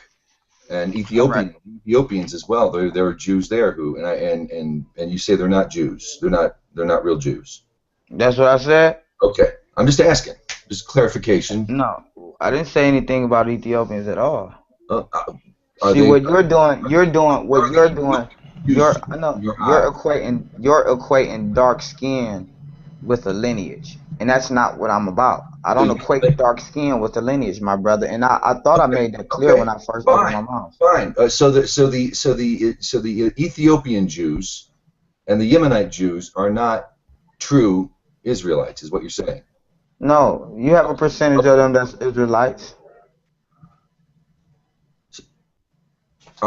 So the Yemenite Jews that we know of today is Yemenite Jews, and the Ethiopian Jews we know of today is Ethiopian Jews, who are not the same as the Ashkenazim or Sephardic, are not Jews by your account. You have some of them. You have a percentage of them that are Jews through the seed of their father. Okay. Well, I wouldn't even say Jews. I would say Israelites. And you have some Jews, because you have to remember Jews are just one tribe out of the tribe of Judah. That's why the whole of Israel call themselves Jews. They call themselves one tribe. Or some might call themselves Levi, but still call themselves a Jew. Jews is 12 tribes of Israel. Judah is just one of the sons. And that's where you get Jews from. You get Jews from Judah. So everybody's not a Jew. All Israelites are not Jews. We're Israelites. Jews are just a tribe of the Israelites. One of the 12. Okay, so then who's Hebrew? Hebrew is the language. Hebrew comes from Abraham's grandfather, Eber. Hebrew just means to cross over, one who crosses over. Yeah. I mean, many of people are named by their religion and or what has happened to them. I understand that. But the Bible doesn't teach religion. Christianity teaches religion. I didn't say the Bible did. I know, but you inserted religion there, so that's why I had to get that out the way right there. I asked if the Hebrew, who are the Hebrew? No, what you just said just a second ago, you said something about religion. Some people, some religion, and you was going on. No, that was Idol Smasher. That wasn't me. Oh, okay. I apologize about that. But yeah, like I said, when you understand, when I first opened my mouth, I said we're not Africans, and the Africans sold us. We're not the same people. And right after I said that, somewhere in your mind, I equated darkness with Israelites or blackness with Israelites. I just said the Africans was black too, and they ain't our people. You gotta pay attention. I ain't talking fast. You just listening slow. You know what I mean? I'm assuming you were still talking to Idol Smasher there. Yeah. I got you. Thanks for answering the question. All right. Well, actually, I was supposed to debate Veckel. I was supposed to debate Faithful, and I was supposed to debate G-Man. Veckel just sent me a message today because I saw him hiding out in some hangout, and I said, wait a minute, you dude's supposed to been debating me. So he sent me a message today talking about, I'd rather not tell you the truth. I'd rather debate. I'm actually going to be debating somebody other than you on the same topics I wanted to debate you about.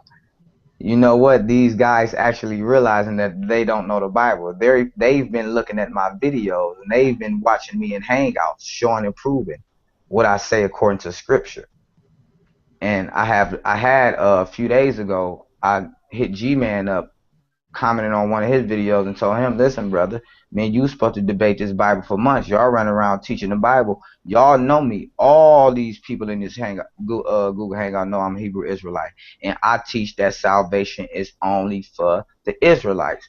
But for some reason, they seem to have a problem with that, but won't sit down and go through scriptures with me civilly. When one does, one either becomes an atheist at that point, or one becomes a Hebrew Israelite, or one just keep the law, statutes, and commandments of God altogether, whether they're a Gentile or whether they're of the nation of Israel. So that's what it is. These guys are really running from the word of the Most High God. Every Christian I ever ran across, they would never discuss the Bible with me civilly. When I hit a certain point, they'll go arguing with me instead of dealing with the scriptures. That's all these dudes do. You get what I'm saying? So these dudes are a bunch of frauds when it comes. Anybody speaking the Bible and don't defend the scriptures, they ain't for Christ. These people talk about me in hangouts when I ain't around. Then when I look for them, I say, wait a minute. These people, I send them hangouts. I send them invites to the hangouts. They don't come in, but they talking about me in hangouts when I ain't around. But then I say, well, let's sit down and debate it civilly. Okay, we can do that. No problem. I'll be happy to. Then it's a no-show. I never hear from them, and they run. So okay, if I'm not wrong, God promises salvation to the Israelites coming out of Egypt, coming into Israel. Correct? When we came out of Egypt, we were in the wilderness. Yeah. Well, I'm not disputing that, but that's the people God promised salvation to, right?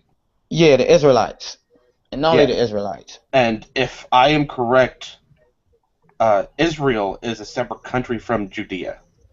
No, Israel is the people. You think about the geographical landmass. It wasn't even called Israel back in old time. It was called the land of Canaan. Yeah, and then the Israelites came and conquered it.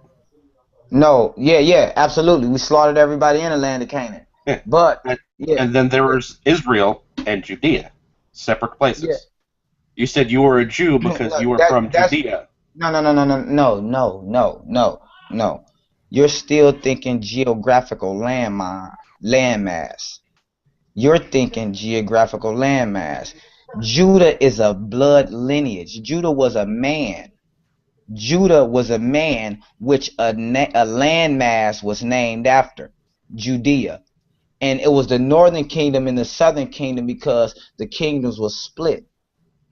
They were at war with one another. Yeah, but what I'm actually trying to point out here. Wait a minute. When they conquered, when they conquered the land of Canaan, they didn't. You have a time span right there.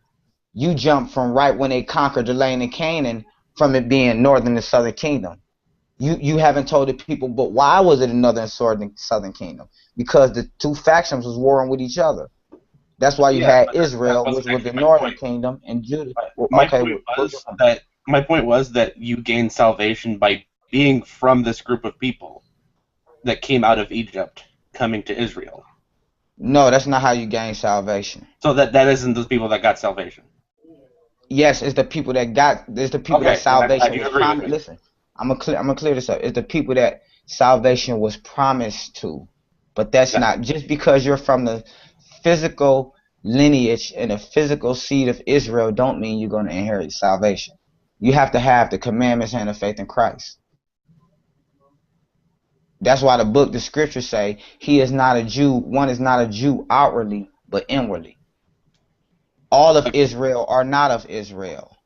What's that saying is, just like your father will have a family gathering of y'all Johnsons or whatever y'all family last name is, and then one of y'all go off out the family, if y'all known for being scholars or doctors or lawyers in y'all family, and that's y'all thing, everybody know y'all for that, and one family member go off, sell drugs, get locked up in prison out there robbing, y'all have a family meeting, sit down, your father gonna tell him, you ain't no Johnson. These Johnsons, you ain't no Johnson because you ain't acting like no Johnson. See, that's what the Bible means when it says Jew is not one outwardly but inwardly. You got to act like you got to walk and talk, and just because you're from the physical lineage don't mean you're gonna receive salvation, but it was promised to us. If you come back to the law, statutes, commandments, plus the faith in Christ, then there we go. Yeah, I'm real surprised that you that a Hebrew would believe in Jesus. That's why is that? I was very surprises me. Why is that? Because you're used to the Hebrews and the Jews in Israel. No, just because of Scripture mainly. What Scripture? Torah, the prophets. The prophets prophesied Jesus. And what people and what the religion itself, the creeds, many of the creeds of religion, technicalities, you could consider some of them, or a great deal of them, technicalities, but the differences in what Paul says, the Torah says that God is in control of all things and all things come from God, and Paul turns around and says that the world is in control of the evil one. So which is it? Say that again. But look, before you say that again, I will have to say, please can you remove the religion, because the Bible doesn't teach religion. Religion is man-made. Religion has nothing to do with the Bible. The Bible has nothing to do with religion. God didn't give us. Okay. Without religion, why does the Torah teach us that all things come from God? That God is in control of all things, and this is mentioned throughout the prophets and the writings. It's just established Hebrew text that God, not one blade of grass blows without the will of God making it happen. And then we go right down to Paul, who says the world is in control of the evil one. Or in control by, from. Being controlled by the evil one. Now, which is it? If what's so right there is a yawning chasm. What I'm saying is that it's no riddles. You read and it's no riddles. You just don't understand it. God made everything, yes, and he created evil. Everything we see in this world, is it good? Is it for our benefit? Yes, that's the point. So if I eat a can of good raviolis, is that healthy for me? Juxtaposed to starving, yes. What, man? How some processed meat if you're starving, and you're in the no, I ain't desert, saying if I'm starving. No, I didn't use the hyper. I know, but that's going away from my question. If that's gonna lose my point. If you do that, it's gonna lose my point. You get what I'm saying? What I'm saying is this: this is an evil world, my brother. This world we're living in is an evil world, and God gave Satan dominion over this evil world, because if we wouldn't recognize evil, we wouldn't be able to recognize good. If we couldn't recognize good, we wouldn't be able to recognize evil. Sure. So then Exactly. Why don't you answer his question then? Why is it that the evil one controls it and not God, like it says? God does control it. God gave him dominion to control it. what makes Satan evil if God chose Satan to do it? What makes it evil? What makes Satan evil? Who is the evil one that Paul's speaking about? Because it makes no sense. I mean, I've thought about this for many, many, many years. No, it makes no sense because you have no understanding of the Bible, my brother. You cannot read a passage. Help me out. I'm here to learn. Teach me. Telling me how wrong I am. This is how. I'm not telling you you're wrong. I didn't say you're wrong. I said you don't understand it. I never said you're wrong, not once. I said you don't understand it. Okay, then he's right. You understand what I'm saying? That's what I said, my brother. Okay. So this is why I said you don't know the Bible, because I understand it. If I understand it and you don't, somebody needs a little bit more. You know what I'm saying? I'm asking for it. Explain it to me, because it makes no sense to me. I'll explain it to you. God gave dominion to the evil one. So we would recognize it in the earth and come back to what is good. That's why the Most High gave the evil one dominion over the earth. Because if he would not have gave him dominion over the earth, how would we recognize evil in the earth and want to turn from it to do good? Simple. Okay. Now, if you can answer, you see what I'm saying? You just don't understand. Similar. I just would not call Satan evil because he's doing God's will. Satan, yeah. Yes, he is doing God's will. But God, I'll show you something right now. I'll show you, okay? God said, I created evil. I created good. All right? Right. I just don't know how an angel could be considered evil. Because you don't understand. Because you're not God. You don't have the mind of God. God says his thoughts are not your thoughts. His ways are not your ways. So if you're going to keep scratching your head talking about it's bullshit because you don't understand it, then you just ignore it when God said his thoughts are not your thoughts. You can't think like him, and you can't get mad and say, fuck it, I can't think like God, so I don't want to do it no more. Okay, no, so your thoughts are not his thoughts, bro. So are you saying that your thoughts are his thoughts? No, my thoughts are not his thoughts. But what how do you understand it? Oh, God. This is how I understand it, because I understand the Bible. What I'm saying to you is this. You saying you don't understand why God would do it or how could he do it. I'm saying I understand according to the Bible why he did it. Well, he's not asking why he did it. He's asking, how is it considered evil? It's not considered evil in the eyes of God. It's considered righteous. How is the evil one? Then how is the evil one controlling something like? No, listen. I'm gonna tell you. I'm gonna give you a perfect. I'm gonna give you a perfect example. When we were talking about the land of Canaan, when we went in there and slaughtered everybody, was that evil in the eyes of God or was that righteous?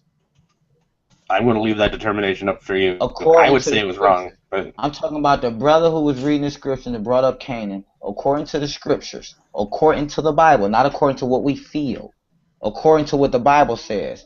Was that justified by God? I don't know. Was it? All right. I don't want to discuss it with you no more because you just knew so much about the land of Canaan. All of a sudden, you know nothing. I'm done with the topic with you, my brother. We can move on. Why would Paul call Satan evil if Satan's doing God's will? Wouldn't it be good to have a tempter and a tester? Why would he call him evil? And he says it a couple times. Oh, Jesus never said this, mind you. Jesus never. Let me ask you something. If he called him good, will we recognize him? Would we recognize the evil or Satan? I don't think we could necessarily recognize Satan. I think we could definitely be tested to stray from the law. Absolutely. By what means? But what do you mean by what means? Through what means will we be tested? The world. That's how it worked in Job. Now you saying it through the world. No, I don't understand why world is Paul evil. calls Satan evil. I don't consider Satan evil. I Well, consider. wait a minute. Come to some common sense, right? I'm rational. You ain't even thinking rational right now. You just said Right. that evil is in the world. We trying to come back to the law, to get away from the evil. And you said the evil was in the world. But now you don't understand. No, Brother, I'm you saying the losing world yourself. You confusing yourself. I'm saying the world is used to tempt us. Wait a minute. You know the world is a physical landmass, right? So am I. Wait a minute. So you mean a physical object? Like another woman tempting me away from my wife. Wait a minute. Are you talking about the physical object when you say the world, the physical globe, or the inhabitants? I'm talking about here in the space-time event right now. Wait a minute. I'm gonna ask you something. I'm gonna ask you this again. When you say the world is tempting you, are you talking about the physical I never said globe? the world is tempting me. You said how are you tempted? What is the last word? And you said about by what? the world. Exactly, the world. This is what I'm saying. What world are you talking about? Are you talking about the physical globe, or are you talking about the inhabitants that resides on this physical globe? What world are you talking about?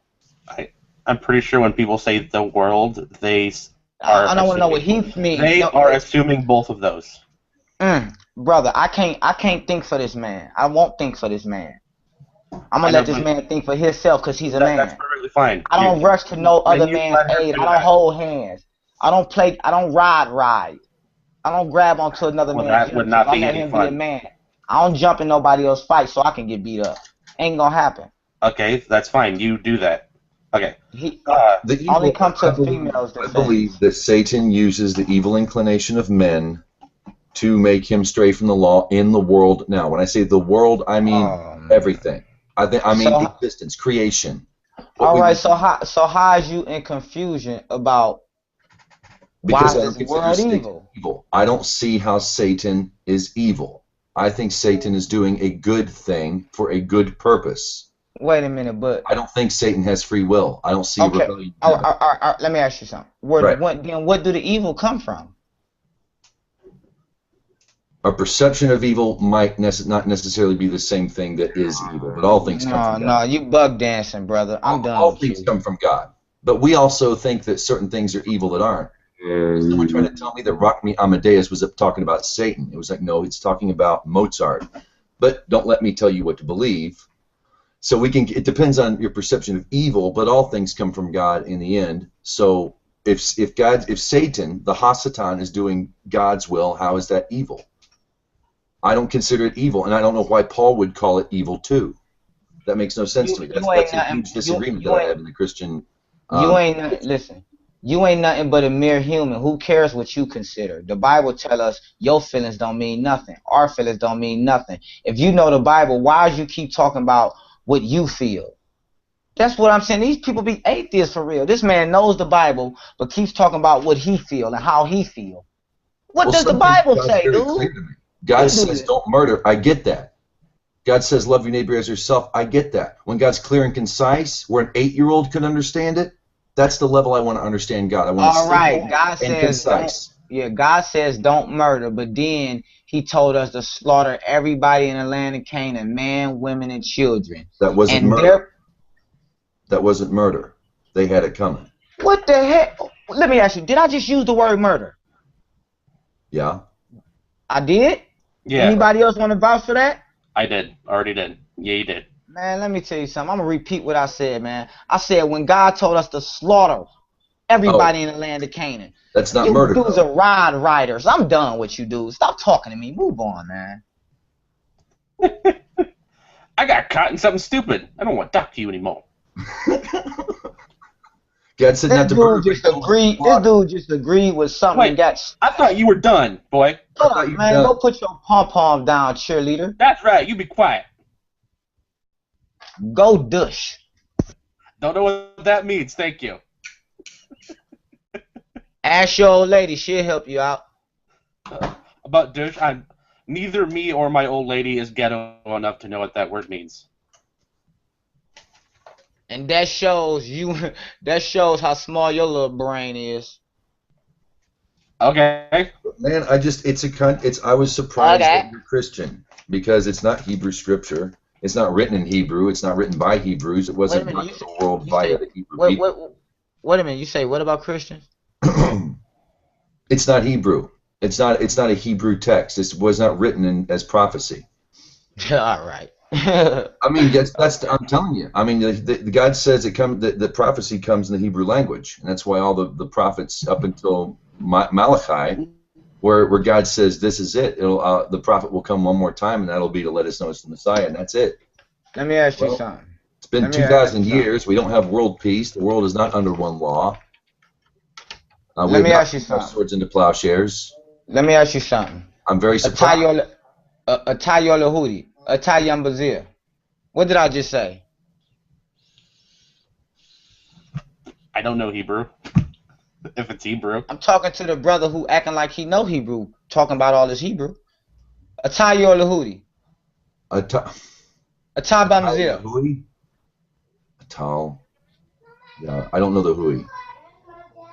That's the. I'm still learning. Honestly, I only took Hebrew classes a couple of years ago, and the rabbi had to move, and so I haven't really been able to get my Hebrew. If you could spell it out, I could probably. Let me ask you. All right, I'm gonna give you one more chance. Kum Yashirala. What does that mean? Kum Yashirala. I don't know.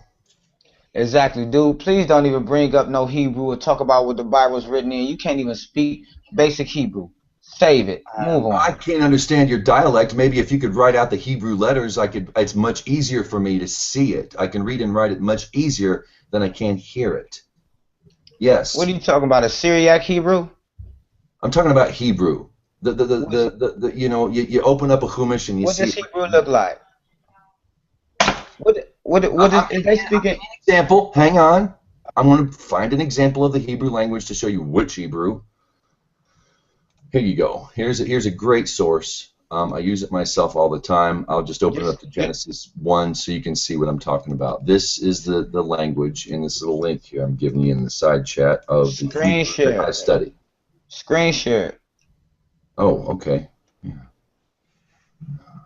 Just for the people's edification. That's all. Hang on. I have to open in a new window, so I can't screen share apparently in a tab. It has to be an actual new window. So, all right. Now I'm gonna go here to my Google Plus Hangout page. I hit the screen share button. I click, bada boom. There you go. Hebrew. My weakness are the vowels. To be honest with you, I have a difficult time with the vowels, just remembering them. But if you gave me consonants, or the actual Hebrew characters themselves, it would be much easier for me to pick up on it. Hope that helps. Brother, do you understand which Hebrew you're reading? Modern Hebrew. No, it's not even modern, actually. Wait, just slow down. Wait, slow down. One second. No. 1 second. I'm going to show you something real quick. Let me find my paper. Let me show you something real quick. Okay. There's block letters, script, and then there's value.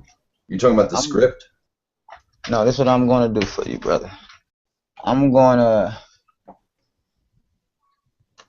Can you see my camera? There you are. That's what you're reading. You're reading. You see what I'm showing you? You see the name? Yes.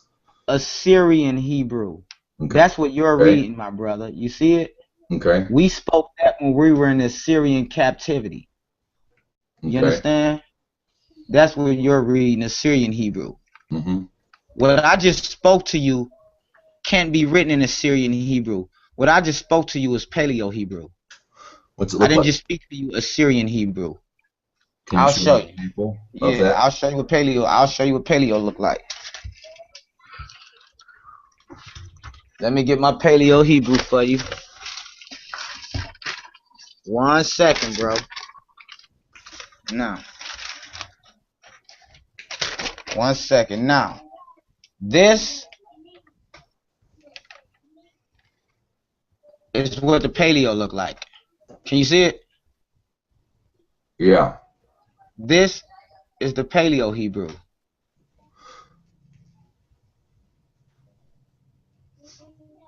This is the Paleo. What you were reading, you see? That's the Paleo. What you have on the screen is called Assyrian Hebrew. We spoke Assyrian Hebrew when we was in the Assyrian captivity. And what came after that Assyrian Hebrew is what the people in Israel speak mostly now. What we call Yiddish. It's a combination of languages.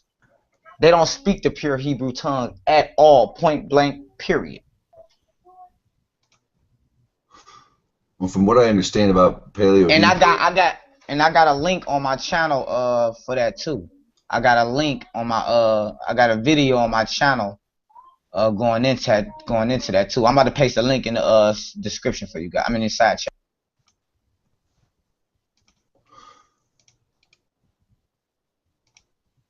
okay. Now, according to this, let me screen share this with you.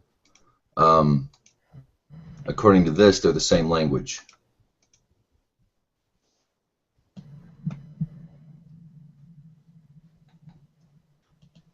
So what does it matter? How can it change? According to this, you have the same 22 numerical alphabet.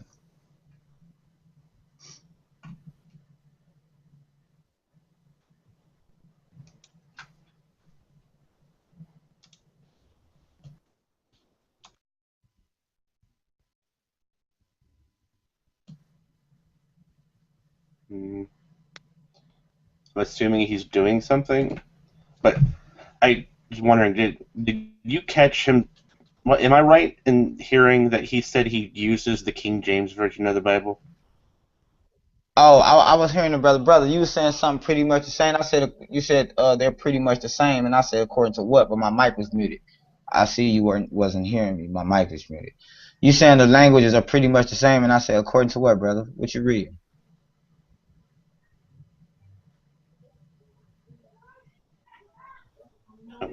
James, I think you're muted now if you're talking.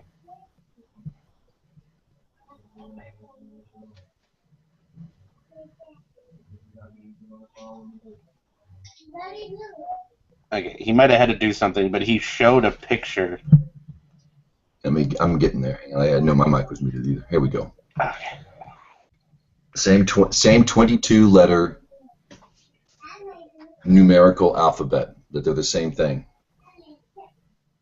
Aleph, Bet, Gimel, Dalet, Hey, Vav, Zayin, Chet, Mem, Yud, Kaf, Lamed, Mem, Nun.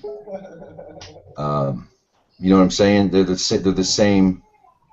It's the same thing. I mean, we're even taught that. And I have a little book here, Teaching Yourself Hebrew, which we used for the class, and it's got them all in there. I mean, they say they're the same thing. So I'm just saying, how can they be the same thing here? You see what I'm saying? Yeah, I see what you're saying. Let me give you this link real quick, my brother, because I don't know what you're reading. Here go the link right there. That's the link right there. Everybody check that out. You're going to see how our Hebrew is slaughtered.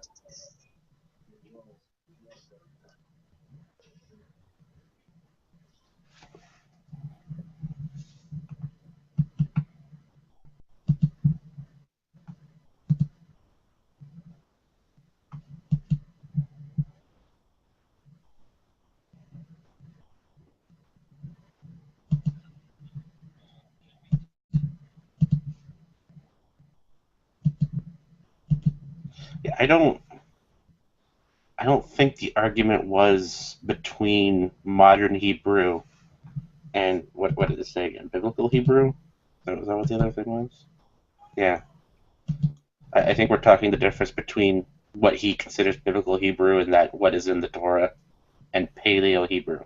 Brother, I think you only were about 30 seconds into the video and you I already didn't watch it at all. I just looked at the title.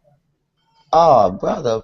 Oh, my God. Well, I mean, please just save it. If it talks about something other than what the title says, they shouldn't have that title on it. Save it, my brother.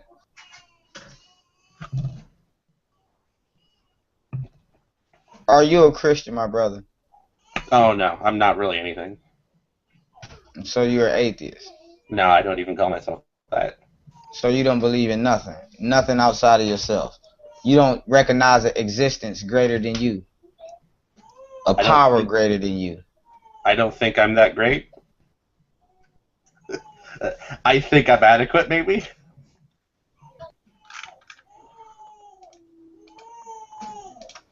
Here's the wiki page. I know it's wiki, but sometimes they get stuff right. That goes into depth as to that the characters and the characters are the same. Whether it's an aleph in the Paleo Hebrew, it's still an aleph either way. And they've had some archaeological evidence found somewhere, and I'm still looking for that right now to show you that what came off of Sinai was most likely the block Hebrew that we know, the common Hebrew we know today, and that the Hebrews kind of adopted other things into it, like the Paleo Hebrew is what led to the Alpha. You know, it's the transition from not the Alpha, man. You're not even pronounce. It's called the Aleph. Aleph, yeah, but the Greek in Hebrew, there's a theory that. Hey, listen, dude. We know that you just showed me that you're reading right off a script. Save it, my brother. No, there's a theory taught by my Hebrews that say that Hebrew is the mother tongue for that the Hebrew is the mother tongue of all languages. That Adam spoke Hebrew, that Noah spoke Hebrew, that Abraham spoke Hebrew. Brother, I just spoke the Hebrew to you, and you thought I was speaking Yiddish. No, I didn't. And all the all the languages were originally. What is Yiddish? So that's why I said that's why that aleph that we have there would have led to what would have led to the alpha. You talking about an alpha, an aleph? Let me tell you something. What is Yiddish? Dude, brother? Are you not listening to me? I heard you. Oh, no, he's not. He's not listening to you. No, he's not. You talking about alpha and aleph? You don't know what you talking about. I just spoke the Hebrew to you. You can't understand nothing, but you want to talk to me about Hebrew. Save it, man. That's like talking to a heart surgeon about heart surgery, and you ain't nothing but a damn paralegal. It don't make no damn sense. So was I correct in when I heard you say that you read from the King James Bible? That's right. So you believe in unicorns? No, sir. Could you show me unicorns in the Bible? In the King James, it's in Numbers, it's in Deuteronomy, it's in Job, it's in Psalms, and it's in Isaiah, and it might also be in Daniel. Okay. Go ahead and show me. Give me a scripture. Give me a verse. Numbers 23:22. Read it. Let's see. I have to look it up again because I don't want to misquote it. Go ahead. Let's get it. Let's break it down. Okay. See, God brought them out of Egypt. He hath as it were the strength of a unicorn. Okay. And so when you see the word unicorn there, man, when you see the word unicorn there, a picture of what the European has did to a horse come up in your mind, huh? Well, I mean, a horse with a horn on his head, huh? Well, King James was a European. Dude, what? King James is British. Brother, King James was a European, yes. But when you say European, you're talking about quote-unquote white guy. King James wasn't a white man. King James was a black Negro with woolly hair. Well, whether he was black or white, brown-skinned Negro. Whether he was black or white, he was still European. Yes, because we ruled Europe. That's right. Okay, but that's not really what I'm talking about here. But you was claiming that King James was a European on the descent that he was a white man. You weren't claiming that he was a European to say he was dark. I never once claimed about the color. So what was your point of bringing up King James? So what was your point of bringing him up being a European? Because you said you're thinking of the European thought of unicorn with a horn coming out of its head, and I said, well, yeah, King James was European. When I said European, you know I'm talking about white man. When you say European, you talking about a landmass. I think he was talking about culture. Yeah. No, he wasn't talking about culture. Like, actually, yeah, I was. You're all right, brother. Let me tell you something. We cleared it up then. Check this out. King James was a so-called Negro. When I said Europeans, I mean your ancestors. How do That's you what know I where mean. I'm from? King James, because your spirit already testified to it. What did my spirit whisper to you exactly? Your spirit told me you was the devil. I'm the devil. Okay. I mean that's You're the possible, seed of but it. is only Europeans the devil? See, he's not. See, I told you he's talking about skin color. You see, he can't piss on my head and tell me it's raining. So anybody else want to take up for him and talk and say he talking about geographical landmass? I'm not talking about either one. I'm talking about culture. You I mean, talking about you brought up European? Yeah, you brought whatever, up brother. skin You color. hanging yourself and you know it. That's exactly I what just you're said doing. King James was a. I You just brought said up King James was a black. I just said a King black James. man. Yeah, because I knew you were saying he was a white man. And then, no, I never Just once like said you're he was a trying to white say man. now. I never once said he was a white man. I said he was European. I knew what you was getting at, brother. You can't piss on my head and tell me it's raining. I got game to sell salt to a snail and water to a whale. I'm from the streets, my dude. That shit don't work with me. Jesus, who cares if he was a black man or a brown man or I really don't care. man or a green man? I mean, he had the European understanding of what a unicorn was. Because he Yeah, was see, European. you hear him? You hear him? He had a European understanding of a unicorn was. Because he Don't was you know, European. man? All right. He existed in Europe. He had the European idea of everything.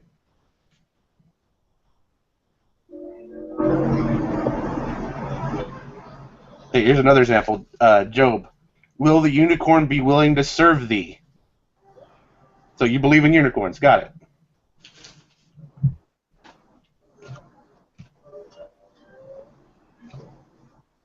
This dude about as bright as a blackout, man.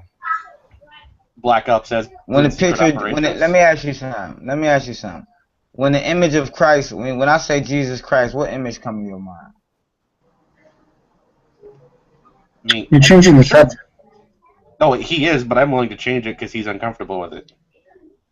No, I'm giving him an analogy right now. I'm about to show him how goddamn low his IQ is and his comprehension level. I'm almost positive. And his ability to think rational and see through bullshit. You see what I'm saying? All the Caucasian, no one sees what you're saying. Listen, all a white person got to do is take something like the word unicorn in the Bible and then create a picture of what he says it looks like, and then a dummy like you comes along and say you believe in unicorns. You's a stupid dude, man. You like it's so crazy, man. That's why I just asked you. When I say Jesus Christ, what image popped in your Please mind? speak at me in English. Like When the I real ask you, English. okay, all right. When I say Jesus Christ, when I ask you who is Jesus Christ, what image pops to your mind? What image pops in your mind? Then I wanted to ask: are we talking about a picture or the idea? A picture. What pops in your mind? The white man with curly blonde hair. And who is that white man with curly blonde hair? A complete fiction made up by stupid people. Who is he? He's the picture of Jesus? Who is the man? I don't know. Who is the white Jesus supposed to be? I'm not a Christian. I told you, let me tell you something. That's how you know this dude IQ level is so low. I'm using an analogy to show him. Just like the white man took something out the Bible where it said unicorn and then painted up a goddamn horse with a horn on his head. It's the same thing the white man did when it said Christ, and they painted up goddamn Cesar Borgia, the son of Pope Alexander VI of Rome, who was a goddamn pedophile and a rapist, murdered his brother-in-law to marry and sleep with his own sister Lucretia. And that's the nigga they got painted up as Christ. Leonardo da Vinci's gay lover. If you don't believe me, just Google it, man. When you Google, well, all right, don't concern yourself with it. For all the listeners, Google in your side screen, pull up another page and just Google Cesar Borgia. Watch you see the pictures of Christ. That's the nigga they painted up. So the Europeans always take everything in the Bible and mystify it. Yeah, you get what I'm saying? So So you don't understand when it's saying unicorns, you so goddamn silly. You thinking the first thing that pop in your mind is the pictures that the Caucasians and these white folks gave you of what a unicorn is. Just like when I say Jesus Christ, the first picture that pop in your mind is a blue-eyed, blonde-haired guy. So, but I You don't guys actually are believe in that guy. you are lost. That once, brother, you don't understand nothing in the Bible, man. You got you nothing. You ask me, do I believe in unicorns? Are you done? Ask any listen, man. Ask any Hebrew Israelite, they gonna goddamn laugh. Ask any Hebrew Israelite that they gonna I goddamn believe laugh. they'll be as wrong as anyone else. No, because they know what the hell that means. No, they don't. Evidently, you so westernized. You haven't even think said it yet. you listen. You so damn westernized. You think when it say unicorn, it's talking about some goddamn horse with a horn in his head that the European white man done drew up. Whatever. You I mean, goddamn dummy, man. I'm still done with you, haven't. dude. Well, I'm not done with you, so I don't care. Okay. So, I mean, you're not giving me what a unicorn is if it's not that.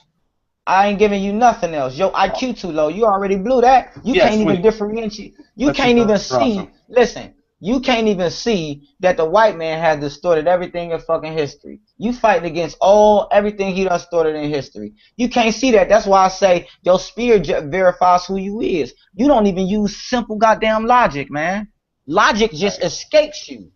So I can't even talk with you, man. Like, we on two different wavelengths. Like, you all the way down here and I'm all the way up here. As far as logic. Yeah, I do believe in the Dunning-Kruger effect. You used to ride the little bus, didn't you? You rode the little bus when you went to school? The little bus? Didn't actually ride with like 4 seats on it? I didn't actually ride the bus. I don't even think my school district had a little bus. Yeah, little bus was for the LD kids. Yeah, okay. You know, you used to wear a helmet when you was little, didn't you, to school? You used to wear a helmet to school when you was little, didn't you? I don't think anyone actually wears elbow pads. Do people actually wear helmets to school? I don't know, man. You had to wear one, man, because you sound retarded right now, dude. Like, I mean, that's exactly what I'm thinking about you right now. Because I was going to actually admit that if Jesus was real, he was most likely Middle Eastern. You know that they actually found the tomb of Jesus recently? Oh, no. Wait 1 second. I want to deal with this nonsense. Right. Well, no, this actually isn't nonsense. This is actually quite scholarly. Where, well, I know, but that's why I pointed out I wanted to deal with his nonsense. Oh, and not actually move to something. Yeah. I mean, first off, I'm actually Native American. I don't know if you consider that white or not, but on your father's side or your mother's side? Both. So both your mother and father Native American? Yes. You a damn lie, man. And I can sense it. I don't really your care if you spirit think I'm telling lying. me. Or just yes or no, are your father Native American? Is your father Native American? Yes. What's his father? Native American. And what's his father? Native American. So let me ask you something. How did the Native Americans get over here to the shores of North America? Well, by a land bridge is the most common theory. You hear this fool? I thought you was Native American. What your ancestors tell you? You realize that being Native American doesn't mean I share their religion? No, I said what.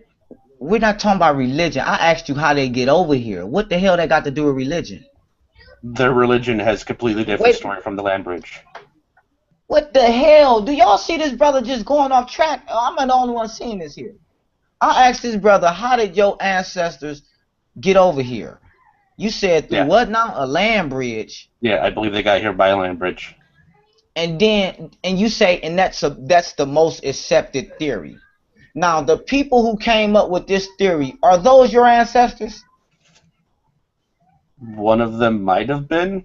I mean, we've been going to college for a really long time. Dude, what did your ancestors tell you about how they came over here? What, the ignorant ones? What did your ancestors tell you about how their ancestors came? You guys don't have any stories. You don't know shit about your ancestors? Hell no. I don't care about their ignorant stories. My most direct ancestors. You disrespectful. Your ancestors will smack lights out you. If your grandmother heard you say that, let me tell you, if your grandfather heard you say that, what would he do, brother? Say you don't care about your ancestors' stories. What would your grandfather do if he heard you say that? He was the first one to hand me this Earth science book, actually, so I think he'd be okay with it. Yeah, okay. What he said he'd smack his ancestors? He don't give a damn about they nonsense? Okay, I guess. Well, let me tell you something, my brother.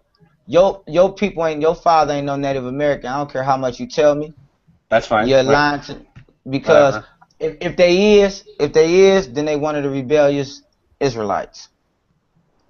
And you are a rebellious Israelite. If your father Native American, then you are a rebellious Israelite, because the Native Americans are Israelites.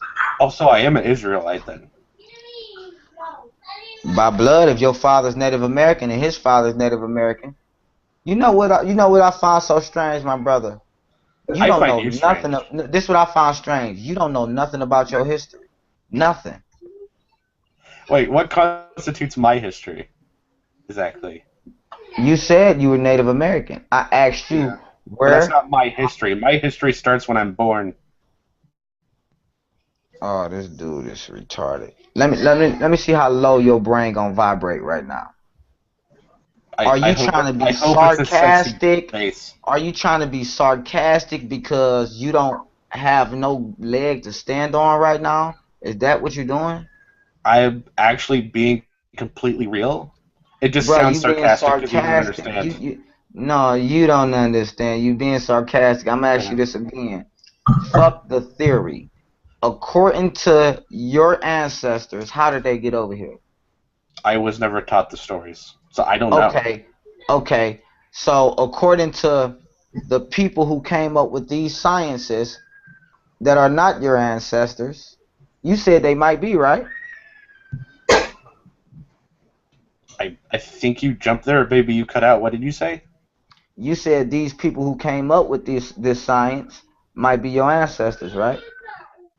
Oh yeah, like I said, we've all been to college for a really long time. No, when I asked someone down the road might have actually had a hand in dealing with it. So, but you don't know. Are you claiming an ancestral lineage that you're not sure of? I am claiming that my family were Native American. Also, you're kind of lumping. You're also kind of lumping all the Native Americans into one pool. They all believed a whole lot of different things. No, according to what? According to all of them. Food. No, brother, I got 100 books on Native Americans. I'll pull right out and screen share for you right now. I don't play, man. Here's the first thing. Let's see it. Here's the first thing. If you walk up to a tribe of Native Americans and call them Native Americans, they will correct you and tell you what tribe they are. People don't believe stuff stink. So you ask me how Native Americans think they got here. Well, shit, that depends on which fucking tribe you ask. Okay. Okay, bro. I guess. You come up here. You don't know anything about Native Americans. I don't know why I'm talking to you. You're silly.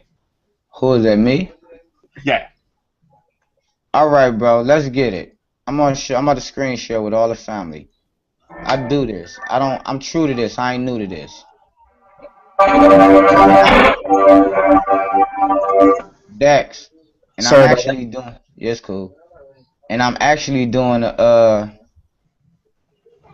what the heck is going on? I can't screen share. I know you can't understand because your brain's small.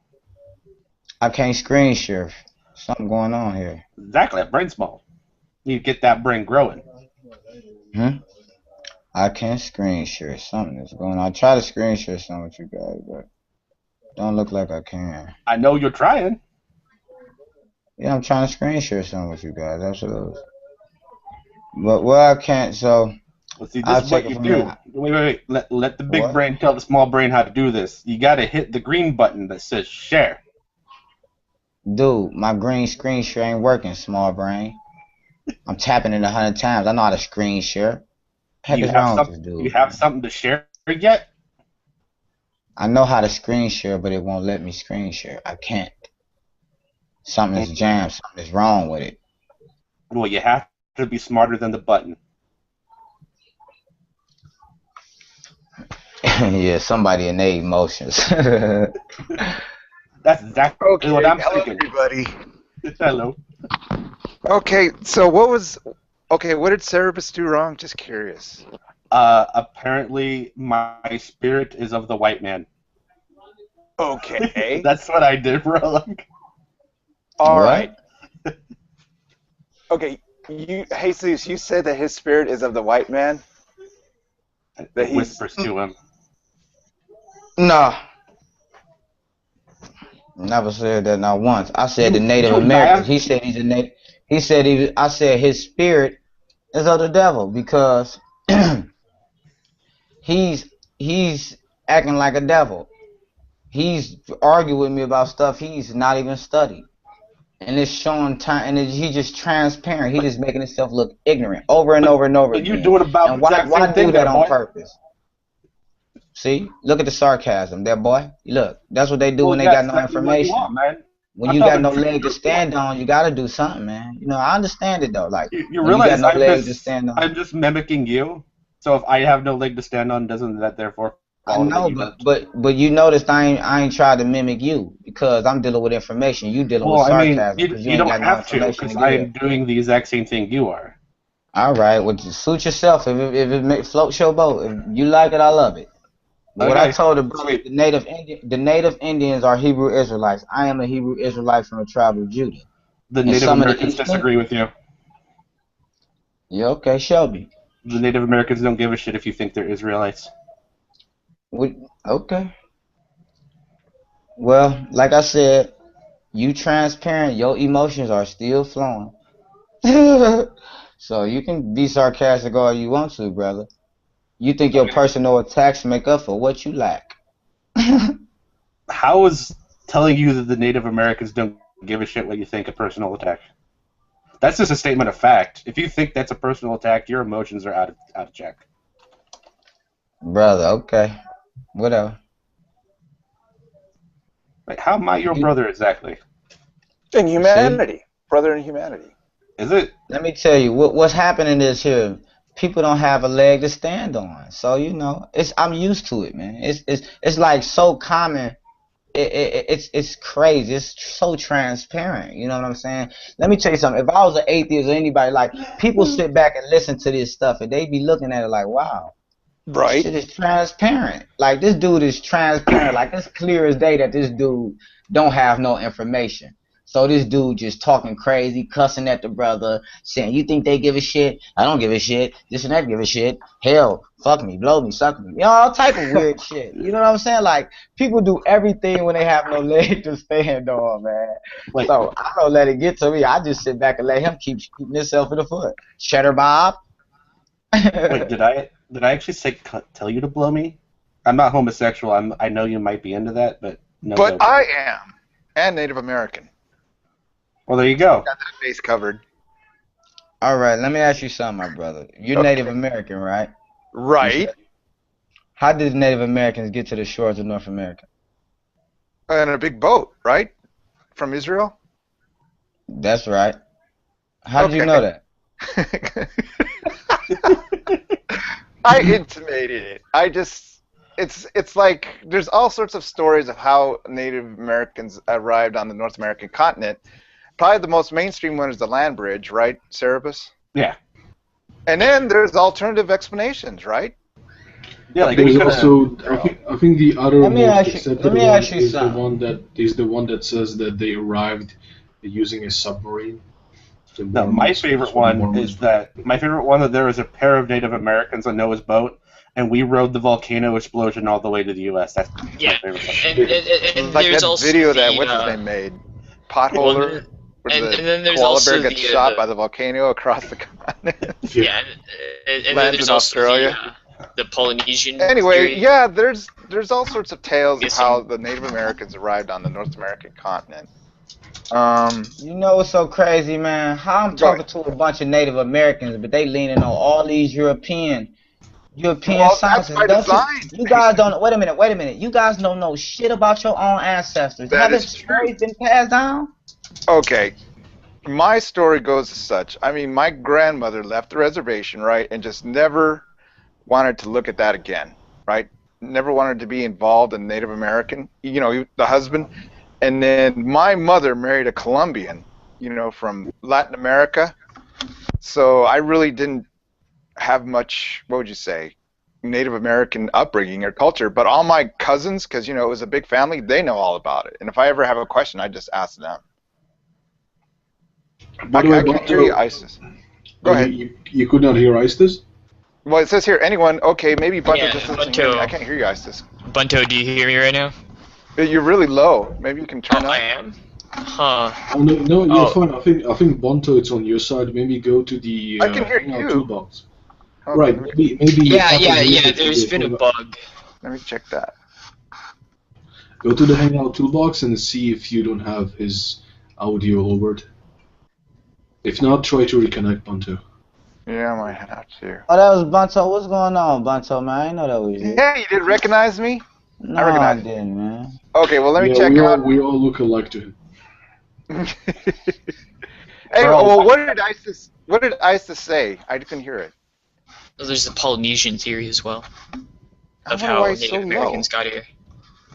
But you know, that's probably not the full story. It is probably a mixture of the land bridge and the Okay, I'll Polynesians. check out and come back in. All right? Tell me, Okay, tell me about that, Astis. Well, yeah. So you know, the Polynesians have been seafaring for close to thousands of years now, and so some of the theories is that you know, there's the land bridge theory, but then there's also the theory that the Polynesians came in around in Central or South America. I can hear now. Great, great. And who were the Polynesians? The Islanders. Yeah, yeah. Pacific. Yep. And where did they come from? The same way, along the coast of the land bridge. Right? No, they came from Southeast Asia, essentially. Yeah, but didn't they follow, you know, migrate up the coast?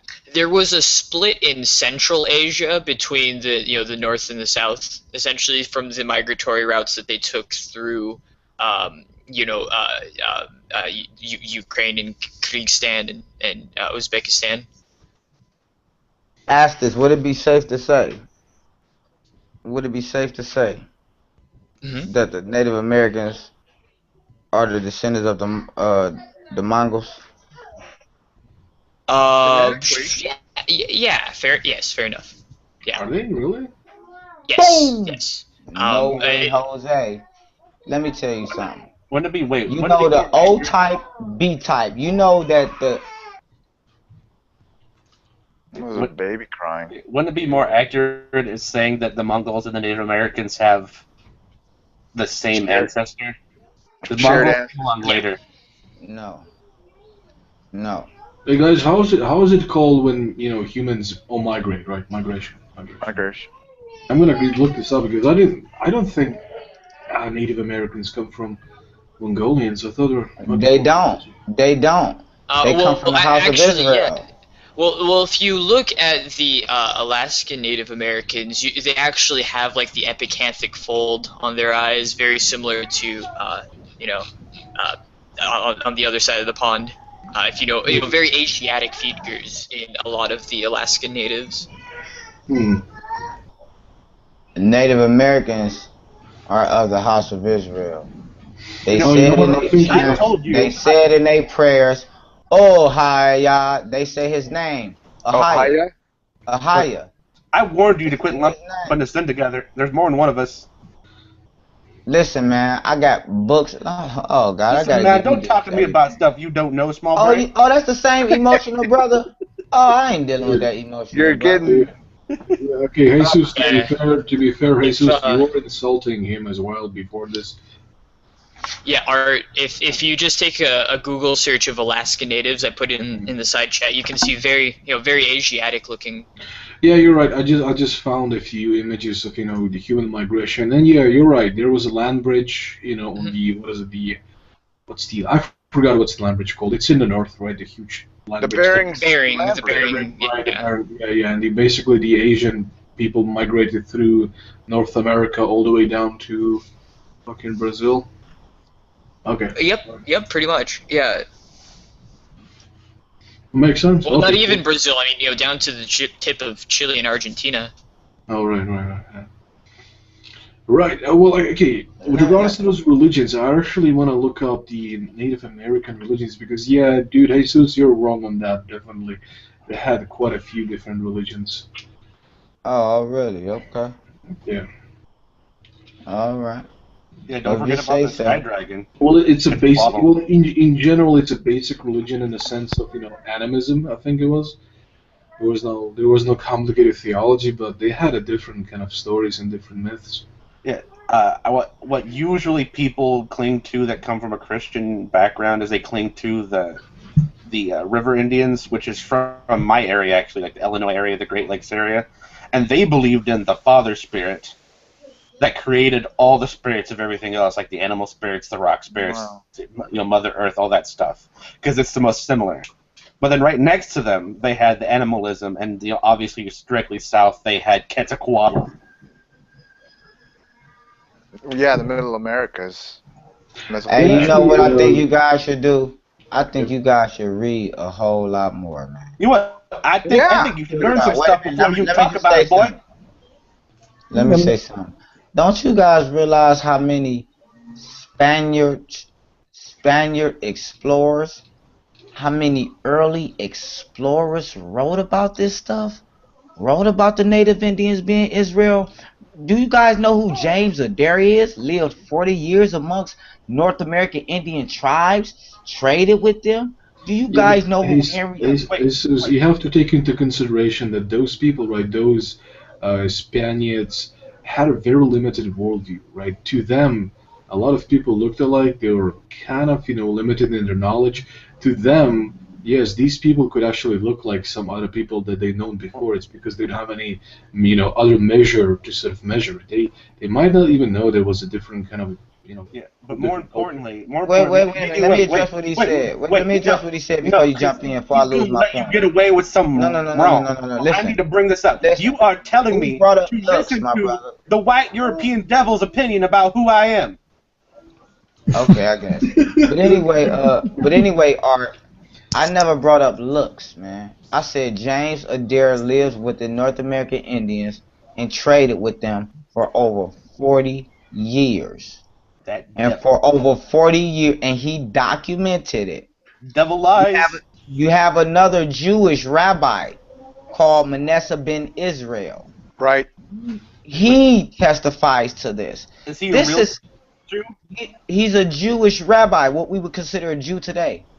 But so he's a Syrian, right? He's a Syrian. He's not a real Jew. No, he's what we would call a Khazar. Khazar, yeah.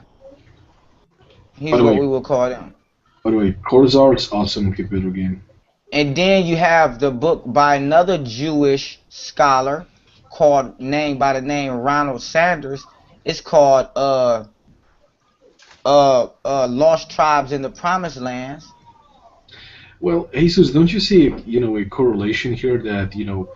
You guys need to read, man. You need to read. Hold on, Jesus, listen. You're bringing us Jewish scholars who have a Jewish worldview, and you're kind of surprised that they see Jewish aspects in other people. Well, that kind of makes sense. Wait a minute. No, slow down, brother. Jewish bias. Wait a minute. Right. I just gave you two Jewish scholars that's confirming that the native Indians are Hebrew Israelites. Now, we can go.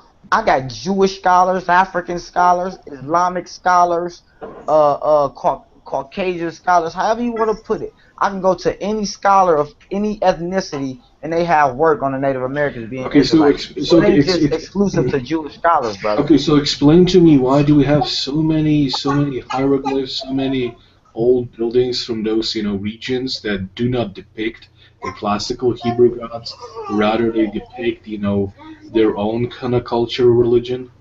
Wait a minute, the classical Hebrew gods. We only have one power. We don't have more than one god. That's what you got now. Actually, there's hold on. Actually, in modern view, there's actually a view that is gaining some credence that before the year 400 BC, Jews were actually worshipping many gods. It's Yeah. after the Christian Reformation, it has been changed into sort of monotheism. That oh yeah, our people, the Jews also worshipped one god. All the other gods were false. But actually, there's archaeological evidence of different statues, that the Jews Well, had. you can find evidence in the Bible itself of polytheism. Right. Right. Elohim, This dude is Elohim, slow, gods, it's a man. pantheon, right? No, it's the duality. Duality. Look, small brain. He's talking Look, about the smack through Nervous, the eye. don't call him small brain. That's really mean. Man, he was calling me small brain for 2 hours. Yeah, You call him small brain. Take it back, Jesus. Yeah, well, Bondo, to be fair, okay, Jesus was insulting him like long before this. He was calling him moron, retard, uneducated, all sorts of things. So Hold on, listen. I'm from the streets. We don't even use the word moron, brother. That's your sure, European shit. sure. I don't remember exactly what you said, but you definitely insulted his intelligence. I said he must have rode the little bus. You also said a lot of other things before. Yeah, this. I called him stupid. Yes, that's an insult. I don't want him to take it back. That way I am justified in my behavior. No, because I love this. that's been a long time ago. Look, boy, man. you shut up. You don't know nothing about For this. the sake You need to of read some more. dialogue. Yeah, I agree with Buncho. Okay, let's get Okay, fine. But hey, if he starts again, you're welcome to get back. I guess ad hominem. Okay, where were we on the We're talking about how some Jewish rabbis came to Native America and they said that Native Americans are Israelites. Well, that's simple. Prove it, right? Right, yeah, show us. I was actually Googling Mashiach bit Israel, but I cannot really find it. Can you spell it maybe, Jesus, or show some links? And not to YouTube videos, please, because we don't have time to watch them. Man, I can't. Some paper would be nice. Brother, I guarantee it, and I could put 100. I could put any amount of money on it. I give you the link. You can study the link next week. You'll still have the same understanding you got right now. You know why? Because it's no point with you. You people your minds are so goddamn closed off to anything. Listen, Art. I've went in the Bible and proved in many hangouts when you was in there that the salvation was only for the Israelites, each and every time.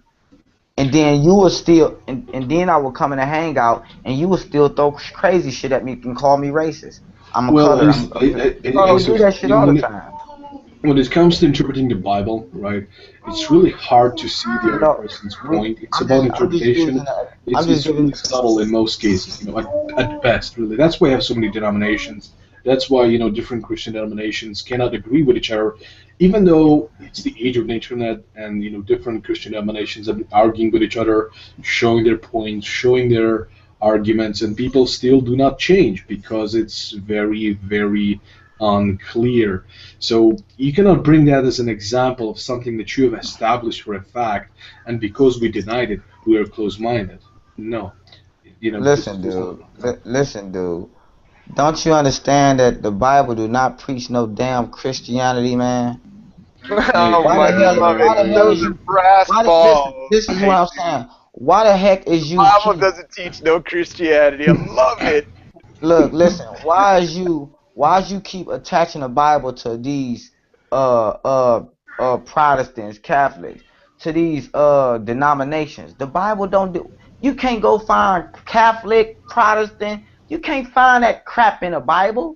Okay, yes, you're right. That's something these fools came up with, man. So don't try to use the Bible and attach it to them as if what they're doing is out the Bible. Get out of here with that garbage, man. You're right. You're stealing their book and calling it something else. No, they stealing our book and calling it something else. They are family records. It ain't for no European Caucasians. Yeah, I think they got it. I think you're just stealing it from them.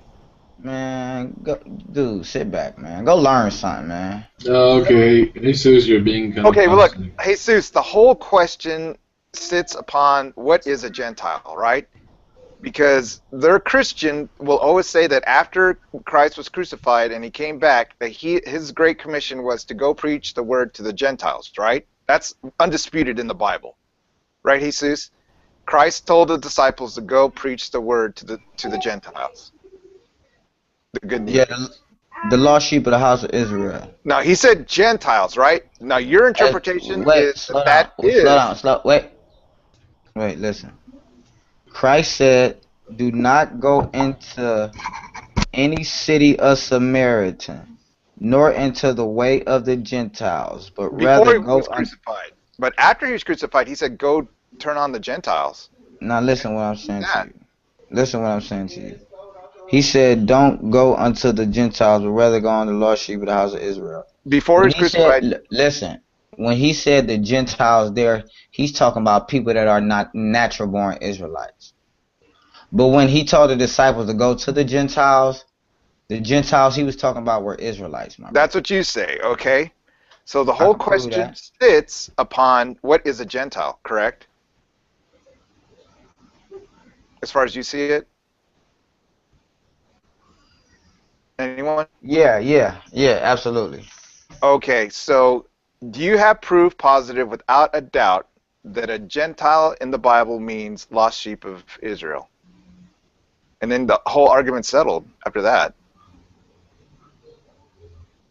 Yes, I do, and more than often, yes, I do. And more than often, it's referred to as Gentiles. There are two types of Gentiles. When Christ say Gentile in the New Testament, when he tells them don't go unto the city of Samaria or to the Gentiles, when he say Gentiles there, those are people who are not Israelites, period. Okay, I can understand that. But when he tells it, because you have to remember, in the time of remember the Israelites was pushed out, and they came in and set up their altars and all their pagan crap in the land. That's why that's in the time of Kings, in the book of Kings. That's right. That's why Christ told them, don't go into the city of Samaria, any city of Samaria, because that's what they was doing over there. You get what I'm saying? But he told them, go rather I to the understand lost the sheep of the house of mechanics. Israel. The thing is that the Christian's going to come up to you and say the Gentiles are everybody, but what you're saying is Yep, and they're not. I'm about to show you right now. I'm about to prove it to you right now, brother. All right? I'm about to prove it to you right now. Get your Bibles out. I don't have a Bible. All right, well, get your Bible out. Well, if you don't have a Bible, I trust you. I'll put it up on the screen. Yeah, well, if you don't have a Bible, you can actually put Art, it up. Are you ever going to give back my Bible? Put it up on the screen. Say what? Are you ever going to give me my Bible back? You borrowed it, remember? Oh, yeah, sorry about that. I was drunk, sorry. You needed a doorstop?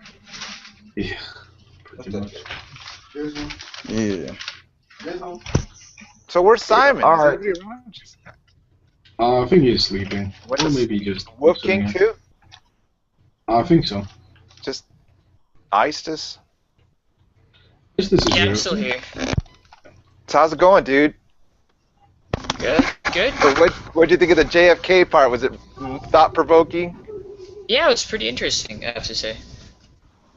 We didn't really, I mean, we hardly scratched the surface, to be honest. Because you got in a big arena battle with Pyong. I mean, it was hardly a battle. I mean, it was, it was him mostly just being, just him showing off his incredulity. So. Let me show you something. If anybody got their Bibles, right? Anybody can look this up. Which Go Bible? to King James Picture Version. Bible? Get your King James Bible. Yeah, get your 1611 King James Bible. Because I got my Linux Bible. Let me show y'all something. Right? Now we're gonna go to Revelations 22 and 14. Preach it, bro. Right? I'm gonna get it for y'all here. Can we get back to the unicorns after that? If you touch a vampire with a Bible, they like shrink. Anyone? Like I don't Shrink? know. Never met a Maybe. vampire. Like cold water shrinkage? That kind of shrinkage? I don't know, something, you know. Is it painful or embarrassing? If you don't have any holy water, whip out a Bible or something. Beat him, No, I beat think him we with the just have Bible. flaccid cock. No, you just summon your unicorn, and everything's better. Here's the trolls. So Revelations 14. Blessed are they that do his commandments. No, Revelation 14, 12 through 20. Go to verse 12 through 20. Oh, 14. Yeah, 12 through 20.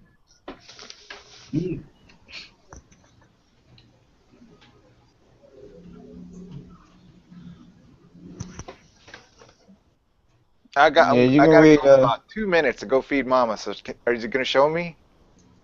Yeah, Revelations 12. Revelations 12. Well, I thought 14. screen share it.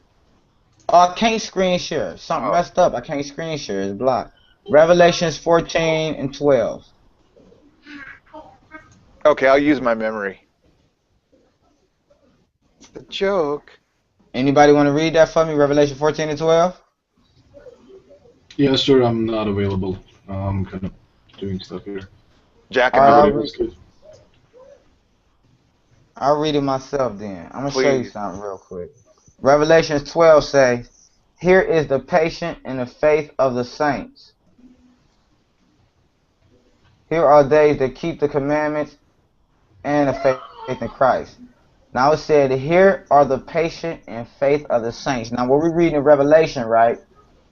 The Most High gave John the Revelator a vision on the island of Patmos. And he gave him a vision of the kingdom. Right. And absolutely. And that's what we're reading here.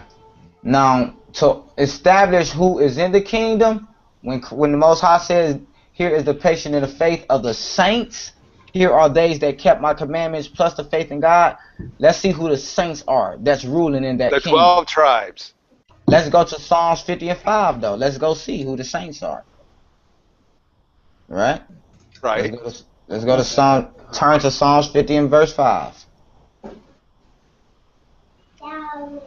Christian would never read this to you. A Christian would never read this to you. Anytime y'all get around any Christians, just ask them about the verses I'm giving y'all and watch how they dance around them.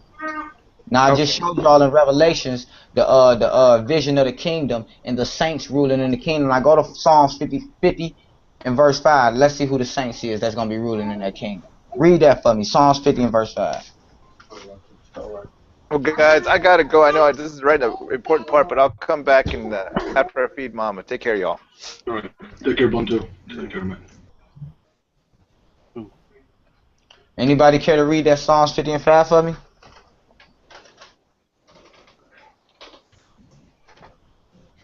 Yeah, everybody got up? What the fuck?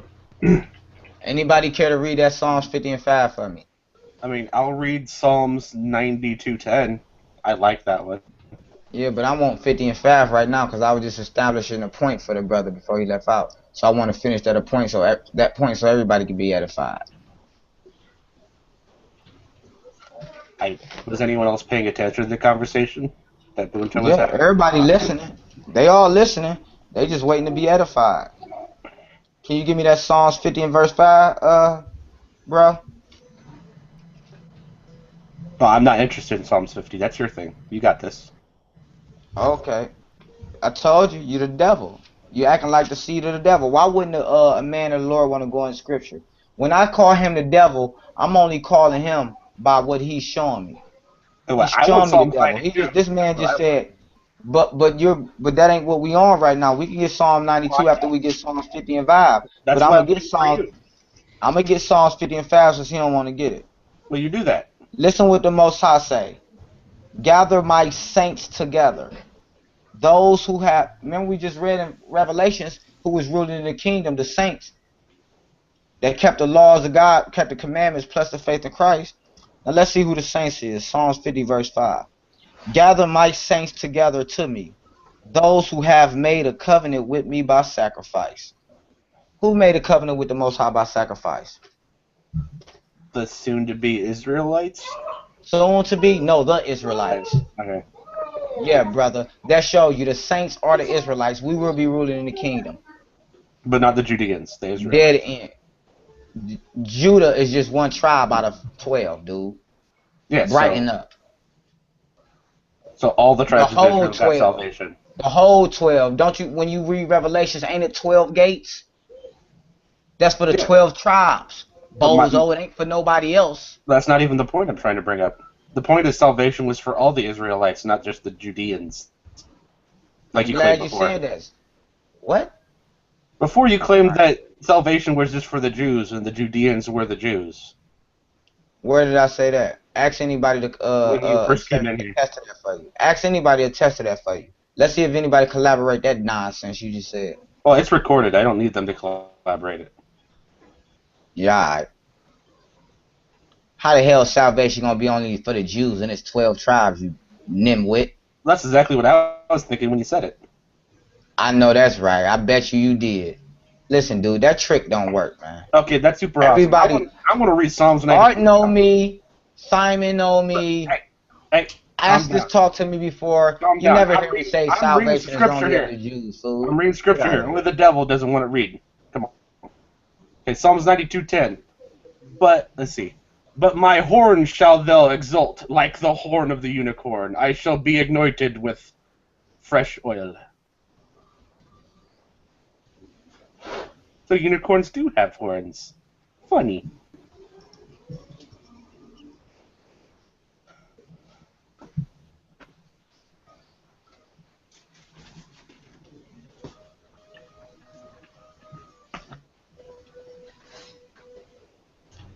Silence.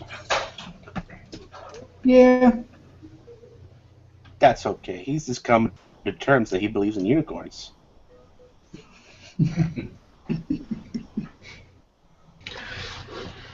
Hey guys, what do you think? Should I get this hangout off air? Get some privacy? Ooh, you wanted to get sexy in here? Yeah, I'm getting so hot. Yeah, it's cool. It's cool with me. Not the sexy, but the off-air thing's fine. Let me ask you something, brother. When we read Luke 1:69, right? When we read Luke chapter 1, verse 69. Let me turn to it. Well, I got my Bible right. Luke chapter 1, verse Luke 1, verse 69. Let's get it. It says, and he has raised up a horn of salvation for us. I guess that horn is a unicorn too, huh? Maybe. This dude is a goddamn fool. And he has raised up a horn of salvation for us in the house of David, his servant, as he spoke by the mouth of his holy prophets, who have been since the world began, that we shall be saved from our enemies and from the hand of all who hate us. That's Christ for the Israelites, and I guess according to your dumb self, that horn is a damn unicorn, huh? Well, I said it could be. It doesn't Yeah, say okay. unicorn, does it? It just said the horn is Christ, you dummy. You just silly, man. You just silly. The horn man. is what? The horn of salvation is Christ, you nimwit. Is Christ? So Christ is a unicorn? No, your dumb ass just don't understand what horn mean. You thinking of a unicorn some white man drew up with a goddamn cone on his head. Man, you European now. You westernized, man. Stop talking, dude. But unicorn literally means one horn. Dude, stop So it. does Christ have a single horn? You's a goddamn dummy, man. You think about a damn horse with a goddamn horn on his Well, I head. mean, you're the one Shut that up. Save Christ is it, a unicorn. man. Just save it, man. I mean, I want you to tell any other Save Hebrew. it. Ain't no damn unicorns, man. Save it, man. You the damn unicorn. Maybe I am. Maybe I am a magical beast with a single horn. That's why I said this dude is straight devil, man. This dude ain't nothing but Satan, man. Look how he fight with the scriptures. How he fight with him. He read in the Bible to He fight. disagrees with your interpretation. Is not actually fighting the scripture. I ain't give an interpretation, dummy. If you read the scriptures, the horn of salvation is Christ, you damn dummies. That ain't no interpretation. You stupid. He raised up a horn of salvation. Yeah. Oh, come on. I was having fun. Yeah, I'm sorry. Nah, he called us dummies and too much. I gave him a warning. We were talking for hours about his stupid shit. I don't know. Hey guys, we're gonna go off air. Maybe we're gonna move to Nadia's hangout since she's already back. So yeah. I can't.